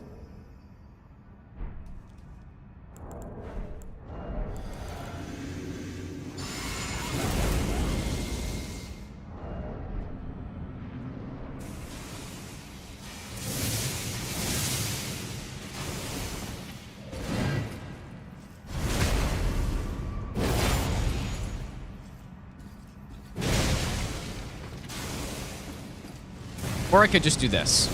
This is kind of more similar to how the halberd fight goes.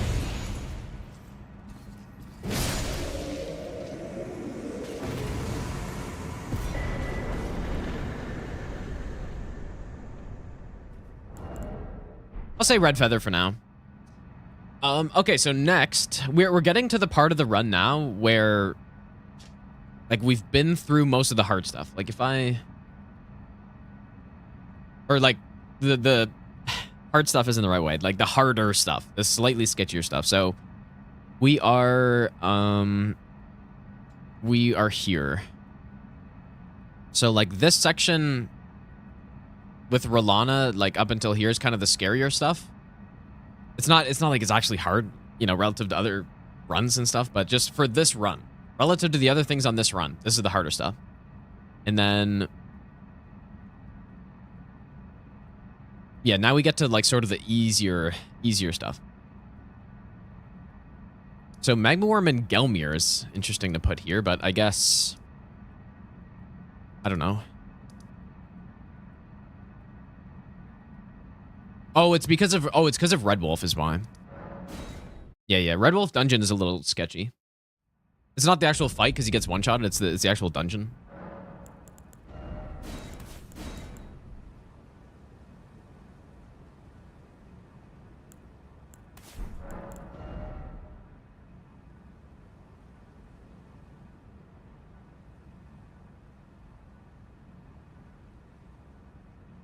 Okay, so the strat that I came up with for this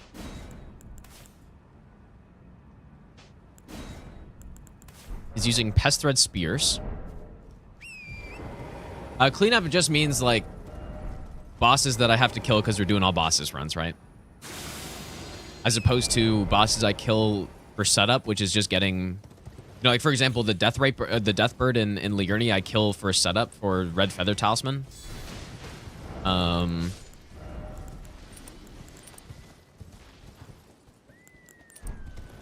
And yeah, I don't think I need Red Feather here, but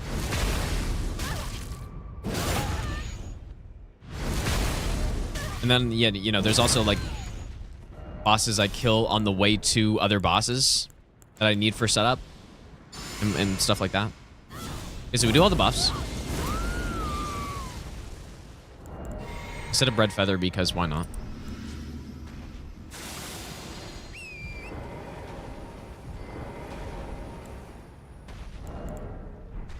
And then he'll start walking into the pillar for some reason. And then we do this. That was actually really bad right there, but okay. Maybe I didn't get close enough, but he turned immediately.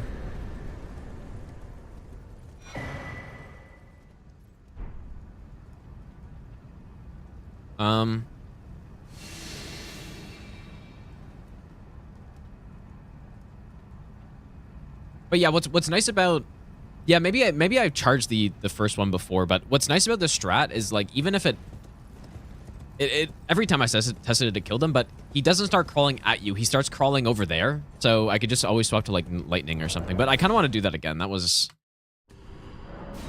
I don't remember if I normally set up red feather for this fight. So I'm just going to kill this guy again. I need to like practice this guy a little bit more. He's a very simple boss, but everything's got to be perfect on this run, so...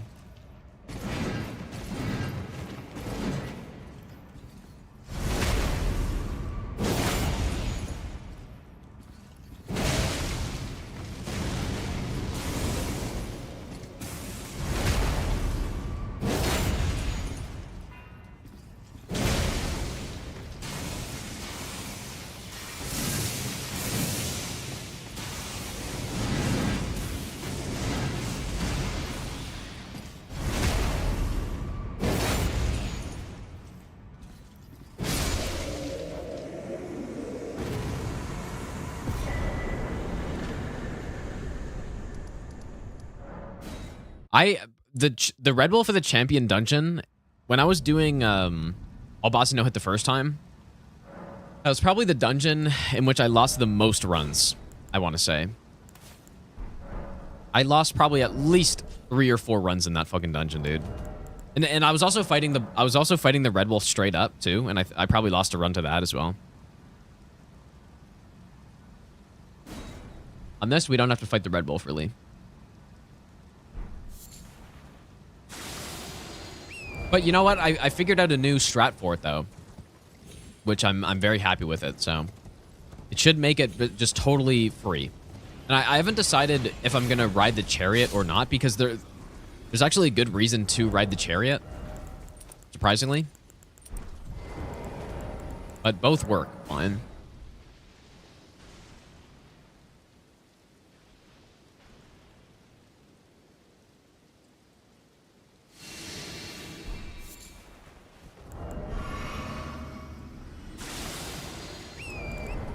Yeah, double stealth also helps in that dungeon a lot too.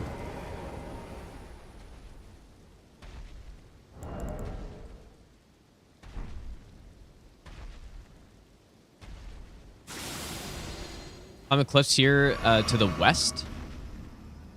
Oh, like up there? I should have been buffing. I don't know what I was doing.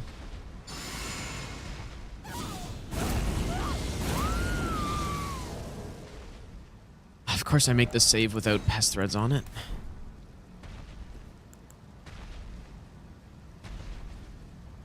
I don't know how long he walks into this pillar for, but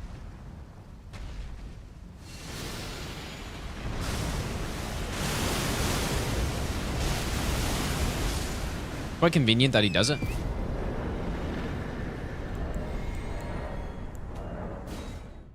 Gotta fix the save file now.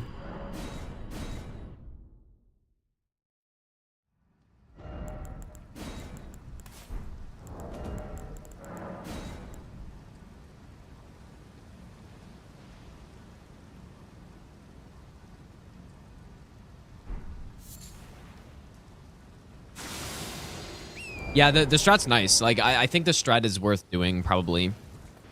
It just... The thing that's the most annoying... So, first of all, double stealth is really good. The thing that's the most annoying is that last skeleton on the right after you get past the part where you can drop down. That's why I'm kind of undecided at this point if I want to drop down or not.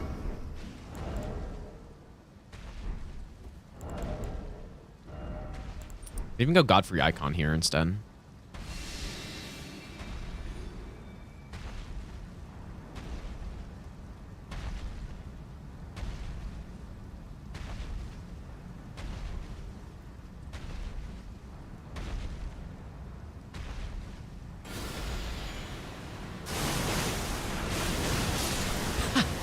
That was a one-shot, dude. Okay. Just gonna write down we don't need red feather here.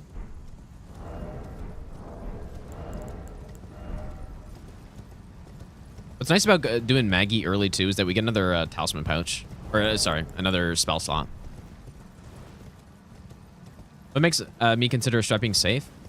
So, on my spreadsheet, A 1 basically indicates a strat that's like scripted, but I could imagine it going wrong. So for example, that red bear, I would say is a 1 because it's basically free, but there is some room that like something could maybe go wrong. I had this Megworm at a 1, but it's probably like a 0, I guess, in difficulty. It's 0 to 4 is what I did. But yeah, it's like if there's no conceivable way to mess it up, then it's a 0. Is basically how I was doing it. And a 1 is like, okay, it could be messed up, but it's you know, fairly simple. And then a 2 is something like, I think I had the Death Knight at a 3 even. Like that's kind of what this runs at. Or, you know, having to dodge 1 attack is considered a 3. But yeah. Concert's a 2, I think. Or I changed it to a 1 maybe. I don't know. He's just scripted anyways. Like that's a pretty good example of a 1 because he's scripted, but you know, you could mess it up for sure. What's Maggie? I think fire's the best, right? On the demi-humans. I think holy's good too. Demi-human queen?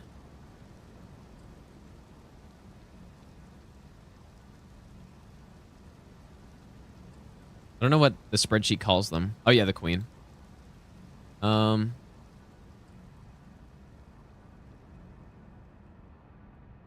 Yeah, fire is the best.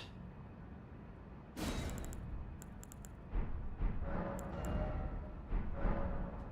want to try killing the boss from here instead this time.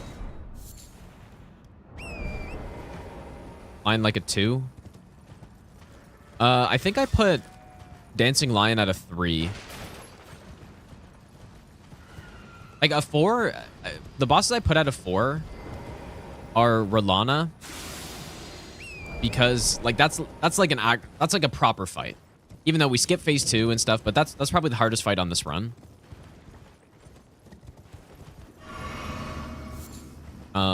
So yeah, it was basically just purely on how I felt about the boss on a run like this. Like how scared am I going into that boss? So a boss like Metter's a 3, even though like maybe it could be a 4, I guess, but Metter's just not as hard as Rolana, I would say.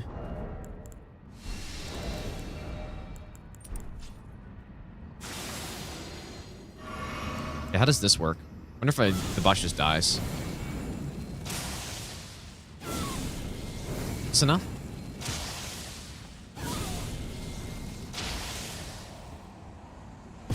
Should I set up Red Feather for that?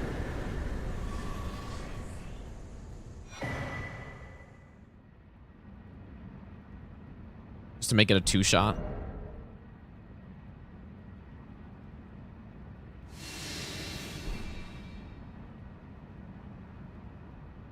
No spells reach? Are you sure though? Like doesn't just the normal Glintblade spell hit?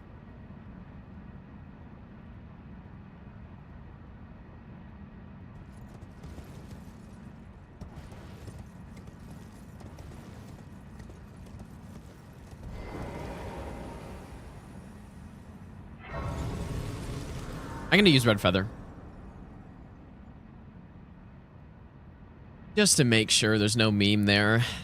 Just the 2-shot seems like it'd be perfectly good. Okay, so we're using fire again on Red Wolf.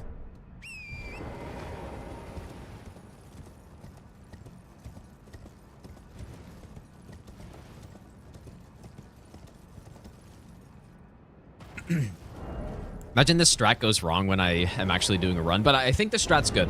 It looks really interesting, I'll say.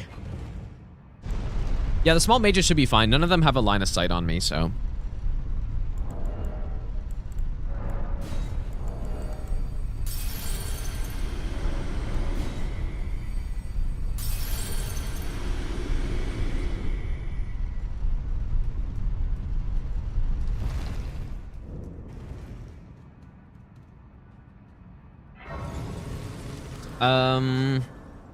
I actually could use the same Red Feather, Osman. Yeah, dude.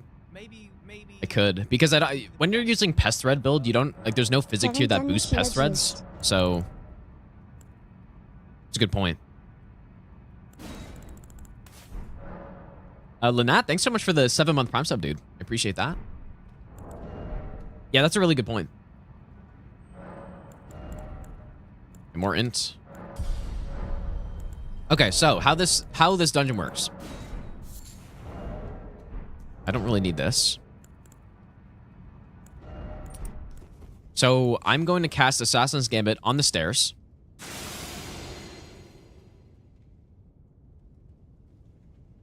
And then I'm going to use Blindfold about here, right before the guy aggros. I like to go left. I jump at this, like, that brick. So those skellies don't aggro. And now here's what is cool here. So I wait here. That guy turns. Like, what I was doing before is jumping into there with that skelly, but you don't even have to, which is what's so good. And now my Gambit should run out about here. And then I can dodge to this guy. He should get hit. But this is the part that's the part I'm not sure about. Because I've seen instances where he doesn't get hit. But that was only when I had Gambit and he's like not aiming in the right direction. So yeah. The other way to do it obviously is just to drop down instead of going past that guy. But yeah, like it makes this dungeon pretty free, dude. And the reason I rated this like a 3 difficulty in this is because of the dungeon. Like the dungeon's one of the scariest sections in the whole run, usually.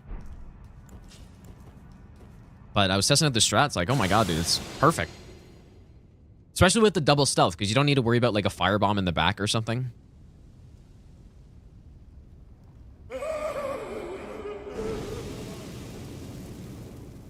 Until one time I'm on a live run and I just get steamrolled by the fucking chariot, dude.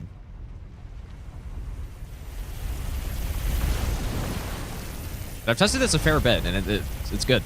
So, but yeah, I can also drop down if I don't trust this guy, which I'm not sure if I do. If he rolls, he can roll, but he should just roll straight into the chariot there, I think. So I'll probably go with this version for now. It's faster.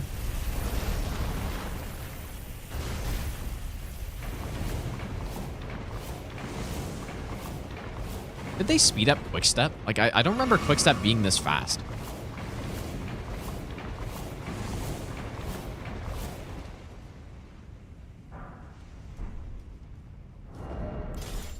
Like, recently?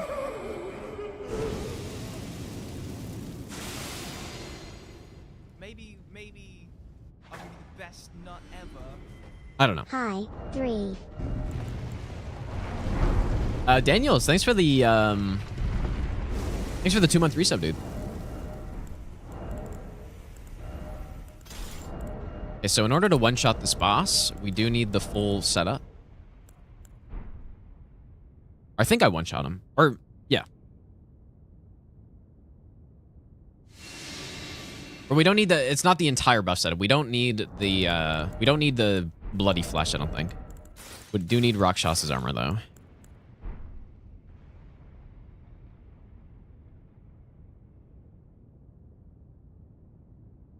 Maybe I'll give you the best nut ever. Lupus, thanks so much for the 3-month Prime sub as well, dude. Hope this routing is going well for you.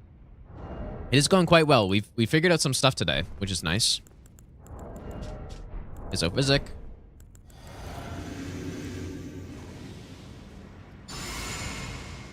Owl.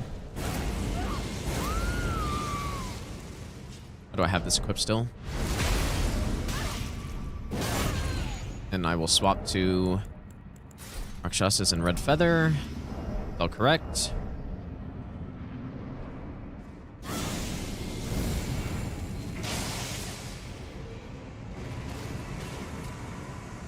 Those DLC items come in clutch here, dude. Like the Rakshasa set with that extra 8%.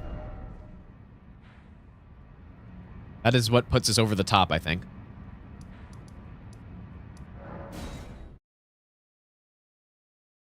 Okay, so next, this...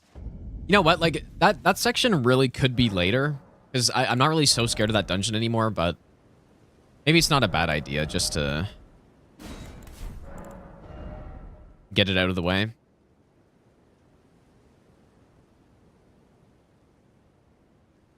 And there's so much there's so much Ash of War swapping on this run. It's like physics swapping and stuff.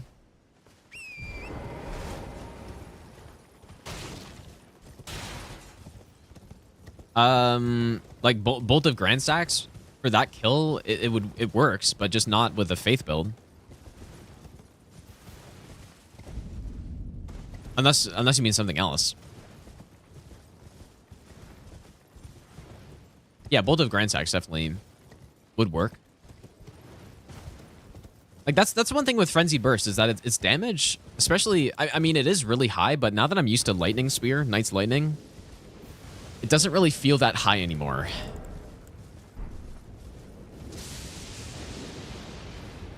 I wonder if we should kill Lanciax here just for the efficiency. I was kind of going to leave Lanciax for later because she's so free, but yeah, it has OB range and its damage is respectable. It's just not. Again, now that I'm used to Knight's Lightning, it doesn't feel like it's a whole lot somehow.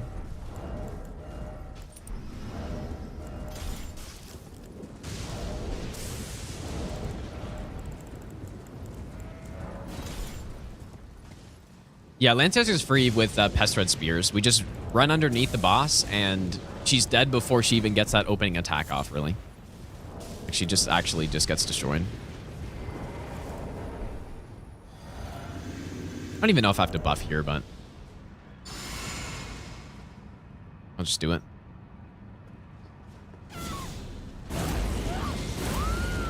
Yeah, I guess I think a lot of the routing I haven't shown on stream yet because I've just been... Like, I've been routing through a lot of stuff off stream as well. But yeah, Lanciax is completely free.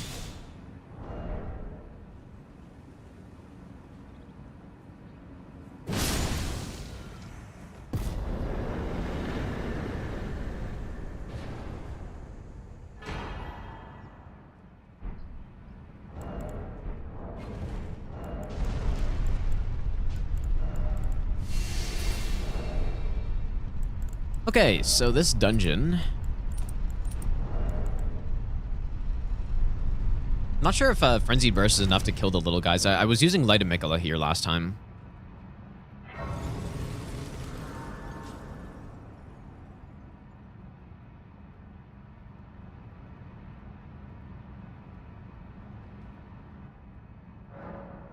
Yeah, that's a boss, by the way, dude.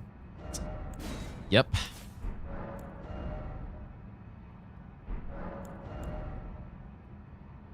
You know what? I actually just realized something. If I'm swapping to the lightning tier, I should swap the spiked to lightning most of the time.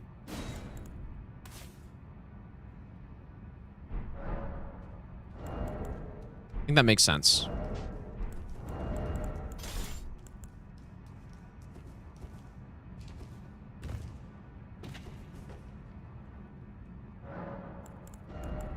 Don't need that. Probably don't need that either.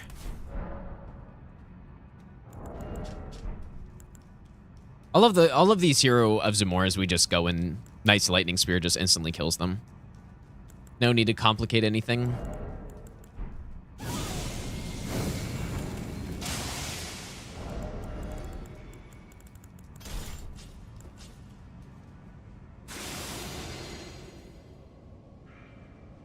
No, it's not no one is the boss with the chicken leg. It's that I'm the boss instead.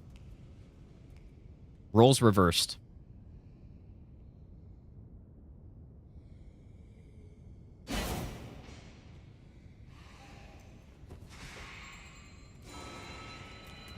Oh, fuck, dude. How did that happen? It's not really what you like to see.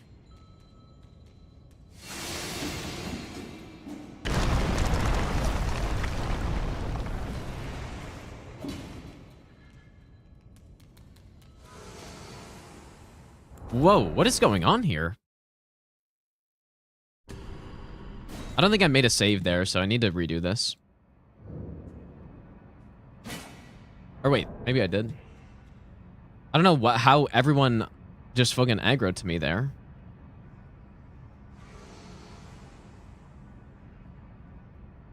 I think I made a save for the assassin. Which is probably good enough.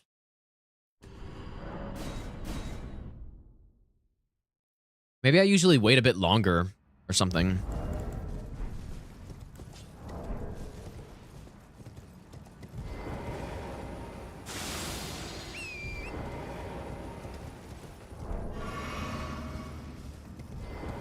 How much health does this guy have?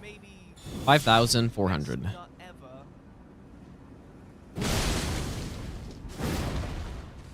Guess I really don't need all those buffs, do I? Like, just the physic would have been enough.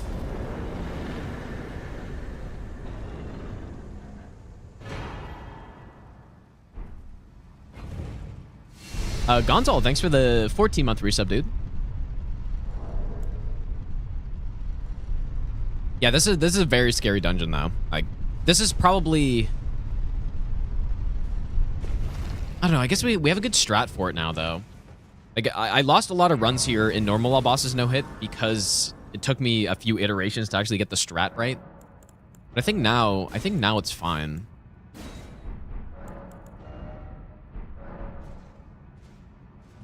Okay, so make a save here.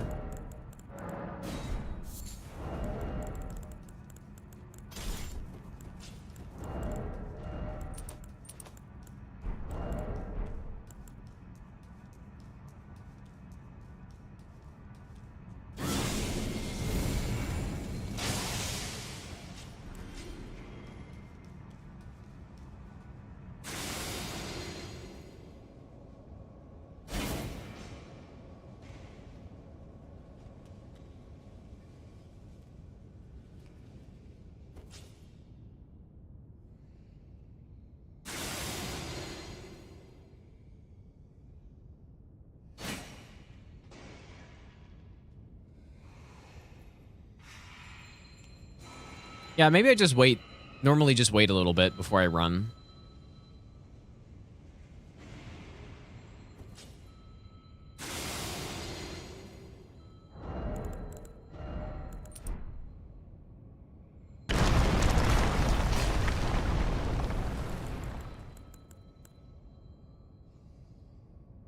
I don't have Light of Mikkel on this save. I'm supposed to.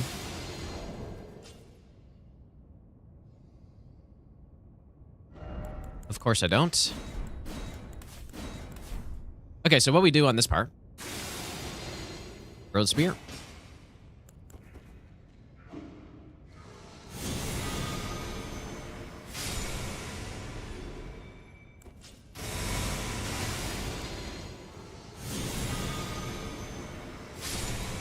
Nice and simple.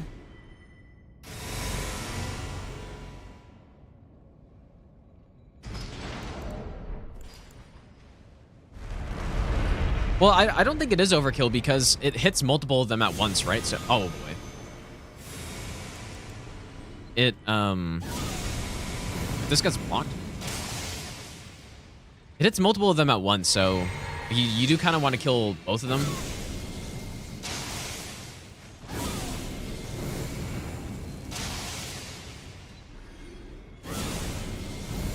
This guy likes to peek around sometimes.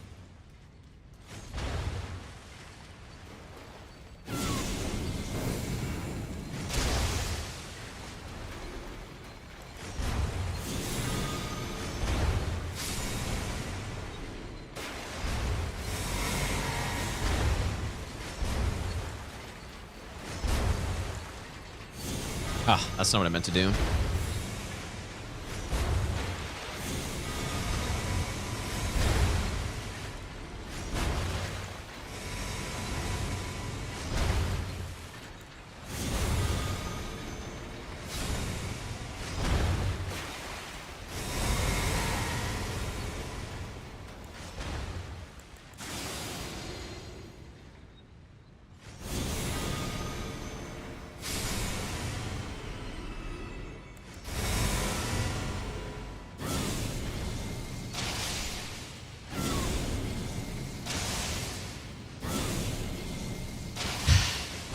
No way.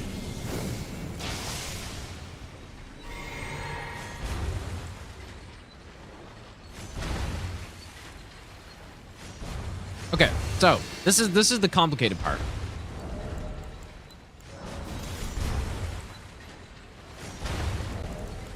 So what we gotta do is bait the duelist down without getting slammed. So like the way I lost runs here before was that I would bait the duelist and then I would try to run through these traps while simultaneously not getting caught up by the duelist. Or he would catch up to me. And it just doesn't work that well. So the strat I came up with was I would wait, I believe, here. And then as soon as this first one, the first trap goes down, then we run. I run just to the plant, and then I go back.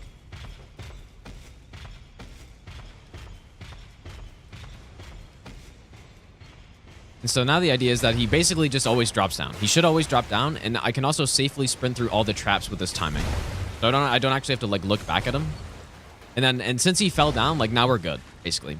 But what would happen before, like with other timings, he would stay up on the ledge, and then it's a huge fiasco trying to get him down.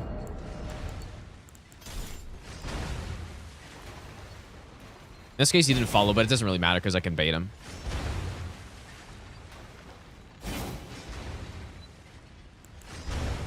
Yeah, much cleaner than other strats I used to do here that costed me several runs, actually. The guillotine doesn't always insta-kill, no. On the tank run, we tried tanking it, and it did not do that much damage.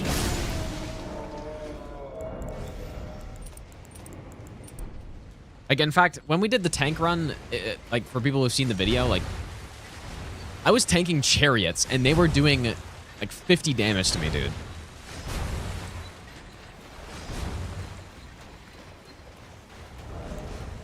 The amount of damage mitigation you can get in this game is just wild.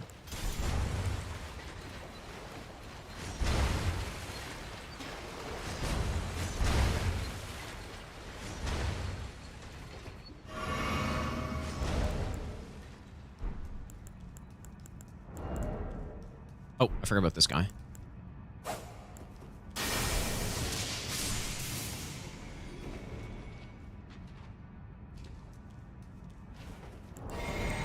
Okay, so here's the more is just walk in and kill.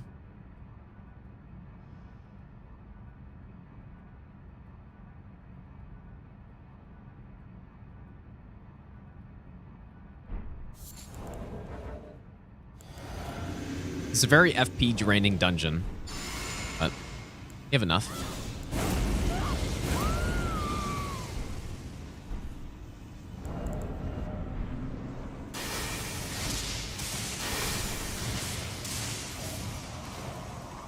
I wonder if the frost attack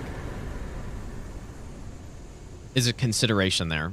Like, what if he instantly does that frost range attack? But we one-shot the boss anyways, though. Okay, so now we'd be going to Haligtree. I already did this on this run, but I decided to move Loretta and Millennia later because Millennia's scripted, and so is Loretta. Like, there's really not too much danger there.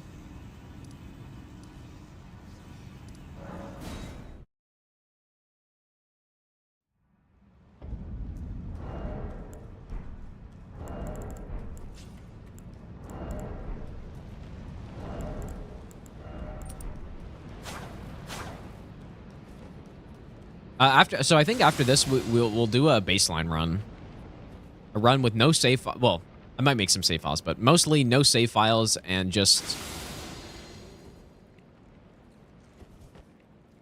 going through everything and getting just a baseline PB. I won't reset if I get hit, and then after that we get the run.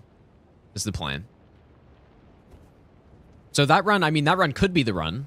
If everything's properly routed and I make no mistakes, I don't forget anything, then that probably will be the run. But I'm not going to reset if I get hit, though. Like, it's probably not going to be. I'm sure there's going to be some things that I haven't thought about or whatever.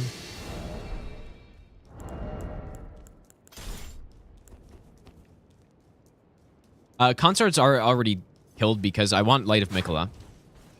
So, yeah, he gets killed much earlier. Like, maybe around split 40 or so. 43.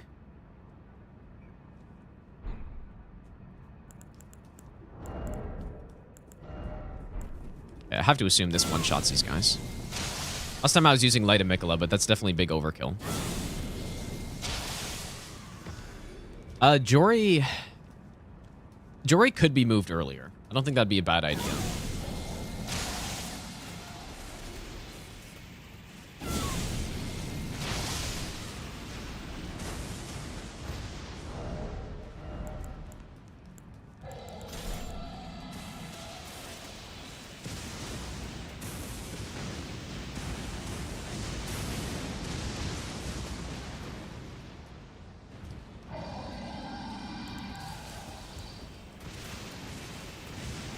I don't do the skip on this run because I just think there's no reason to. We've got all the most powerful range spells in the game, basically.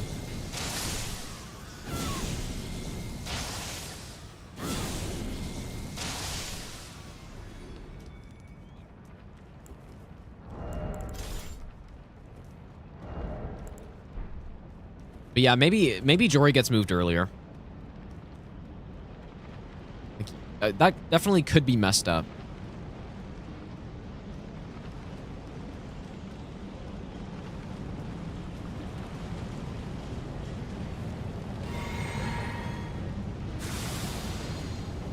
The reason I'm doing Malekith and stuff in the end of the game here is just because Malekith is, like, I have to dodge some moves, basically, right?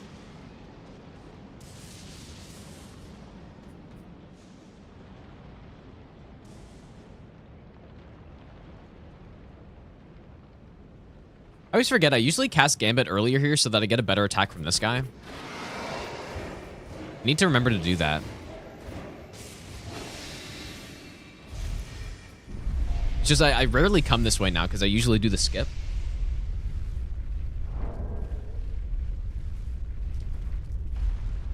Alright, so we're going to use fire here.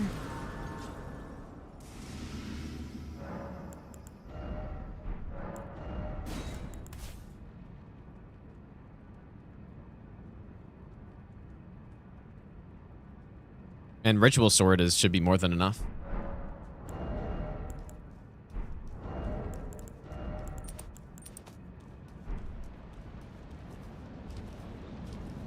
Do it completely in like 2 weeks. Well, I want to get this run before I'm going to be gone for a bit in October. I want to finish it before then. I think it's going to be like the first week of October I should be streaming, but then after that I'll probably be gone. So well, I'm not going to be gone, but I won't be streaming. So I would like to finish this run before then, which I think is doable.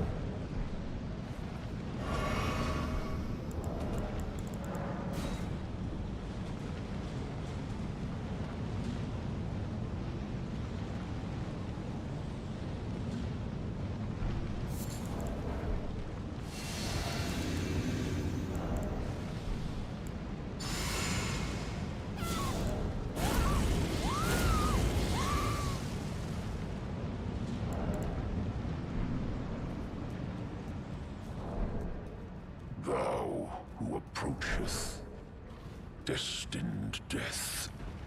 I will not have it stolen from me again.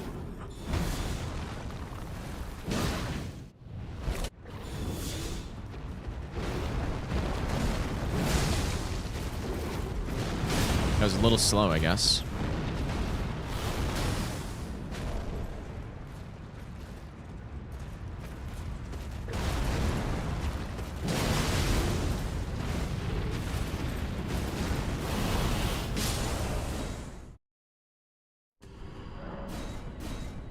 I don't actually think I was slow. I was facing the wrong way when I started that attack up.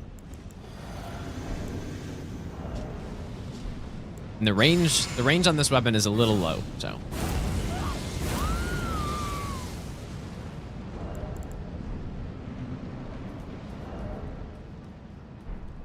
Thou who approacheth destined death, I will not have it. I don't think that'll last long enough. From me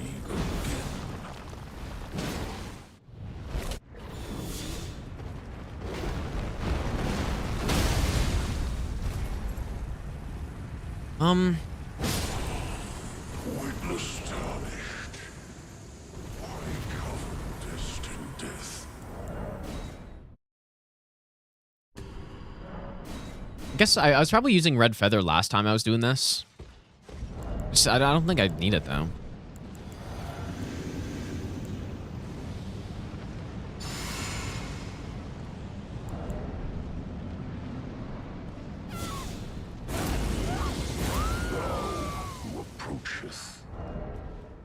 destined death. I will not have I wonder if this lasts long enough. from me. He did the faster combo, but...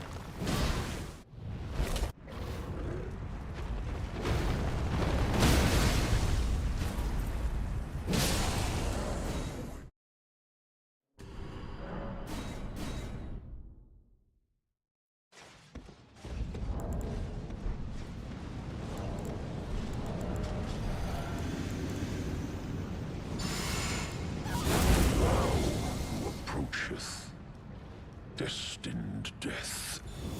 I will not have it stolen from me again.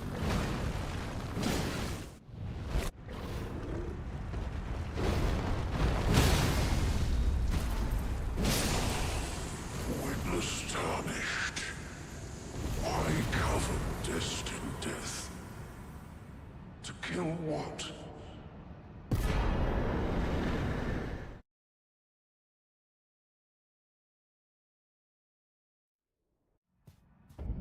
Okay, so either strat works there, I guess. This kill, we should just need to rest and then go one-shot Gideon.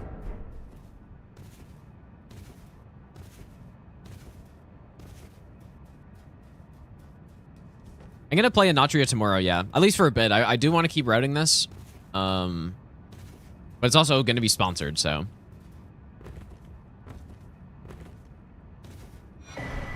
I'm very interested to see what they've changed since the demo or the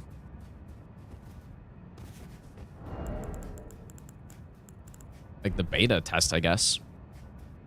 I played that on stream, right? I think I did. We'll see if they fixed some of the stuff. Opinion on the Redender. I think it's really good. I think the boss is much better now.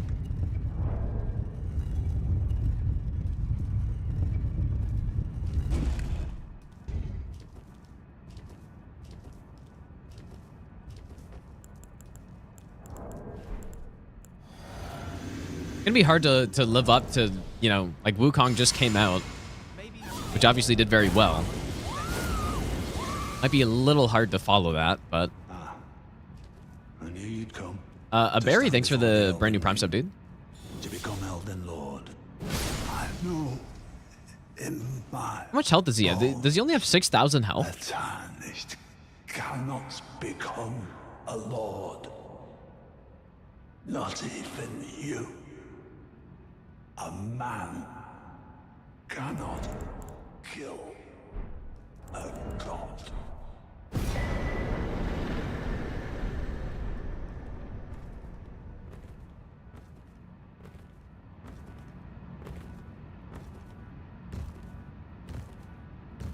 Yeah, 6,226. Yeah, and I did like, yeah, 7,500-ish.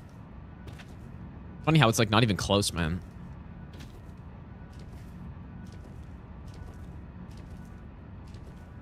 From Nurse the Arm. Well, so at this point, I would say we're at the point now where I'll probably, if they come up with a patch like in 2 weeks, or I mean even today, I've already routed so much of this run that it would kind of suck to have to redo it all. Although it wouldn't be like fully redoing. I'd probably just finish the run as is. I think I'll finish the run before the next patch. Like they don't release patches that often. Unless it's something super urgent. You know what? I think we're going with the full red feather setup here.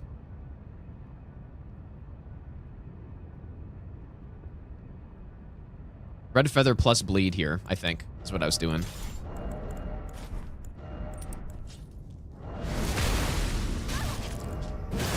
Well, no. So the strat wouldn't even be going back to Starfist, probably. It would just be, we would go with this build, but basically going with an Arcane build instead, I think. Arcane plus Faith. Dragon Communion Seal. So it'd be similar, but it would just be changing, you know, we'd have to change some of the strats because I can't, obviously, Arcane's not as strong on this, and...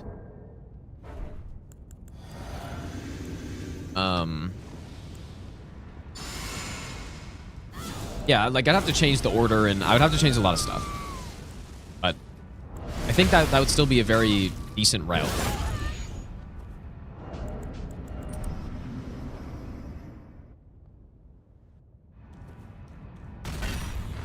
I guess I didn't Knight's Resolve there. Whoops.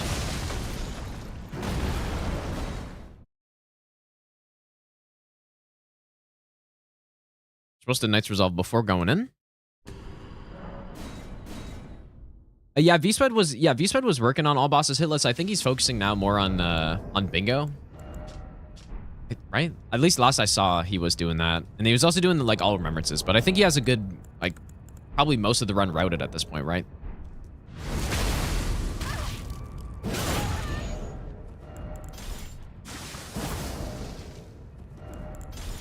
Not sure if he had this build though, which is probably I would imagine this build is probably better than what he was running with, just because like I don't think people knew about Blood Fiends with these infusions on it. Not sure if he wants to go and cancel, like I don't know. No idea.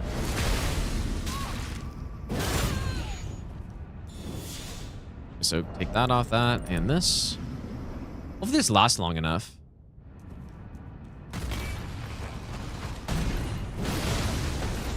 Then we jump R2. Phase 2. And then simply... Brave, tarnished. Thy strength befits a crown.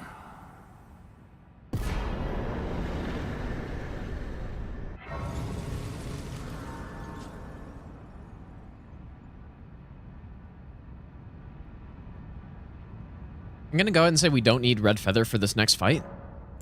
Probably.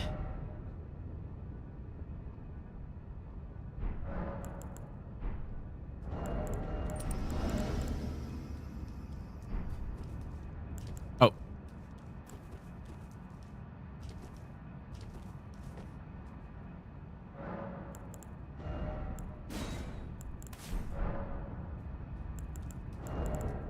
Funny, even with this weapon existing, Test Thread Spear still is the highest DPS in the game, dude. By a long shot. It's so funny. I'm pretty sure we don't need Red Feather, but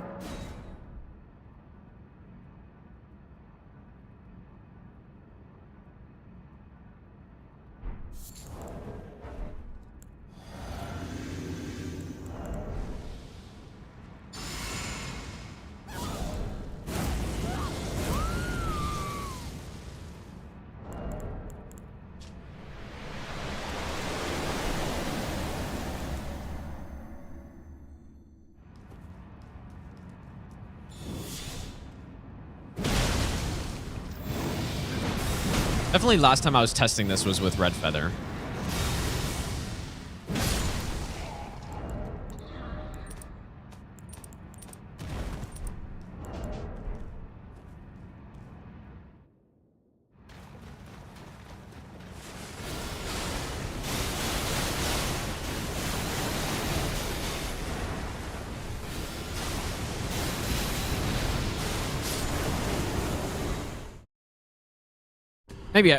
Maybe I should just go full-blown damage here. I don't know.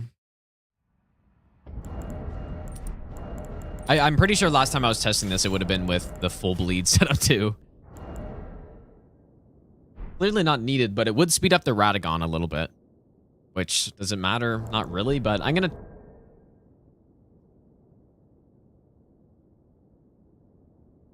just gonna do it. There's no reason. Like, there's no harm in doing it. See how it looks. I think we come pretty close to one-shotting Radagon.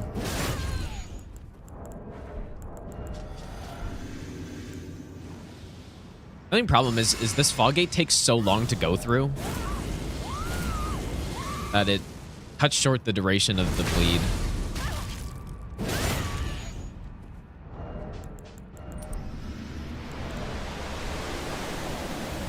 Yeah, actual worst Fog Gate in the game, and it also just blinds you, which is not so nice.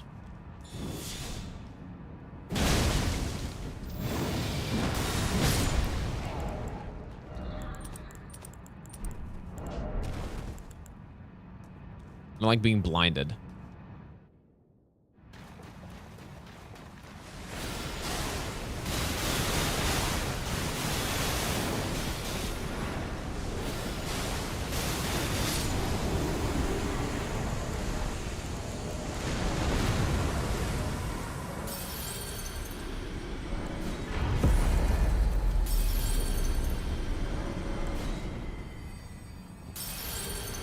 All right, Jory is next.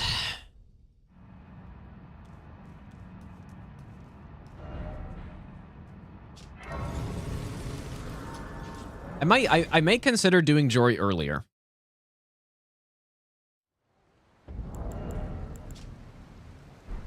Maybe. More intelligence. But yeah, so like I said, though, if they do end up changing this, which I think they probably will, and I'll call it a fix as well, because I highly doubt Blood Fiends is meant to be this strong right now with, you know, only these two infusions, the Flame Art and the Holy Infusion. So if that gets fixed, then yeah, I think, you know, obviously Starfist is a good build. It's just the only problem with it is finding what other range you have. And what I used in all achievements no hit was Starfist plus like a quality build, Starfist with Dex and Strength. With the Bolt of Grandsax, which is really good too. If I wanted to continue with incantations though, which I do really like because you get, you know, get access to basically everything you could possibly want,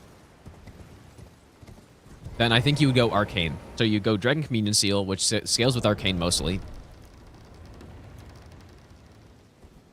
You know, get to a good amount of Arcane, and then eventually start leveling more Faith so that I can start using Light of Mikola and all that stuff. And then we would probably go with an Occult Infusion or a Bleed, depending on the boss, but no matter what, it wouldn't be as good as what we're using right now, obviously. Okay, so Jory's weakest to fire, which I think we still have in. Is there an incant that does Bolt of Grandsax? No, there's not. No, it's Bolt of Grandsax is very unique.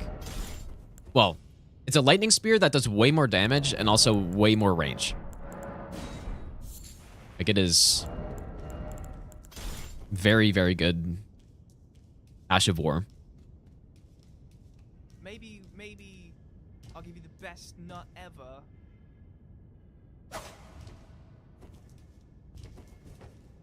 I think like Frenzied Burst is kind of the closest thing, but Frenzied Burst just does less damage than it.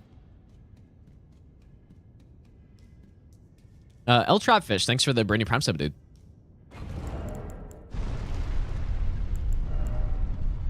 Probably do want to go Red Feather here, I would imagine. I'm leveling Int because we have the Golden Order Seal. Yeah, like, the main reason is because there's nothing else to level into anymore. Right, like, what else do we need? We've got 40 Mind, 40 Endurance, and 80 Faith. At the stats we're at right now, we're, like, Golden Order Seal with high Int is better than the Erdtree Seal at, like, max Faith. So, since there's nothing else to level up, we eventually just upgrade to going with the Golden Order Seal instead. Like I said, there's really just nothing else to level up anymore because we're such a high level. There's no ADP in this game. Nothing like that, so we've already got good endurance. We don't really need more mind.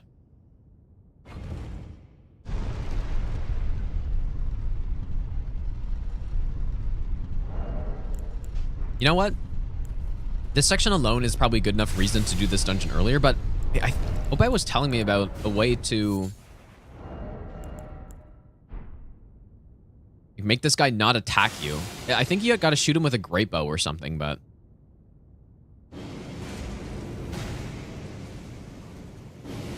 it's not that scary. But I could see something going wrong here. It hasn't happened yet, but maybe it could. Like, get hit by one of these stray projectiles.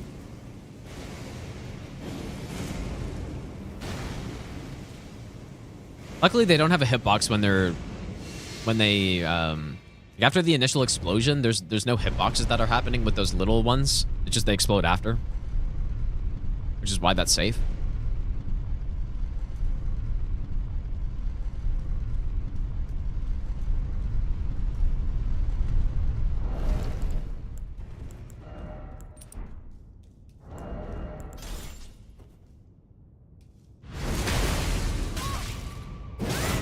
Is this gonna kill me here?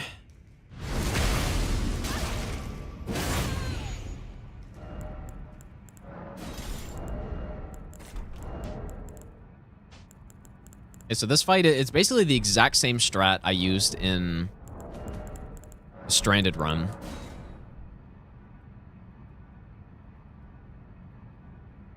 But it is, like, it's definitely not free. I would probably call this a 2 in my difficulty rating, probably. Like, somewhere around there. Is that what I put it? I might have put it at a 1. Yeah, I put it at a 2, yeah. It's like, you could mess it up. But it should still be scripted, though. Or mostly. Like, as soon as you get that backstab.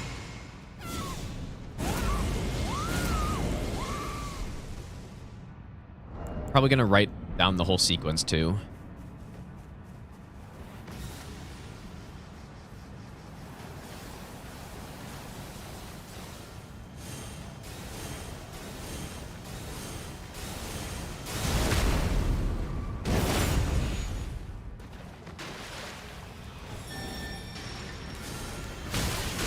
That was not what I meant to do at all.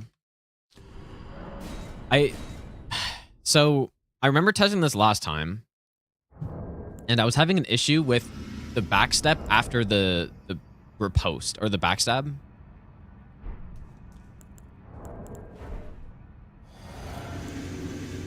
Because sometimes my character just wouldn't backstep, but I kind of have to. The whole point is to get enough distance away so that the teleport doesn't happen.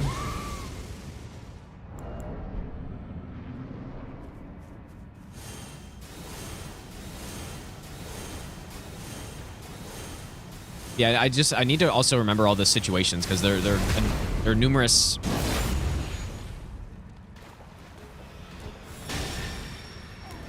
different situations, but this is more correct. There we go.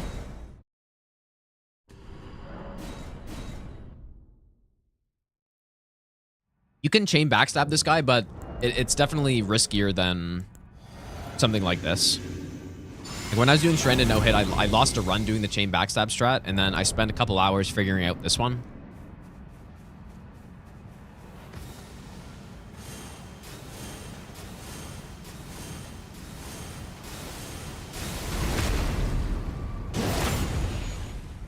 See, like that. Like, why does my backstep not work?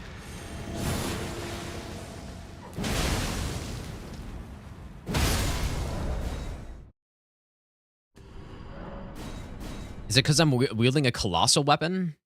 Like something with the colossal just totally messes it up?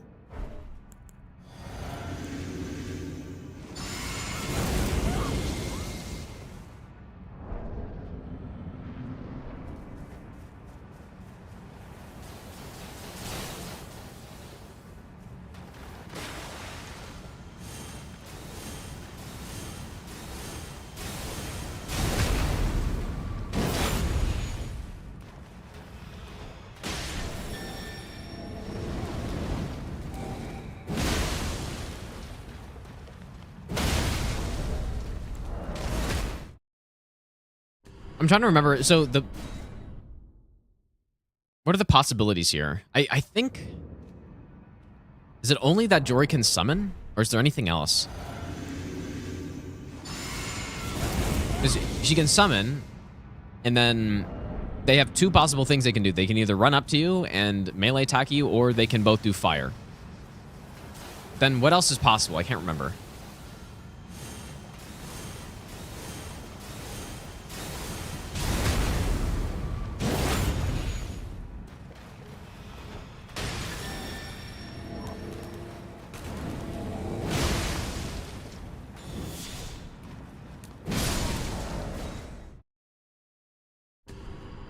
No, I don't think it's possible, Krug. I've done this so many times, dude.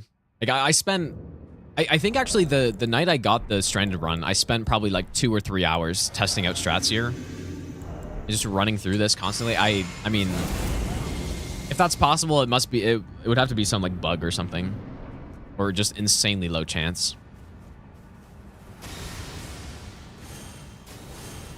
I think this should be earlier in the run, though. Is this sketchier than the Estelle fights? Probably.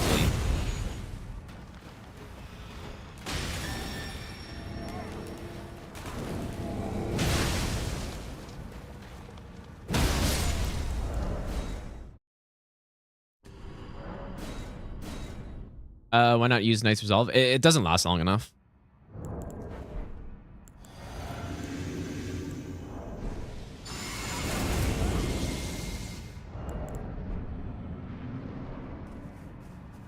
I just want to remember if there are any other situations. I don't think so. I think with the damage that we have, like I remember running Stranded All bosses, there were some issues because I was dealing lower damage than this. Right now, we're dealing enough damage to get Jory over the threshold to do the teleport. But some problems can arise when you don't deal enough damage for that.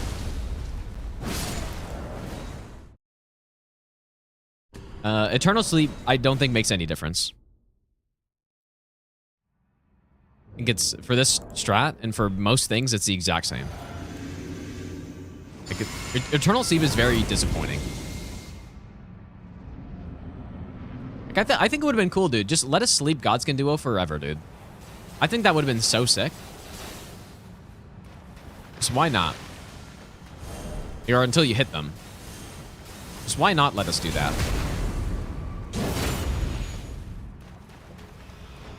I could Night's Resolve here.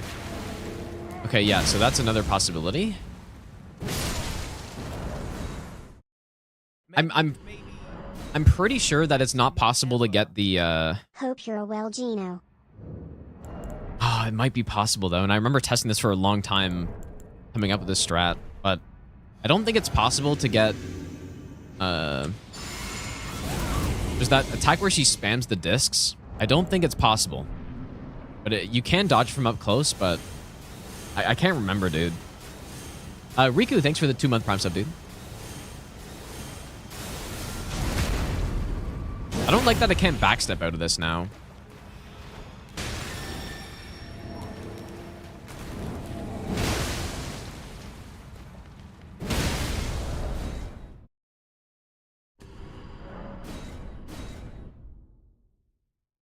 I think it's because of the weapon. Like, just sometimes...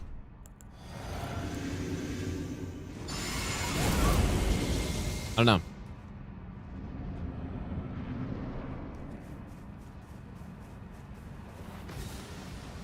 Like, I think this attack, it is possible to get it.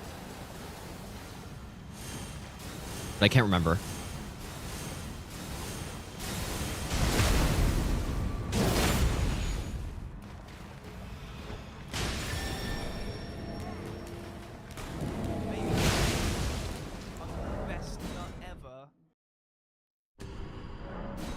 Forge, thanks for the brand new Prime sub as well, dude.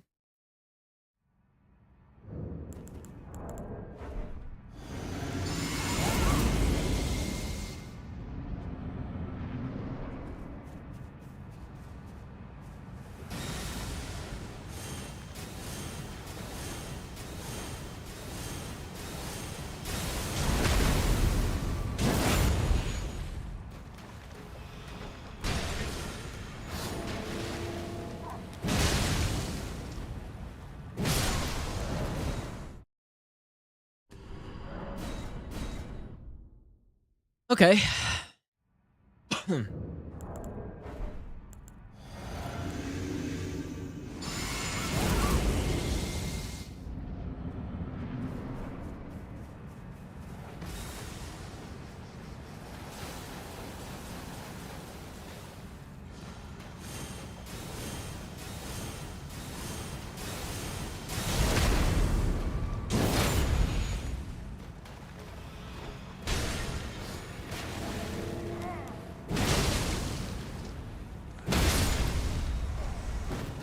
Okay.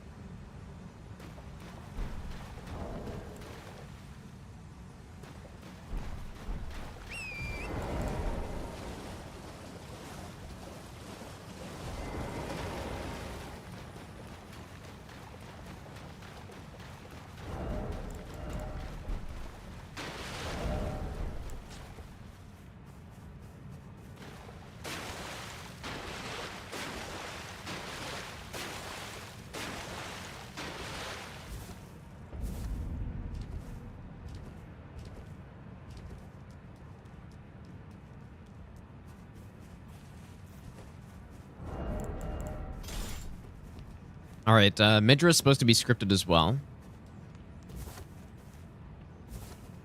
Definitely could mess it up, though.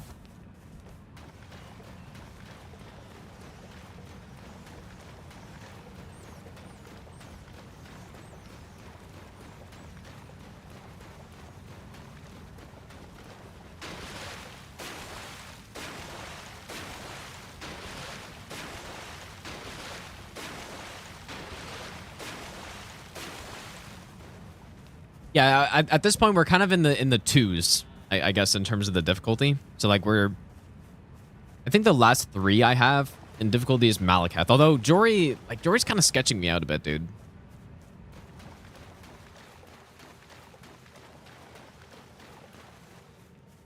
And then once we get kind of past, I don't know.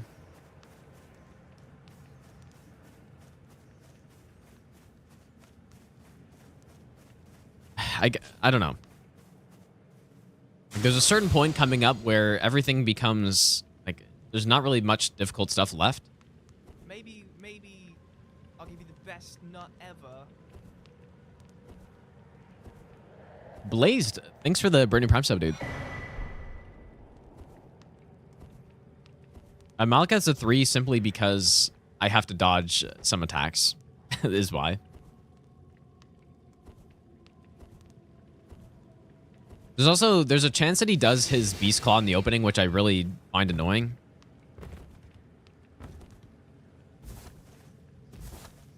But yeah.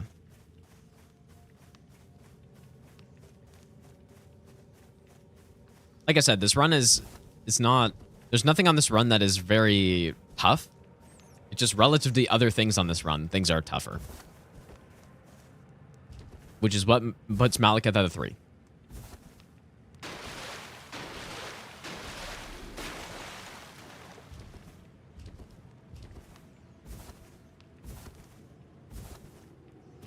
The difficulty system I have, it was 0 to 4. Like, it's maybe not intuitive, but...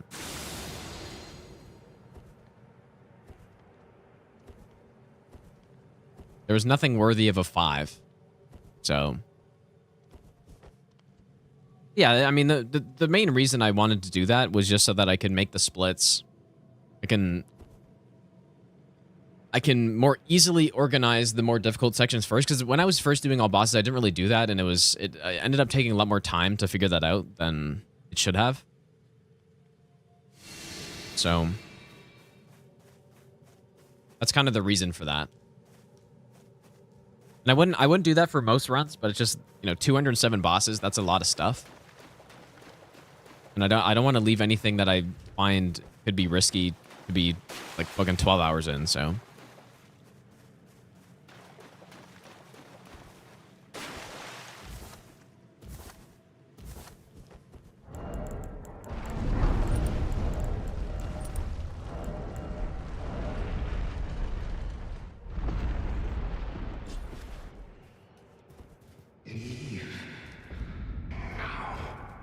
Come no closer. No closer, I say. The man's word.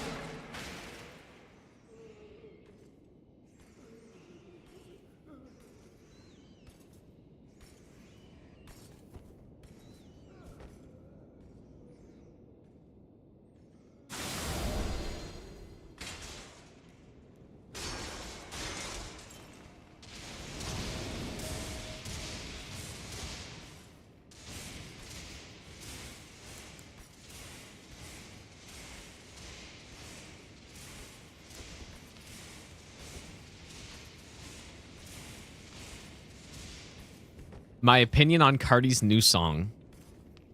Still have not listened to a single song from...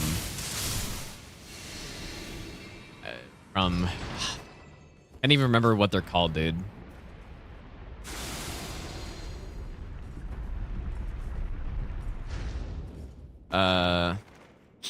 Shit, dude. Playboy Cardi, right?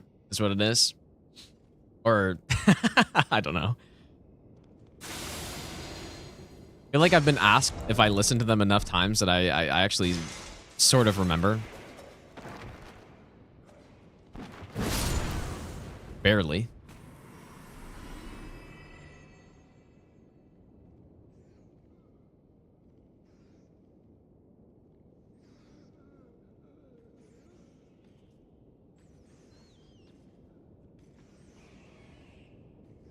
Yeah, my ongoing rivalry, dude. Of course.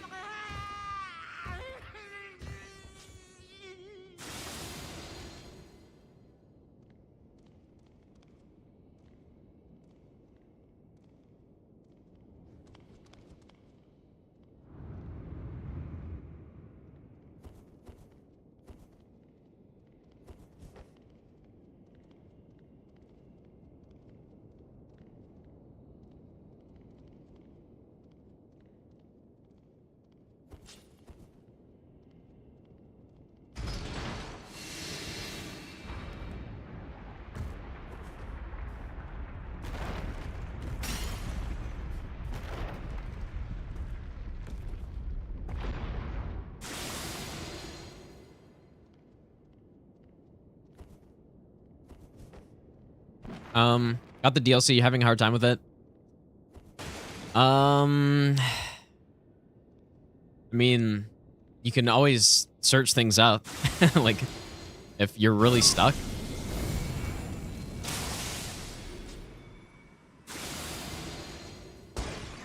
That's what when I first played Dark Souls 3, and I kind of wasn't, like, I didn't really, I don't know. I was having a hard time with the game, and I wasn't really having that much fun with it. When I came back to it and just started searching things up, like maps of areas and stuff, it was a lot more enjoyable for me. So, could be the same for other people. Like, for example, for the DLC, like, if I think a good idea is to just search up where the blessing fragments are, and then go collect them, and then go back to the bosses. It'll make it a lot easier.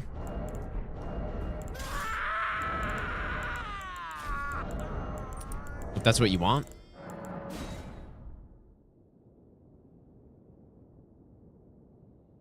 Okay, so I'm pretty sure we want to go with the full setup here.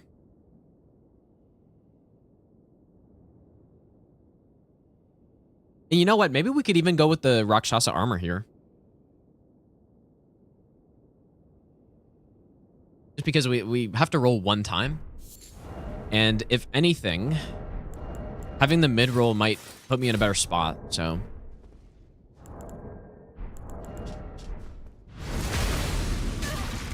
I also think this armor set looks cool as hell. Okay, so this one.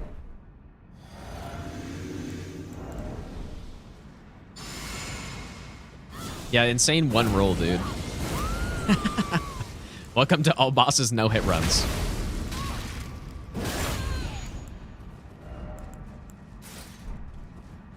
The depths of your foolishness. I want a Knight's Resolve here as well. See, that roll puts me in a better spot. Oh, no, I'm good.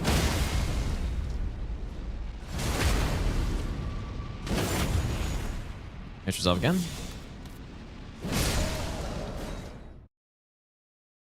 Pretty fast way to evaporate 50,000 HP.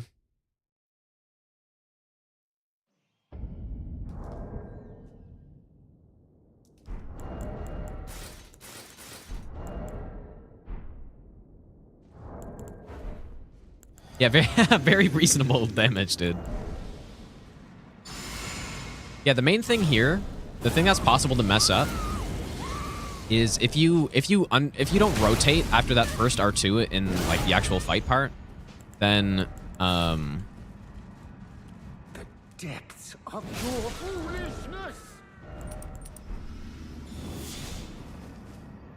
yeah, if you don't rotate, like he'll instantly go in the phase change, and then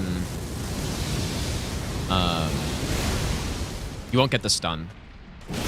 See, like there, I was a bit slow.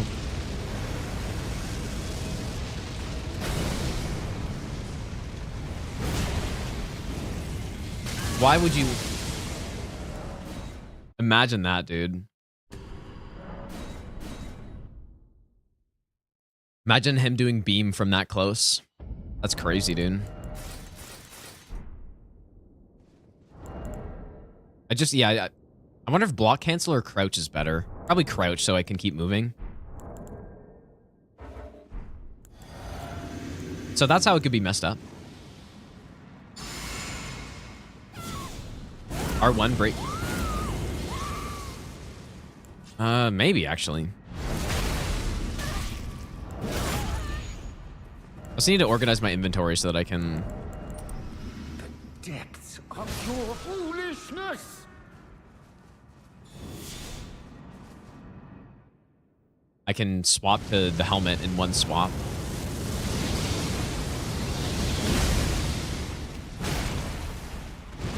Yeah, with Stonebarb or Cragblade, it would be enough, I guess, but... Do I really need that?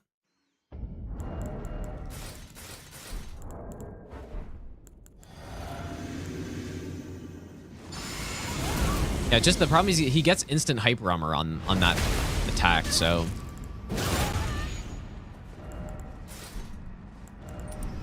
The depths of your foolishness!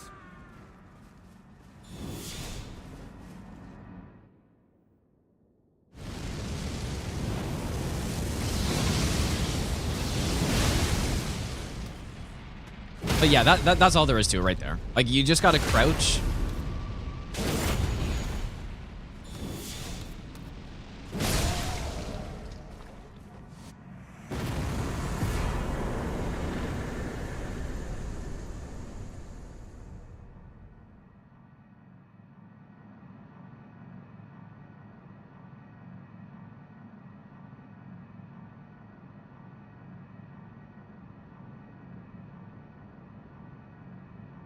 Why did I not hear the sound of the boss dying? Or did it just... I don't know. I think I'm probably going to stop at... I mean, I might get 13 Bender, maybe. But...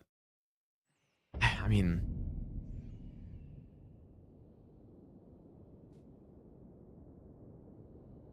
Can I not Knight's Resolve in the first hit? He probably will. Like, he phase changes at like 70% health.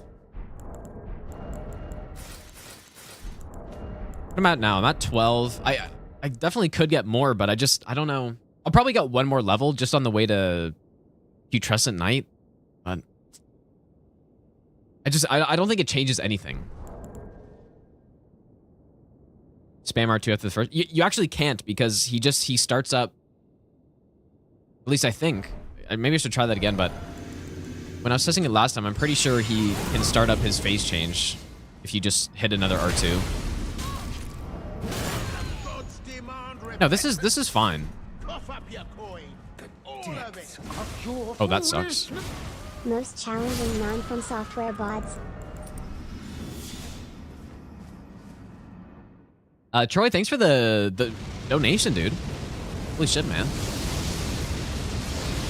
Like a second one here. Okay, well, I was rotated though. Like,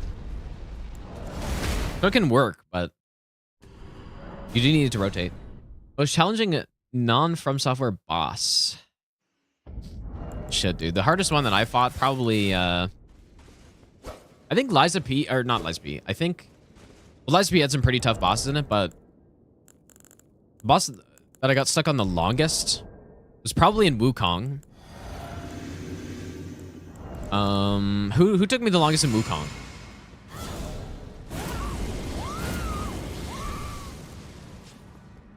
I don't remember. But it is probably a Wukong boss who took me the longest. The depths of your foolishness!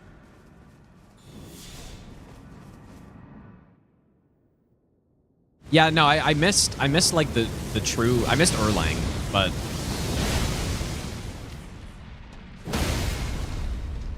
But there was a boss I got stuck on for like probably, I don't know, an hour maybe?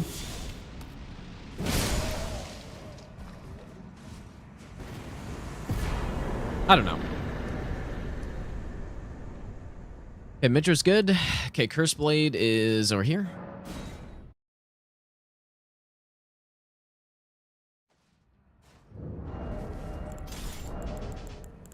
I don't know. I would have to go back and watch my Let's Be playthrough or my. I mean, I don't know. Like usually the hardest bosses in those games take me like an hour 15 or an hour or so.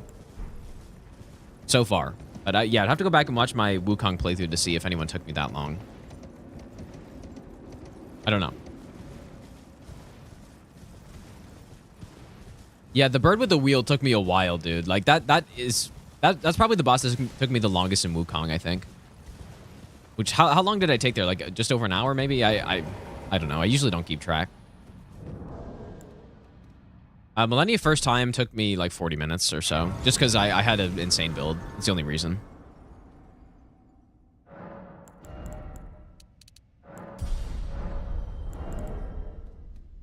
Not because I learned her properly or something. Okay, this dungeon's a little... I don't really remember which damage type to use here. I wonder how Holy is here, because Holy would be better if I don't have to swap.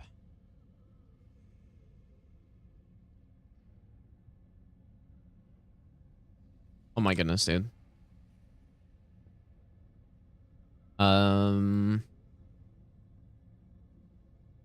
let's use Holy here. Holy's fine.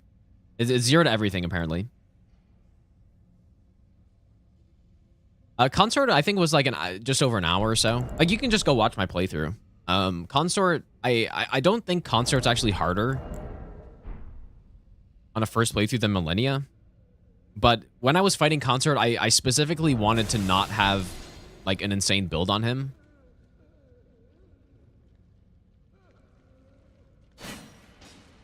That's no good. This part's so annoying. This is the reason why I even have this section as early as I do. It's not because the boss is totally free, but...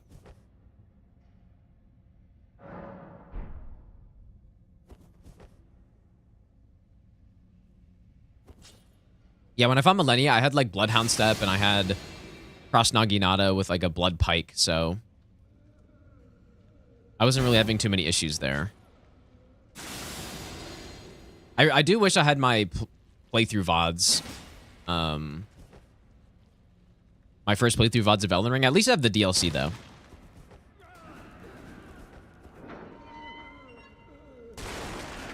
Yeah, in terms of Souls bosses, probably the longest boss, you know, like the longest of any boss was probably, oh boy, it's obviously Dark Souls 3 boss, but who would it be, dude? It 100% would have been Dancer, because what ended up happening was I tried to fight Dancer for some reason. I was trying to fight Dancer right after Vort, or not even after Vort, right after Gundyr. And I was there for probably like 10 hours, dude, at least. And I just never beat it. And then I just came back later. So probably it's Dancer. I forget why I think I was so determined to win. And my brother's like, "Oh yeah, you can do this thing and then fight this boss right now." I was like, "Okay, I'll do it." And I was so determined to win, but I just simply couldn't do it, dude. And this is before I realized how to like play Souls games too, right? It was my second Souls boss. So yeah.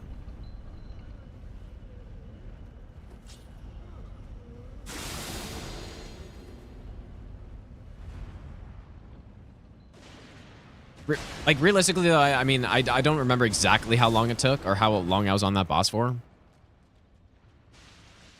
I know it was a while, though. Like, it was numerous days. Okay, so this is where I'm going to have to write down if I need double stealth here or not. Because I can't remember. Yeah, I think I do.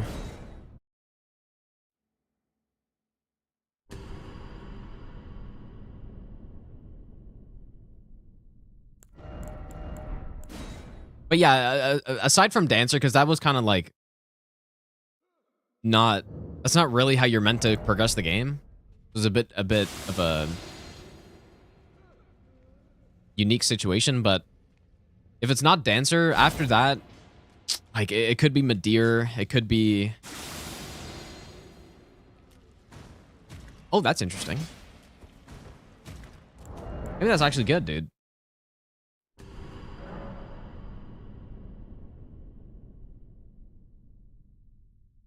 Yeah, Madeir took me a while. I think, even Princess took me a while, but I don't know if it was like 3 hours. I think Madeir was like 3 fucking hours, dude. Probably because I just couldn't face tank everything like I was doing through the other parts of the game. I think that's the main reason.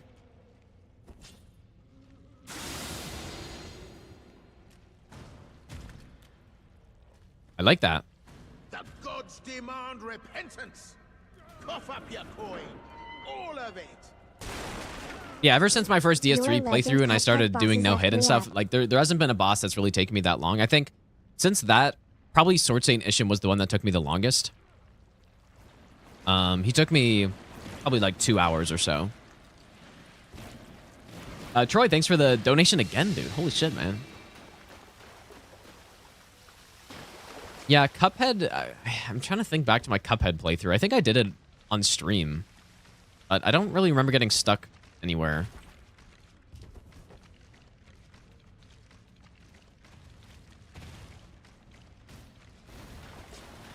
I guess the thing is, after I started doing no hit runs in Souls games, I kind of figured out how to... Like, I'd never played games that were considered challenging before, so I kind of figured out how to go about doing it better. So...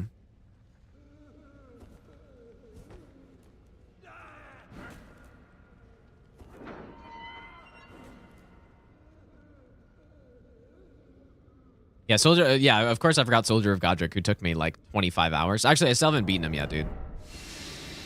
I forgot. Still haven't won. So how do I do this?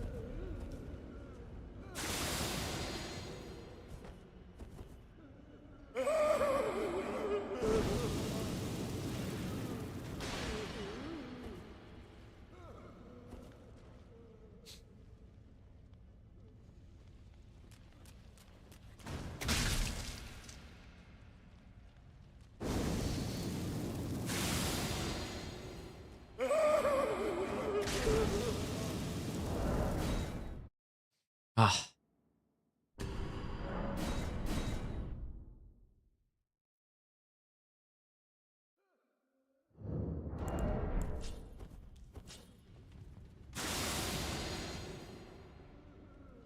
Get to the last jar enemy, just, oh, to just run off the edge?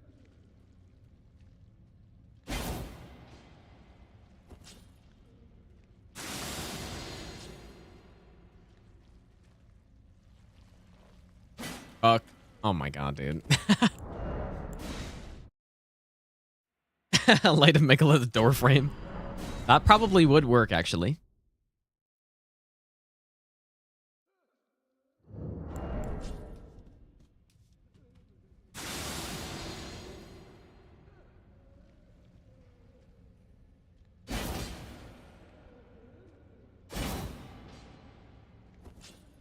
Whoa. What?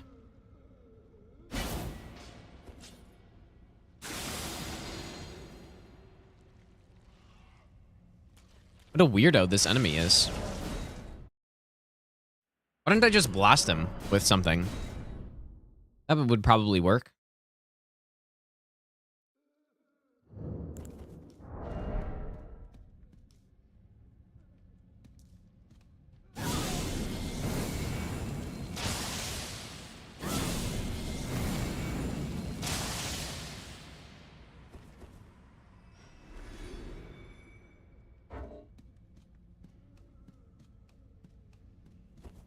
I'm sure that's fine, right?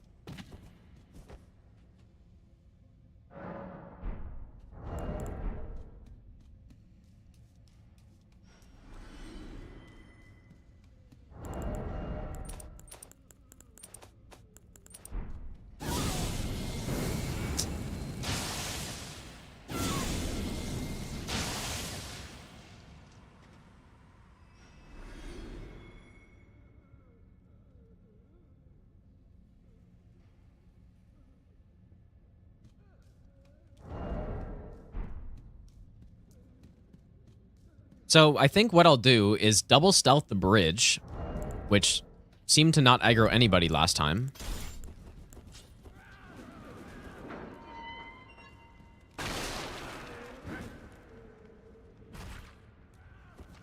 And then I'll try to bait that enemy off, I guess.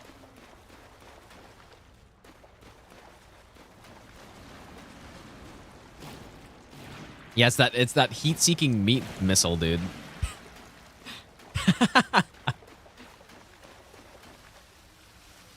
That's what they got, dude. They got a big one. It also explodes, like, when it gets close. For some reason.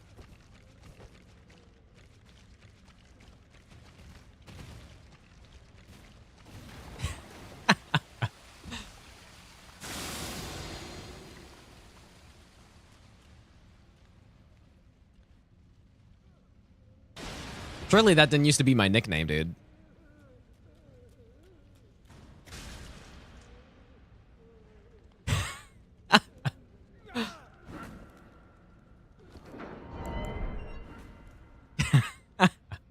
It didn't, obviously. Okay, so double stealth bridge.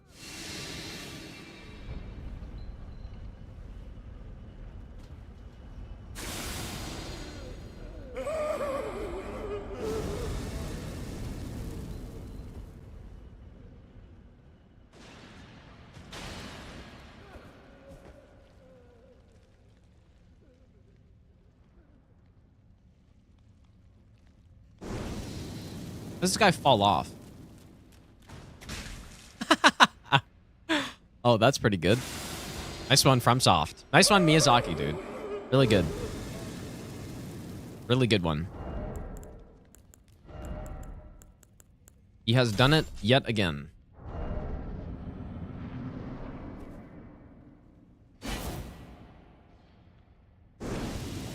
Oh, do I really need stealth the whole time? Okay, maybe I gotta kill... I may have to kill the, two guys here so I can buff.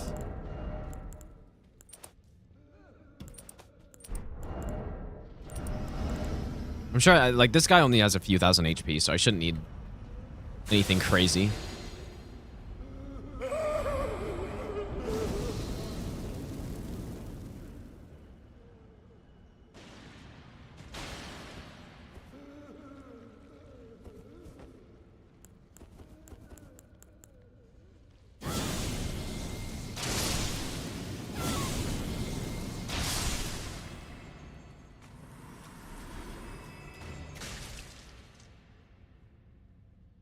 Okay, nice.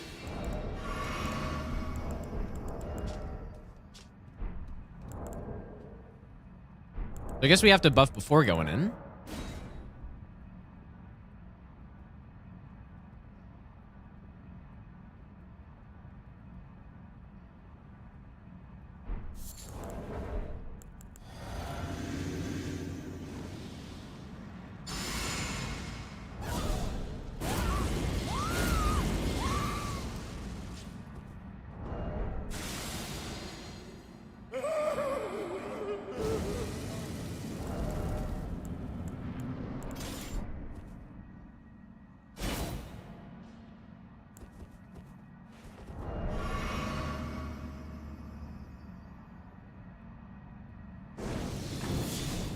I don't remember how I was doing this last time.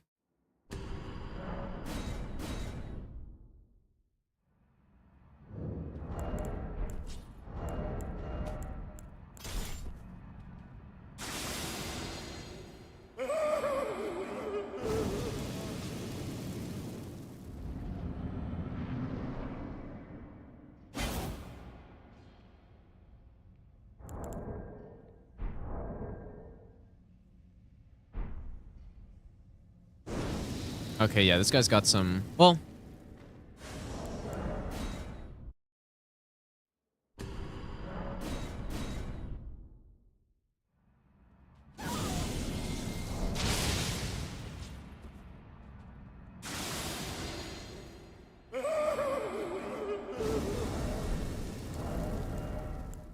Maybe I should just go look in my VOD to see what I did here.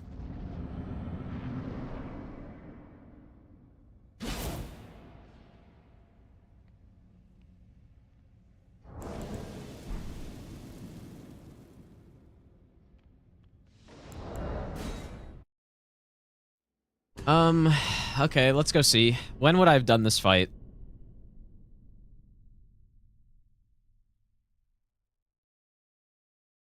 Probably at some point after this.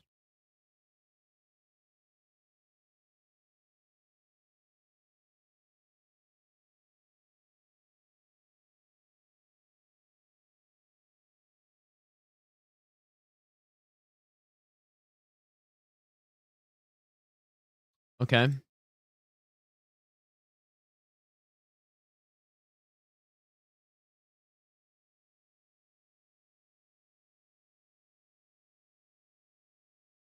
I don't know which stream this is from.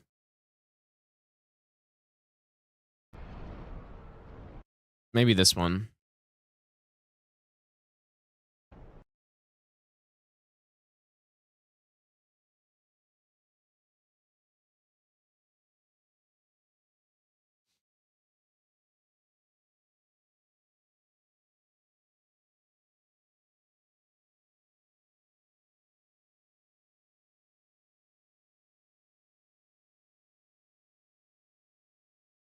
Okay, here we go. Okay, wait, no. I guess I probably didn't spend too much time on this, I guess. Okay, so double stealth. I don't have any buffs active right now.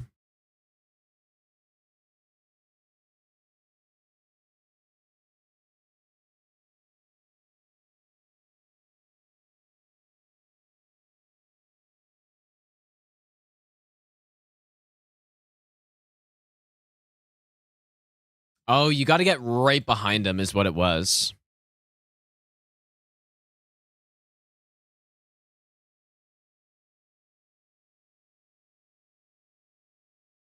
And I guess I don't really need any buffs for this either, so. Yeah, strat for owns is the exact same as this, basically. You double stealth, and you go in and you just blast them.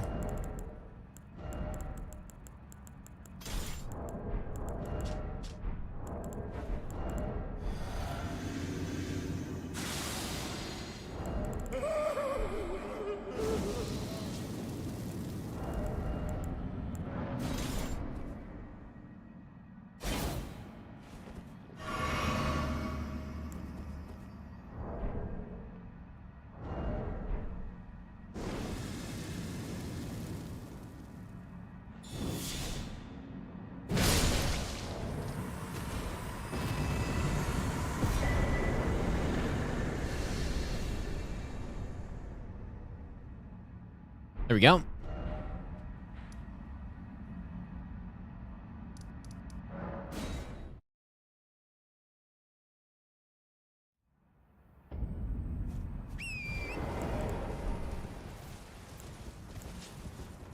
Probably gonna end pretty soon. Probably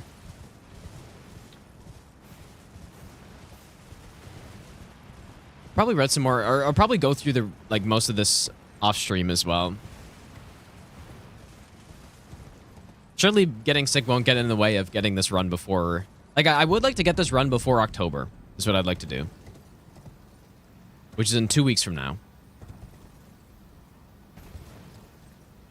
I should be able to do that, man, but it's just one attempt is basically like 2 streams, so...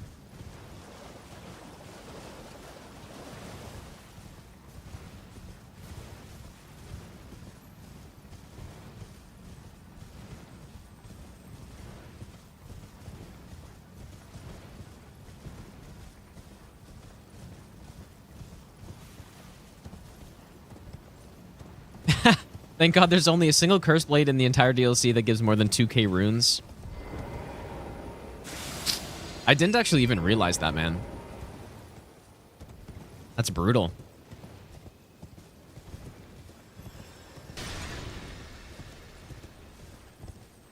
That's wild, actually. Because, yeah, they are some of the hardest enemies in the DLC, probably. I think 2 weeks is long enough, dude. I think it is. Especially when I have a goal like that, it just I get more encouraged to spend more time doing it, and then things go along faster. Like, a lot of the time I'm doing runs, or I'm doing some run, and it's fun to do and stuff, but I'm not like constantly thinking about it off stream and practicing it just at every point I possibly can. But if I have like a time frame goal, then it's a bit different. Same with it, like if I'm practicing for a tournament or something, which I guess I used to do more of. Like it's the same sort of thing.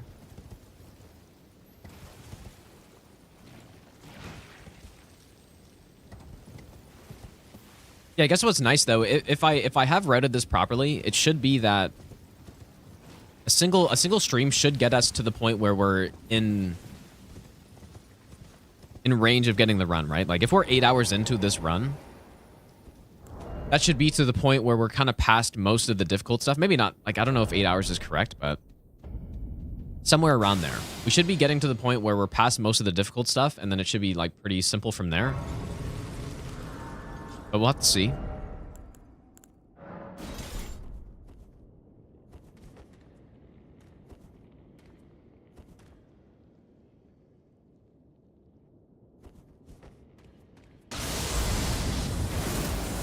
I'm worried about the Knights Cavalries, actually. Surprisingly.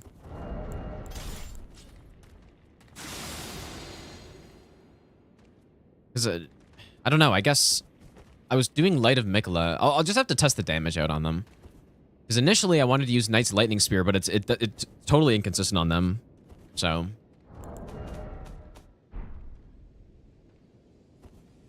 if I really wanted to, I could get another blessing level.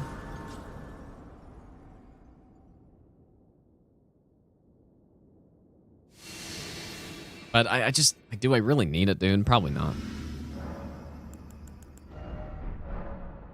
I'll be streaming in October, but just like I have some stuff going on that's not gonna, like, I won't be able to stream. Dude, I just wrote down I need Light of Mikola and I don't even equip it, but yeah, I won't be streaming like very often. We also had that strat for Putris and Knight, right? Like we run in, use Light of Mikola, and then I don't remember it exactly. Do you prefer long runs like this? I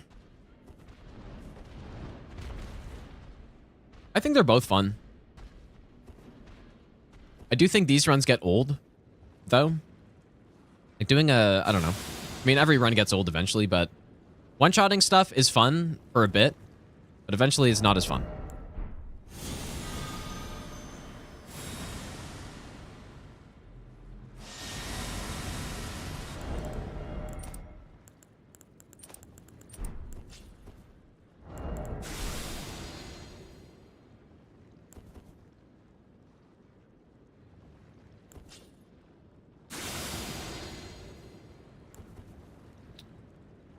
I wonder how much damage, it might be smarter to use Frenzied Burst here so I don't accidentally hit someone I'm not trying to hit.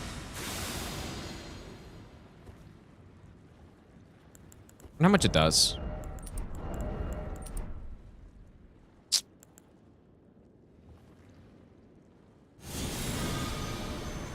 Gotta be quick on this guy, I guess, actually.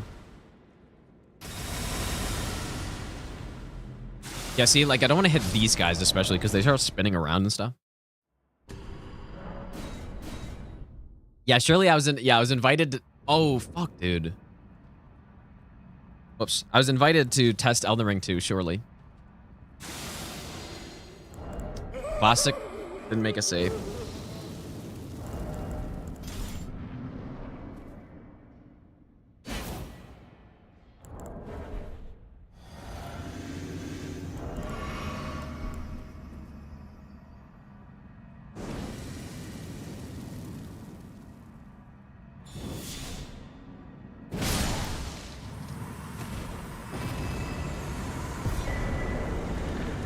Oh, and that's such a long running section too. I could just give myself the grace, but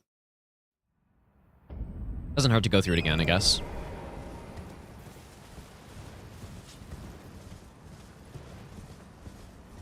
What are my thoughts on Bloodborne 2? Probably won't happen.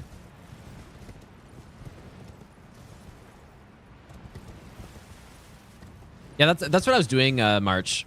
I was approaching them from behind and doing a nice lightning spear. The problem is, as soon as they get hit by the first part of the spear, they immediately turn.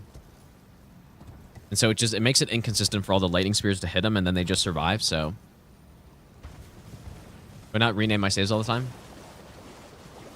I kind of do. I just forgot to make a save for this running section as I was going through there.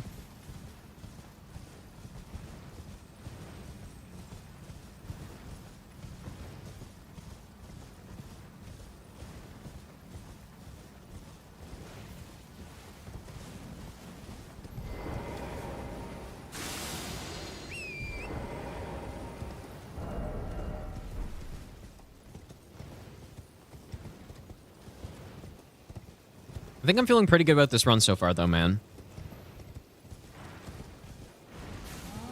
I think the big thing is that I'm much better at the game overall than I was last time doing an all bosses run like this.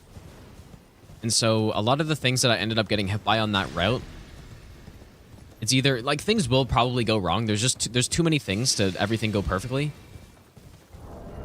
But if something goes wrong, I'm pretty confident I'll save it. And it's especially nice because the new content, I've actually learned it. I mean, I think the Death Knights I need to get better at, but even just routing the stranded all bosses, I've at least learned most of the bosses decently well. And then for the main bosses, I've actually learned like quite well for the stranded all remembrances run. So even if something goes wrong, it's not like the run's just instantly over.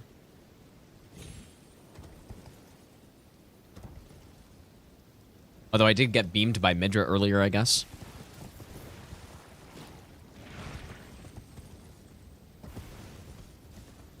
Stratford Yolan is Lightning Spear. Oh, did I try walking up from the front? Oh. I guess I didn't try that. I just assumed it would hit the horse, but I don't actually know. Yeah, I wanted to attempt stranded all bosses eventually, but not sure exactly when.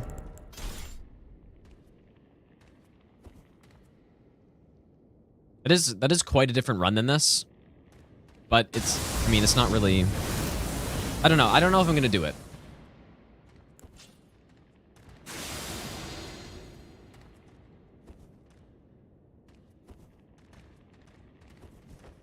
One death to fall damage? It's possible.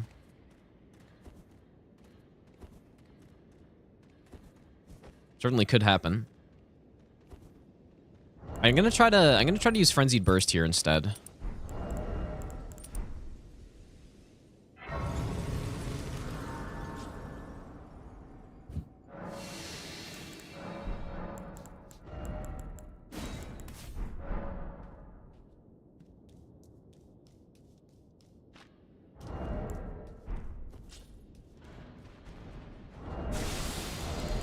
I'm like I said, I'm kind of concerned about the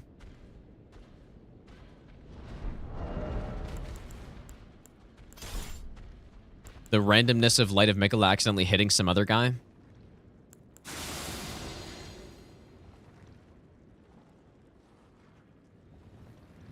Dude, seriously?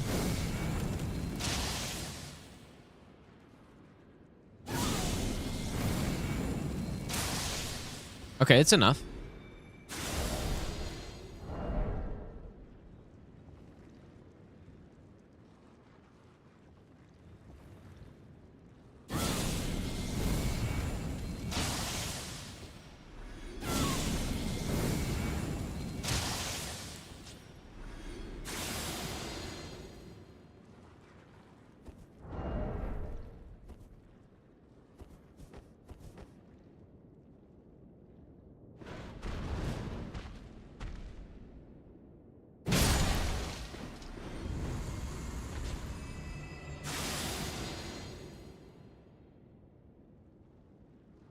Yeah, I think if I can use Frenzied Burst, I should.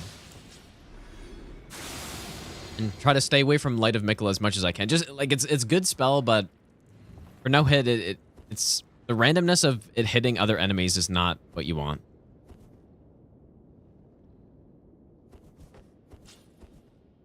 What do you think the chances of getting this run first try is? Well, I think on the first actual try, it's a pretty good chance.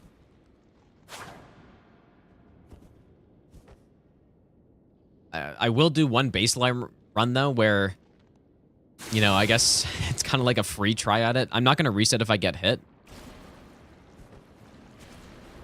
But just to kind of go through the run, everything again, without, you know, making a ton of save files everywhere and testing stuff.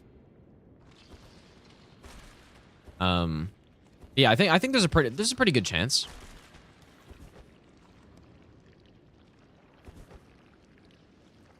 Assuming I routed everything properly. That's the big question.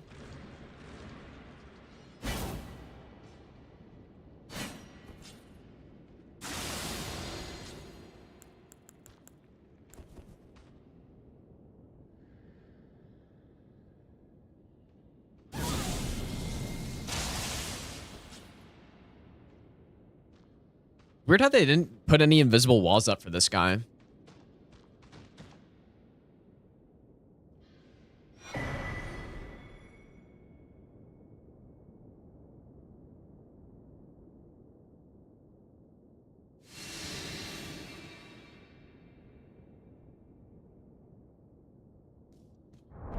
We're going to use multi-layered on some of the undead enemies. It's just, I think it's just going to be more consistent than Light of Mikola will be.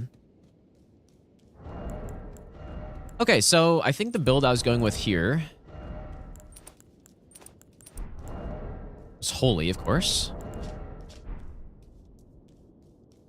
Holy, and I was doing a Light of Mikola cast right on the opening. But I don't know, like, if that's going to cause any problems.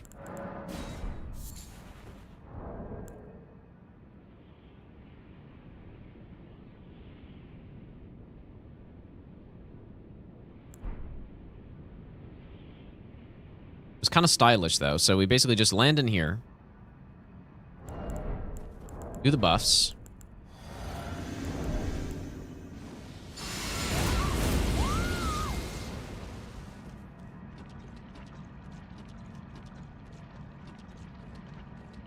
Pass now. Bonk.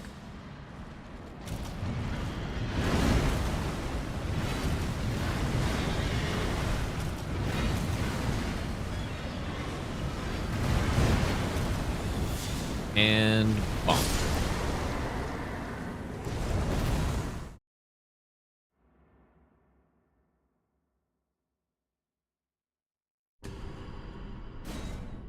Yeah, I like that strat, dude. There was one issue that I remember having last time, and it was that on the first Light of Mikola, I sent the boss into phase 2, but I don't know if, with this build, I don't know if it's enough damage.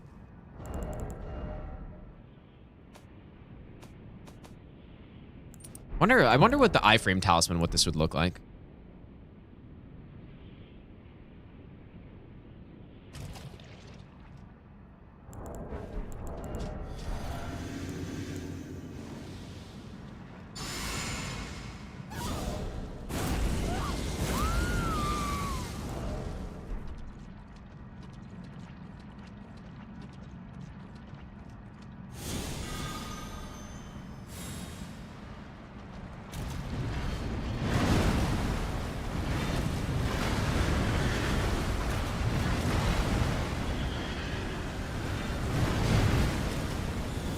That horse is as close as it looks right there.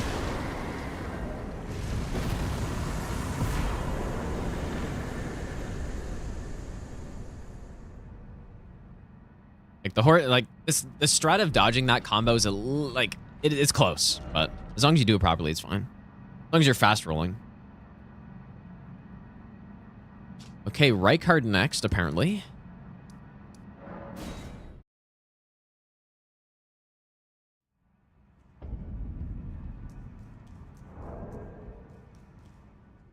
Do Shibuya and Seppuku last? Well, I actually don't. If we do any more damage than that there, then it's bad. And the reason is because... yeah, if we do more damage than that, then... You Trust the Knight can go immediately into phase 2, which is not what I want. So... consort changes are really good, I think, Fabo. Boss is so much more fun to fight now. Like, there's a lot of people complaining because he's easier now, which he's objectively easier now, but he's just a better boss now. Like,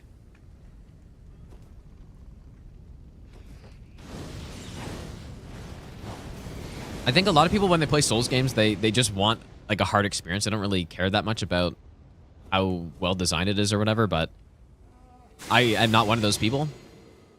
And like, it's not just as simple as easy means it's good and hard means it's bad. Because people were saying that's what I mean by that. Or that's what I think. That's clearly not what I think.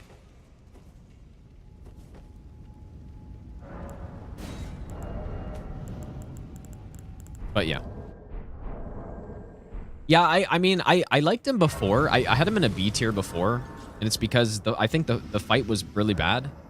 But everything else about it was really cool. So I had him in a B tier. But now he's moved up to like an A+ for me at this point. Henrique, how's it going, dude?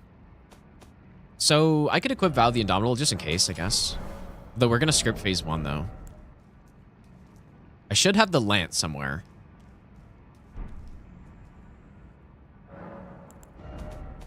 And we could put Knight's Resolve on it.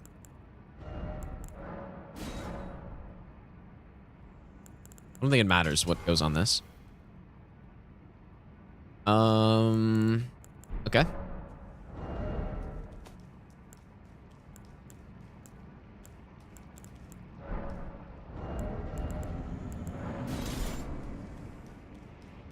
Does anyone know if like I need to be able to wield the lance to get more at a Knight's Resolve here, or is it the same? Because I could level up an extra point in strength to be able to wield this thing. Guess I can test it. I actually just really have no idea.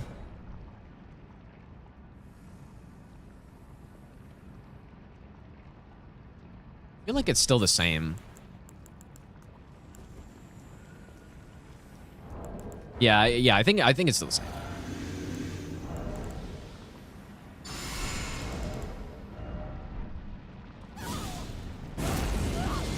Okay, so what we do, want to script phase 1. Double sleep pot.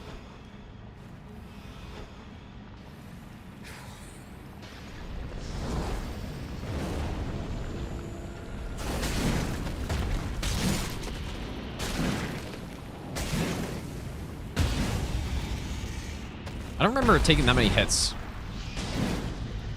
to get the stun there, but...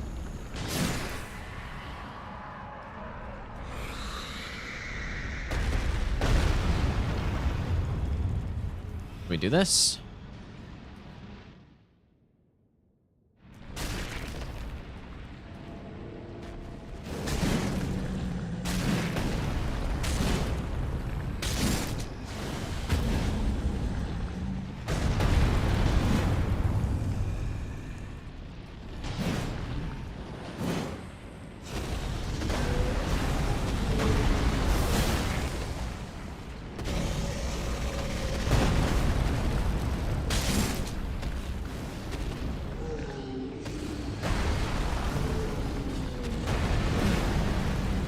I haven't really been counting. I think that's his first one, right?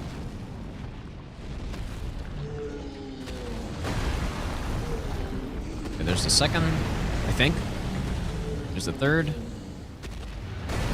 He should do a follow-up after this, I think, if I counted correctly. There it is. And now he should go into microwave.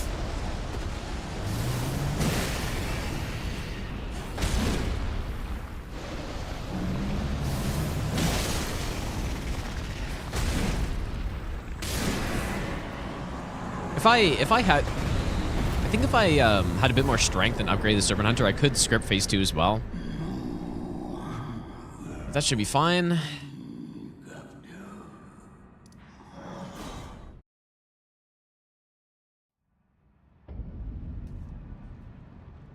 It might be worth upgrading Servant Hunter. I don't know. Maybe. We're going to swap to this one.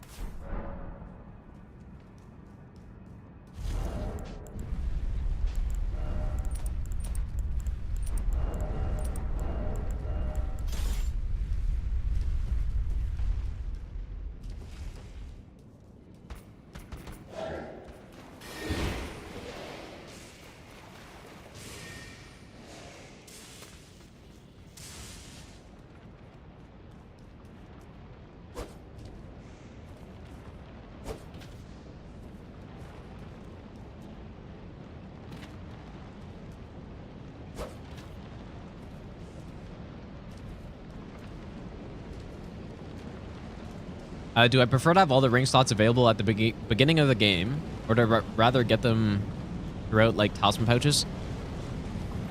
I don't know. Actually, I haven't really thought about that.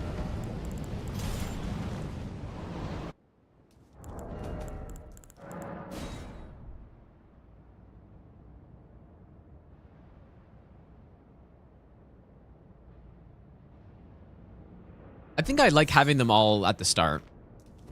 Probably more. Just because when I get these new, you know, in this game, when I was on my first playthrough and I get these new talismans that I want to use, it's like, oh shit, well, I only have one slot to use it in, but I don't know. I think both are fine.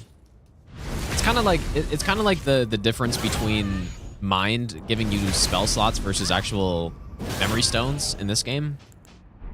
Either way, I don't really mind too much. But I probably prefer how it's done in DS3. Same with the mind thing. Like I think I slightly prefer mind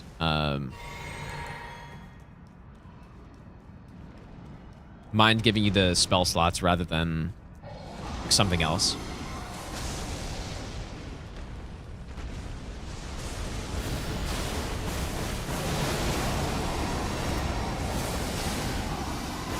You know what? I think I'm supposed to cast twice. I forgot.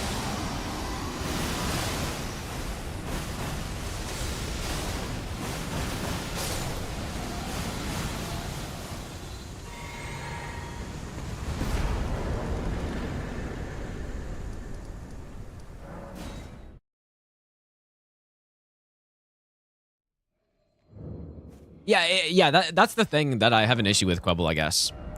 And it's not a big issue. It's just that's the thing I find weird.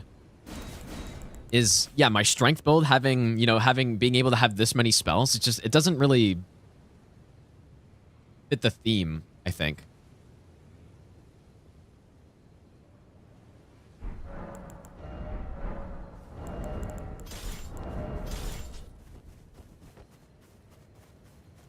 How many bosses left? Like 130, basically. Quite a few. There are a lot of bosses on this run.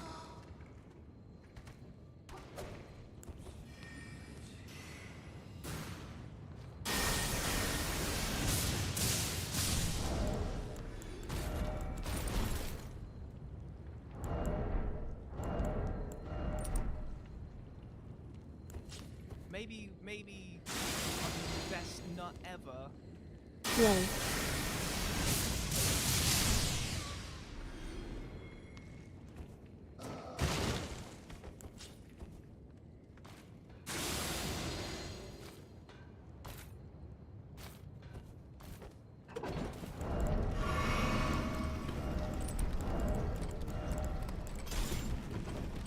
Spylex, thanks for the 3-month Prime sub, dude.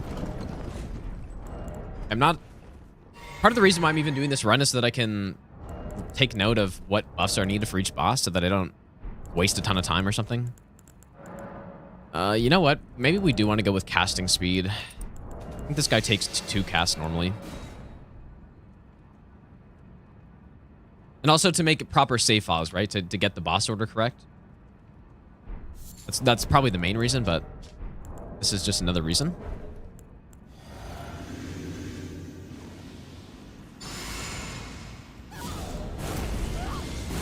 Hope I was saying that potentially he can do the shield attack immediately here and then block.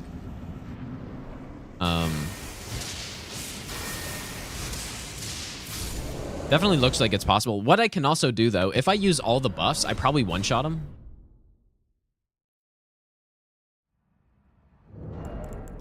So if I try... If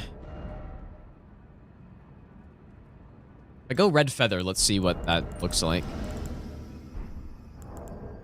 Red Feather and Godfrey Icon. How close does this get? If I do a charge.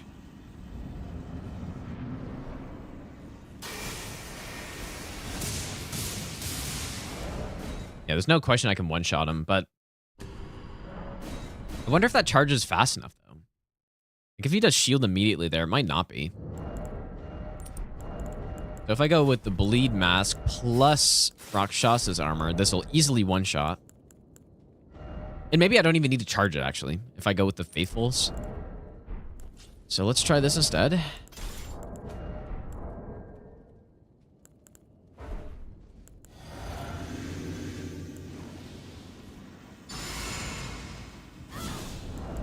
If an uncharged one-shot at him, I feel like that should be enough.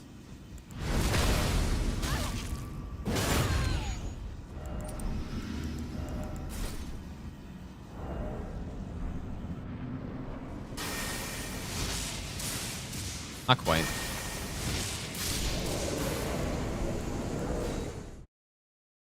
What do I do? Do I do one uncharged or like 2 hits? Or 1 charged hit for the one shot?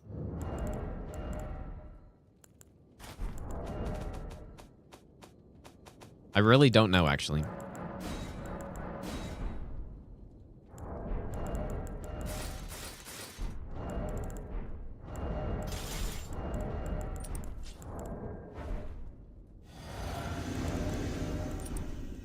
That's not what I meant to do. Whoops. Nice resolve. No, I don't think we want to... Like, we can just kill him with Lightning Spirit. It should be the easiest thing. I don't know if you can stealth Elmer. Or I don't remember if you can.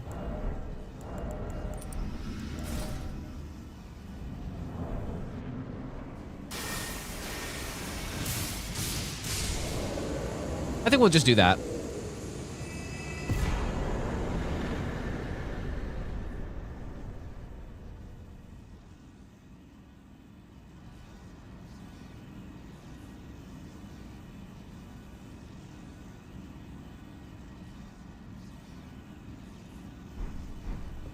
Okay, I think I might end here for today, guys. I'm probably just gonna go rest a bit, and then I'll probably continue going through this off stream a bit. Keep making progress. I mean, maybe by... No. I was thinking, like, there's maybe a chance by next stream I could get through the rest of this, but there's a lot of stuff to go through, man. So we'll probably finish that up tomorrow, and then after tomorrow... Well, okay, well, tomorrow we're gonna play some... we're also gonna play some... in Natria tomorrow. But still, I should be able to finish it. And then we can get to the baseline run, and then once the baseline run's done, if that's not actually in fact the no-hit run, then after that we start properly attempting it. So I think we're gonna start attempting it this week. Probably. But I'm also gonna be playing some in Natria, so we'll just see how it works out. But again, the goal is to get it by the end of this month. And if at the very least before, you know, the first week of October should be fine, because I'll probably keep streaming during that, so. Let's raid Bree. She's doing all bosses. All 207 randomizer deathless run. It's like the run we did. When did I do that? Like, was that last week or 2 weeks ago? Maybe like 2 weeks ago. But go say to Bree, you guys. I will be back on tomorrow. Play some Monatria, keep routing this run, and then we simply keep going, dude. But yeah, take care, you guys. I'll see you all tomorrow, and have a good one.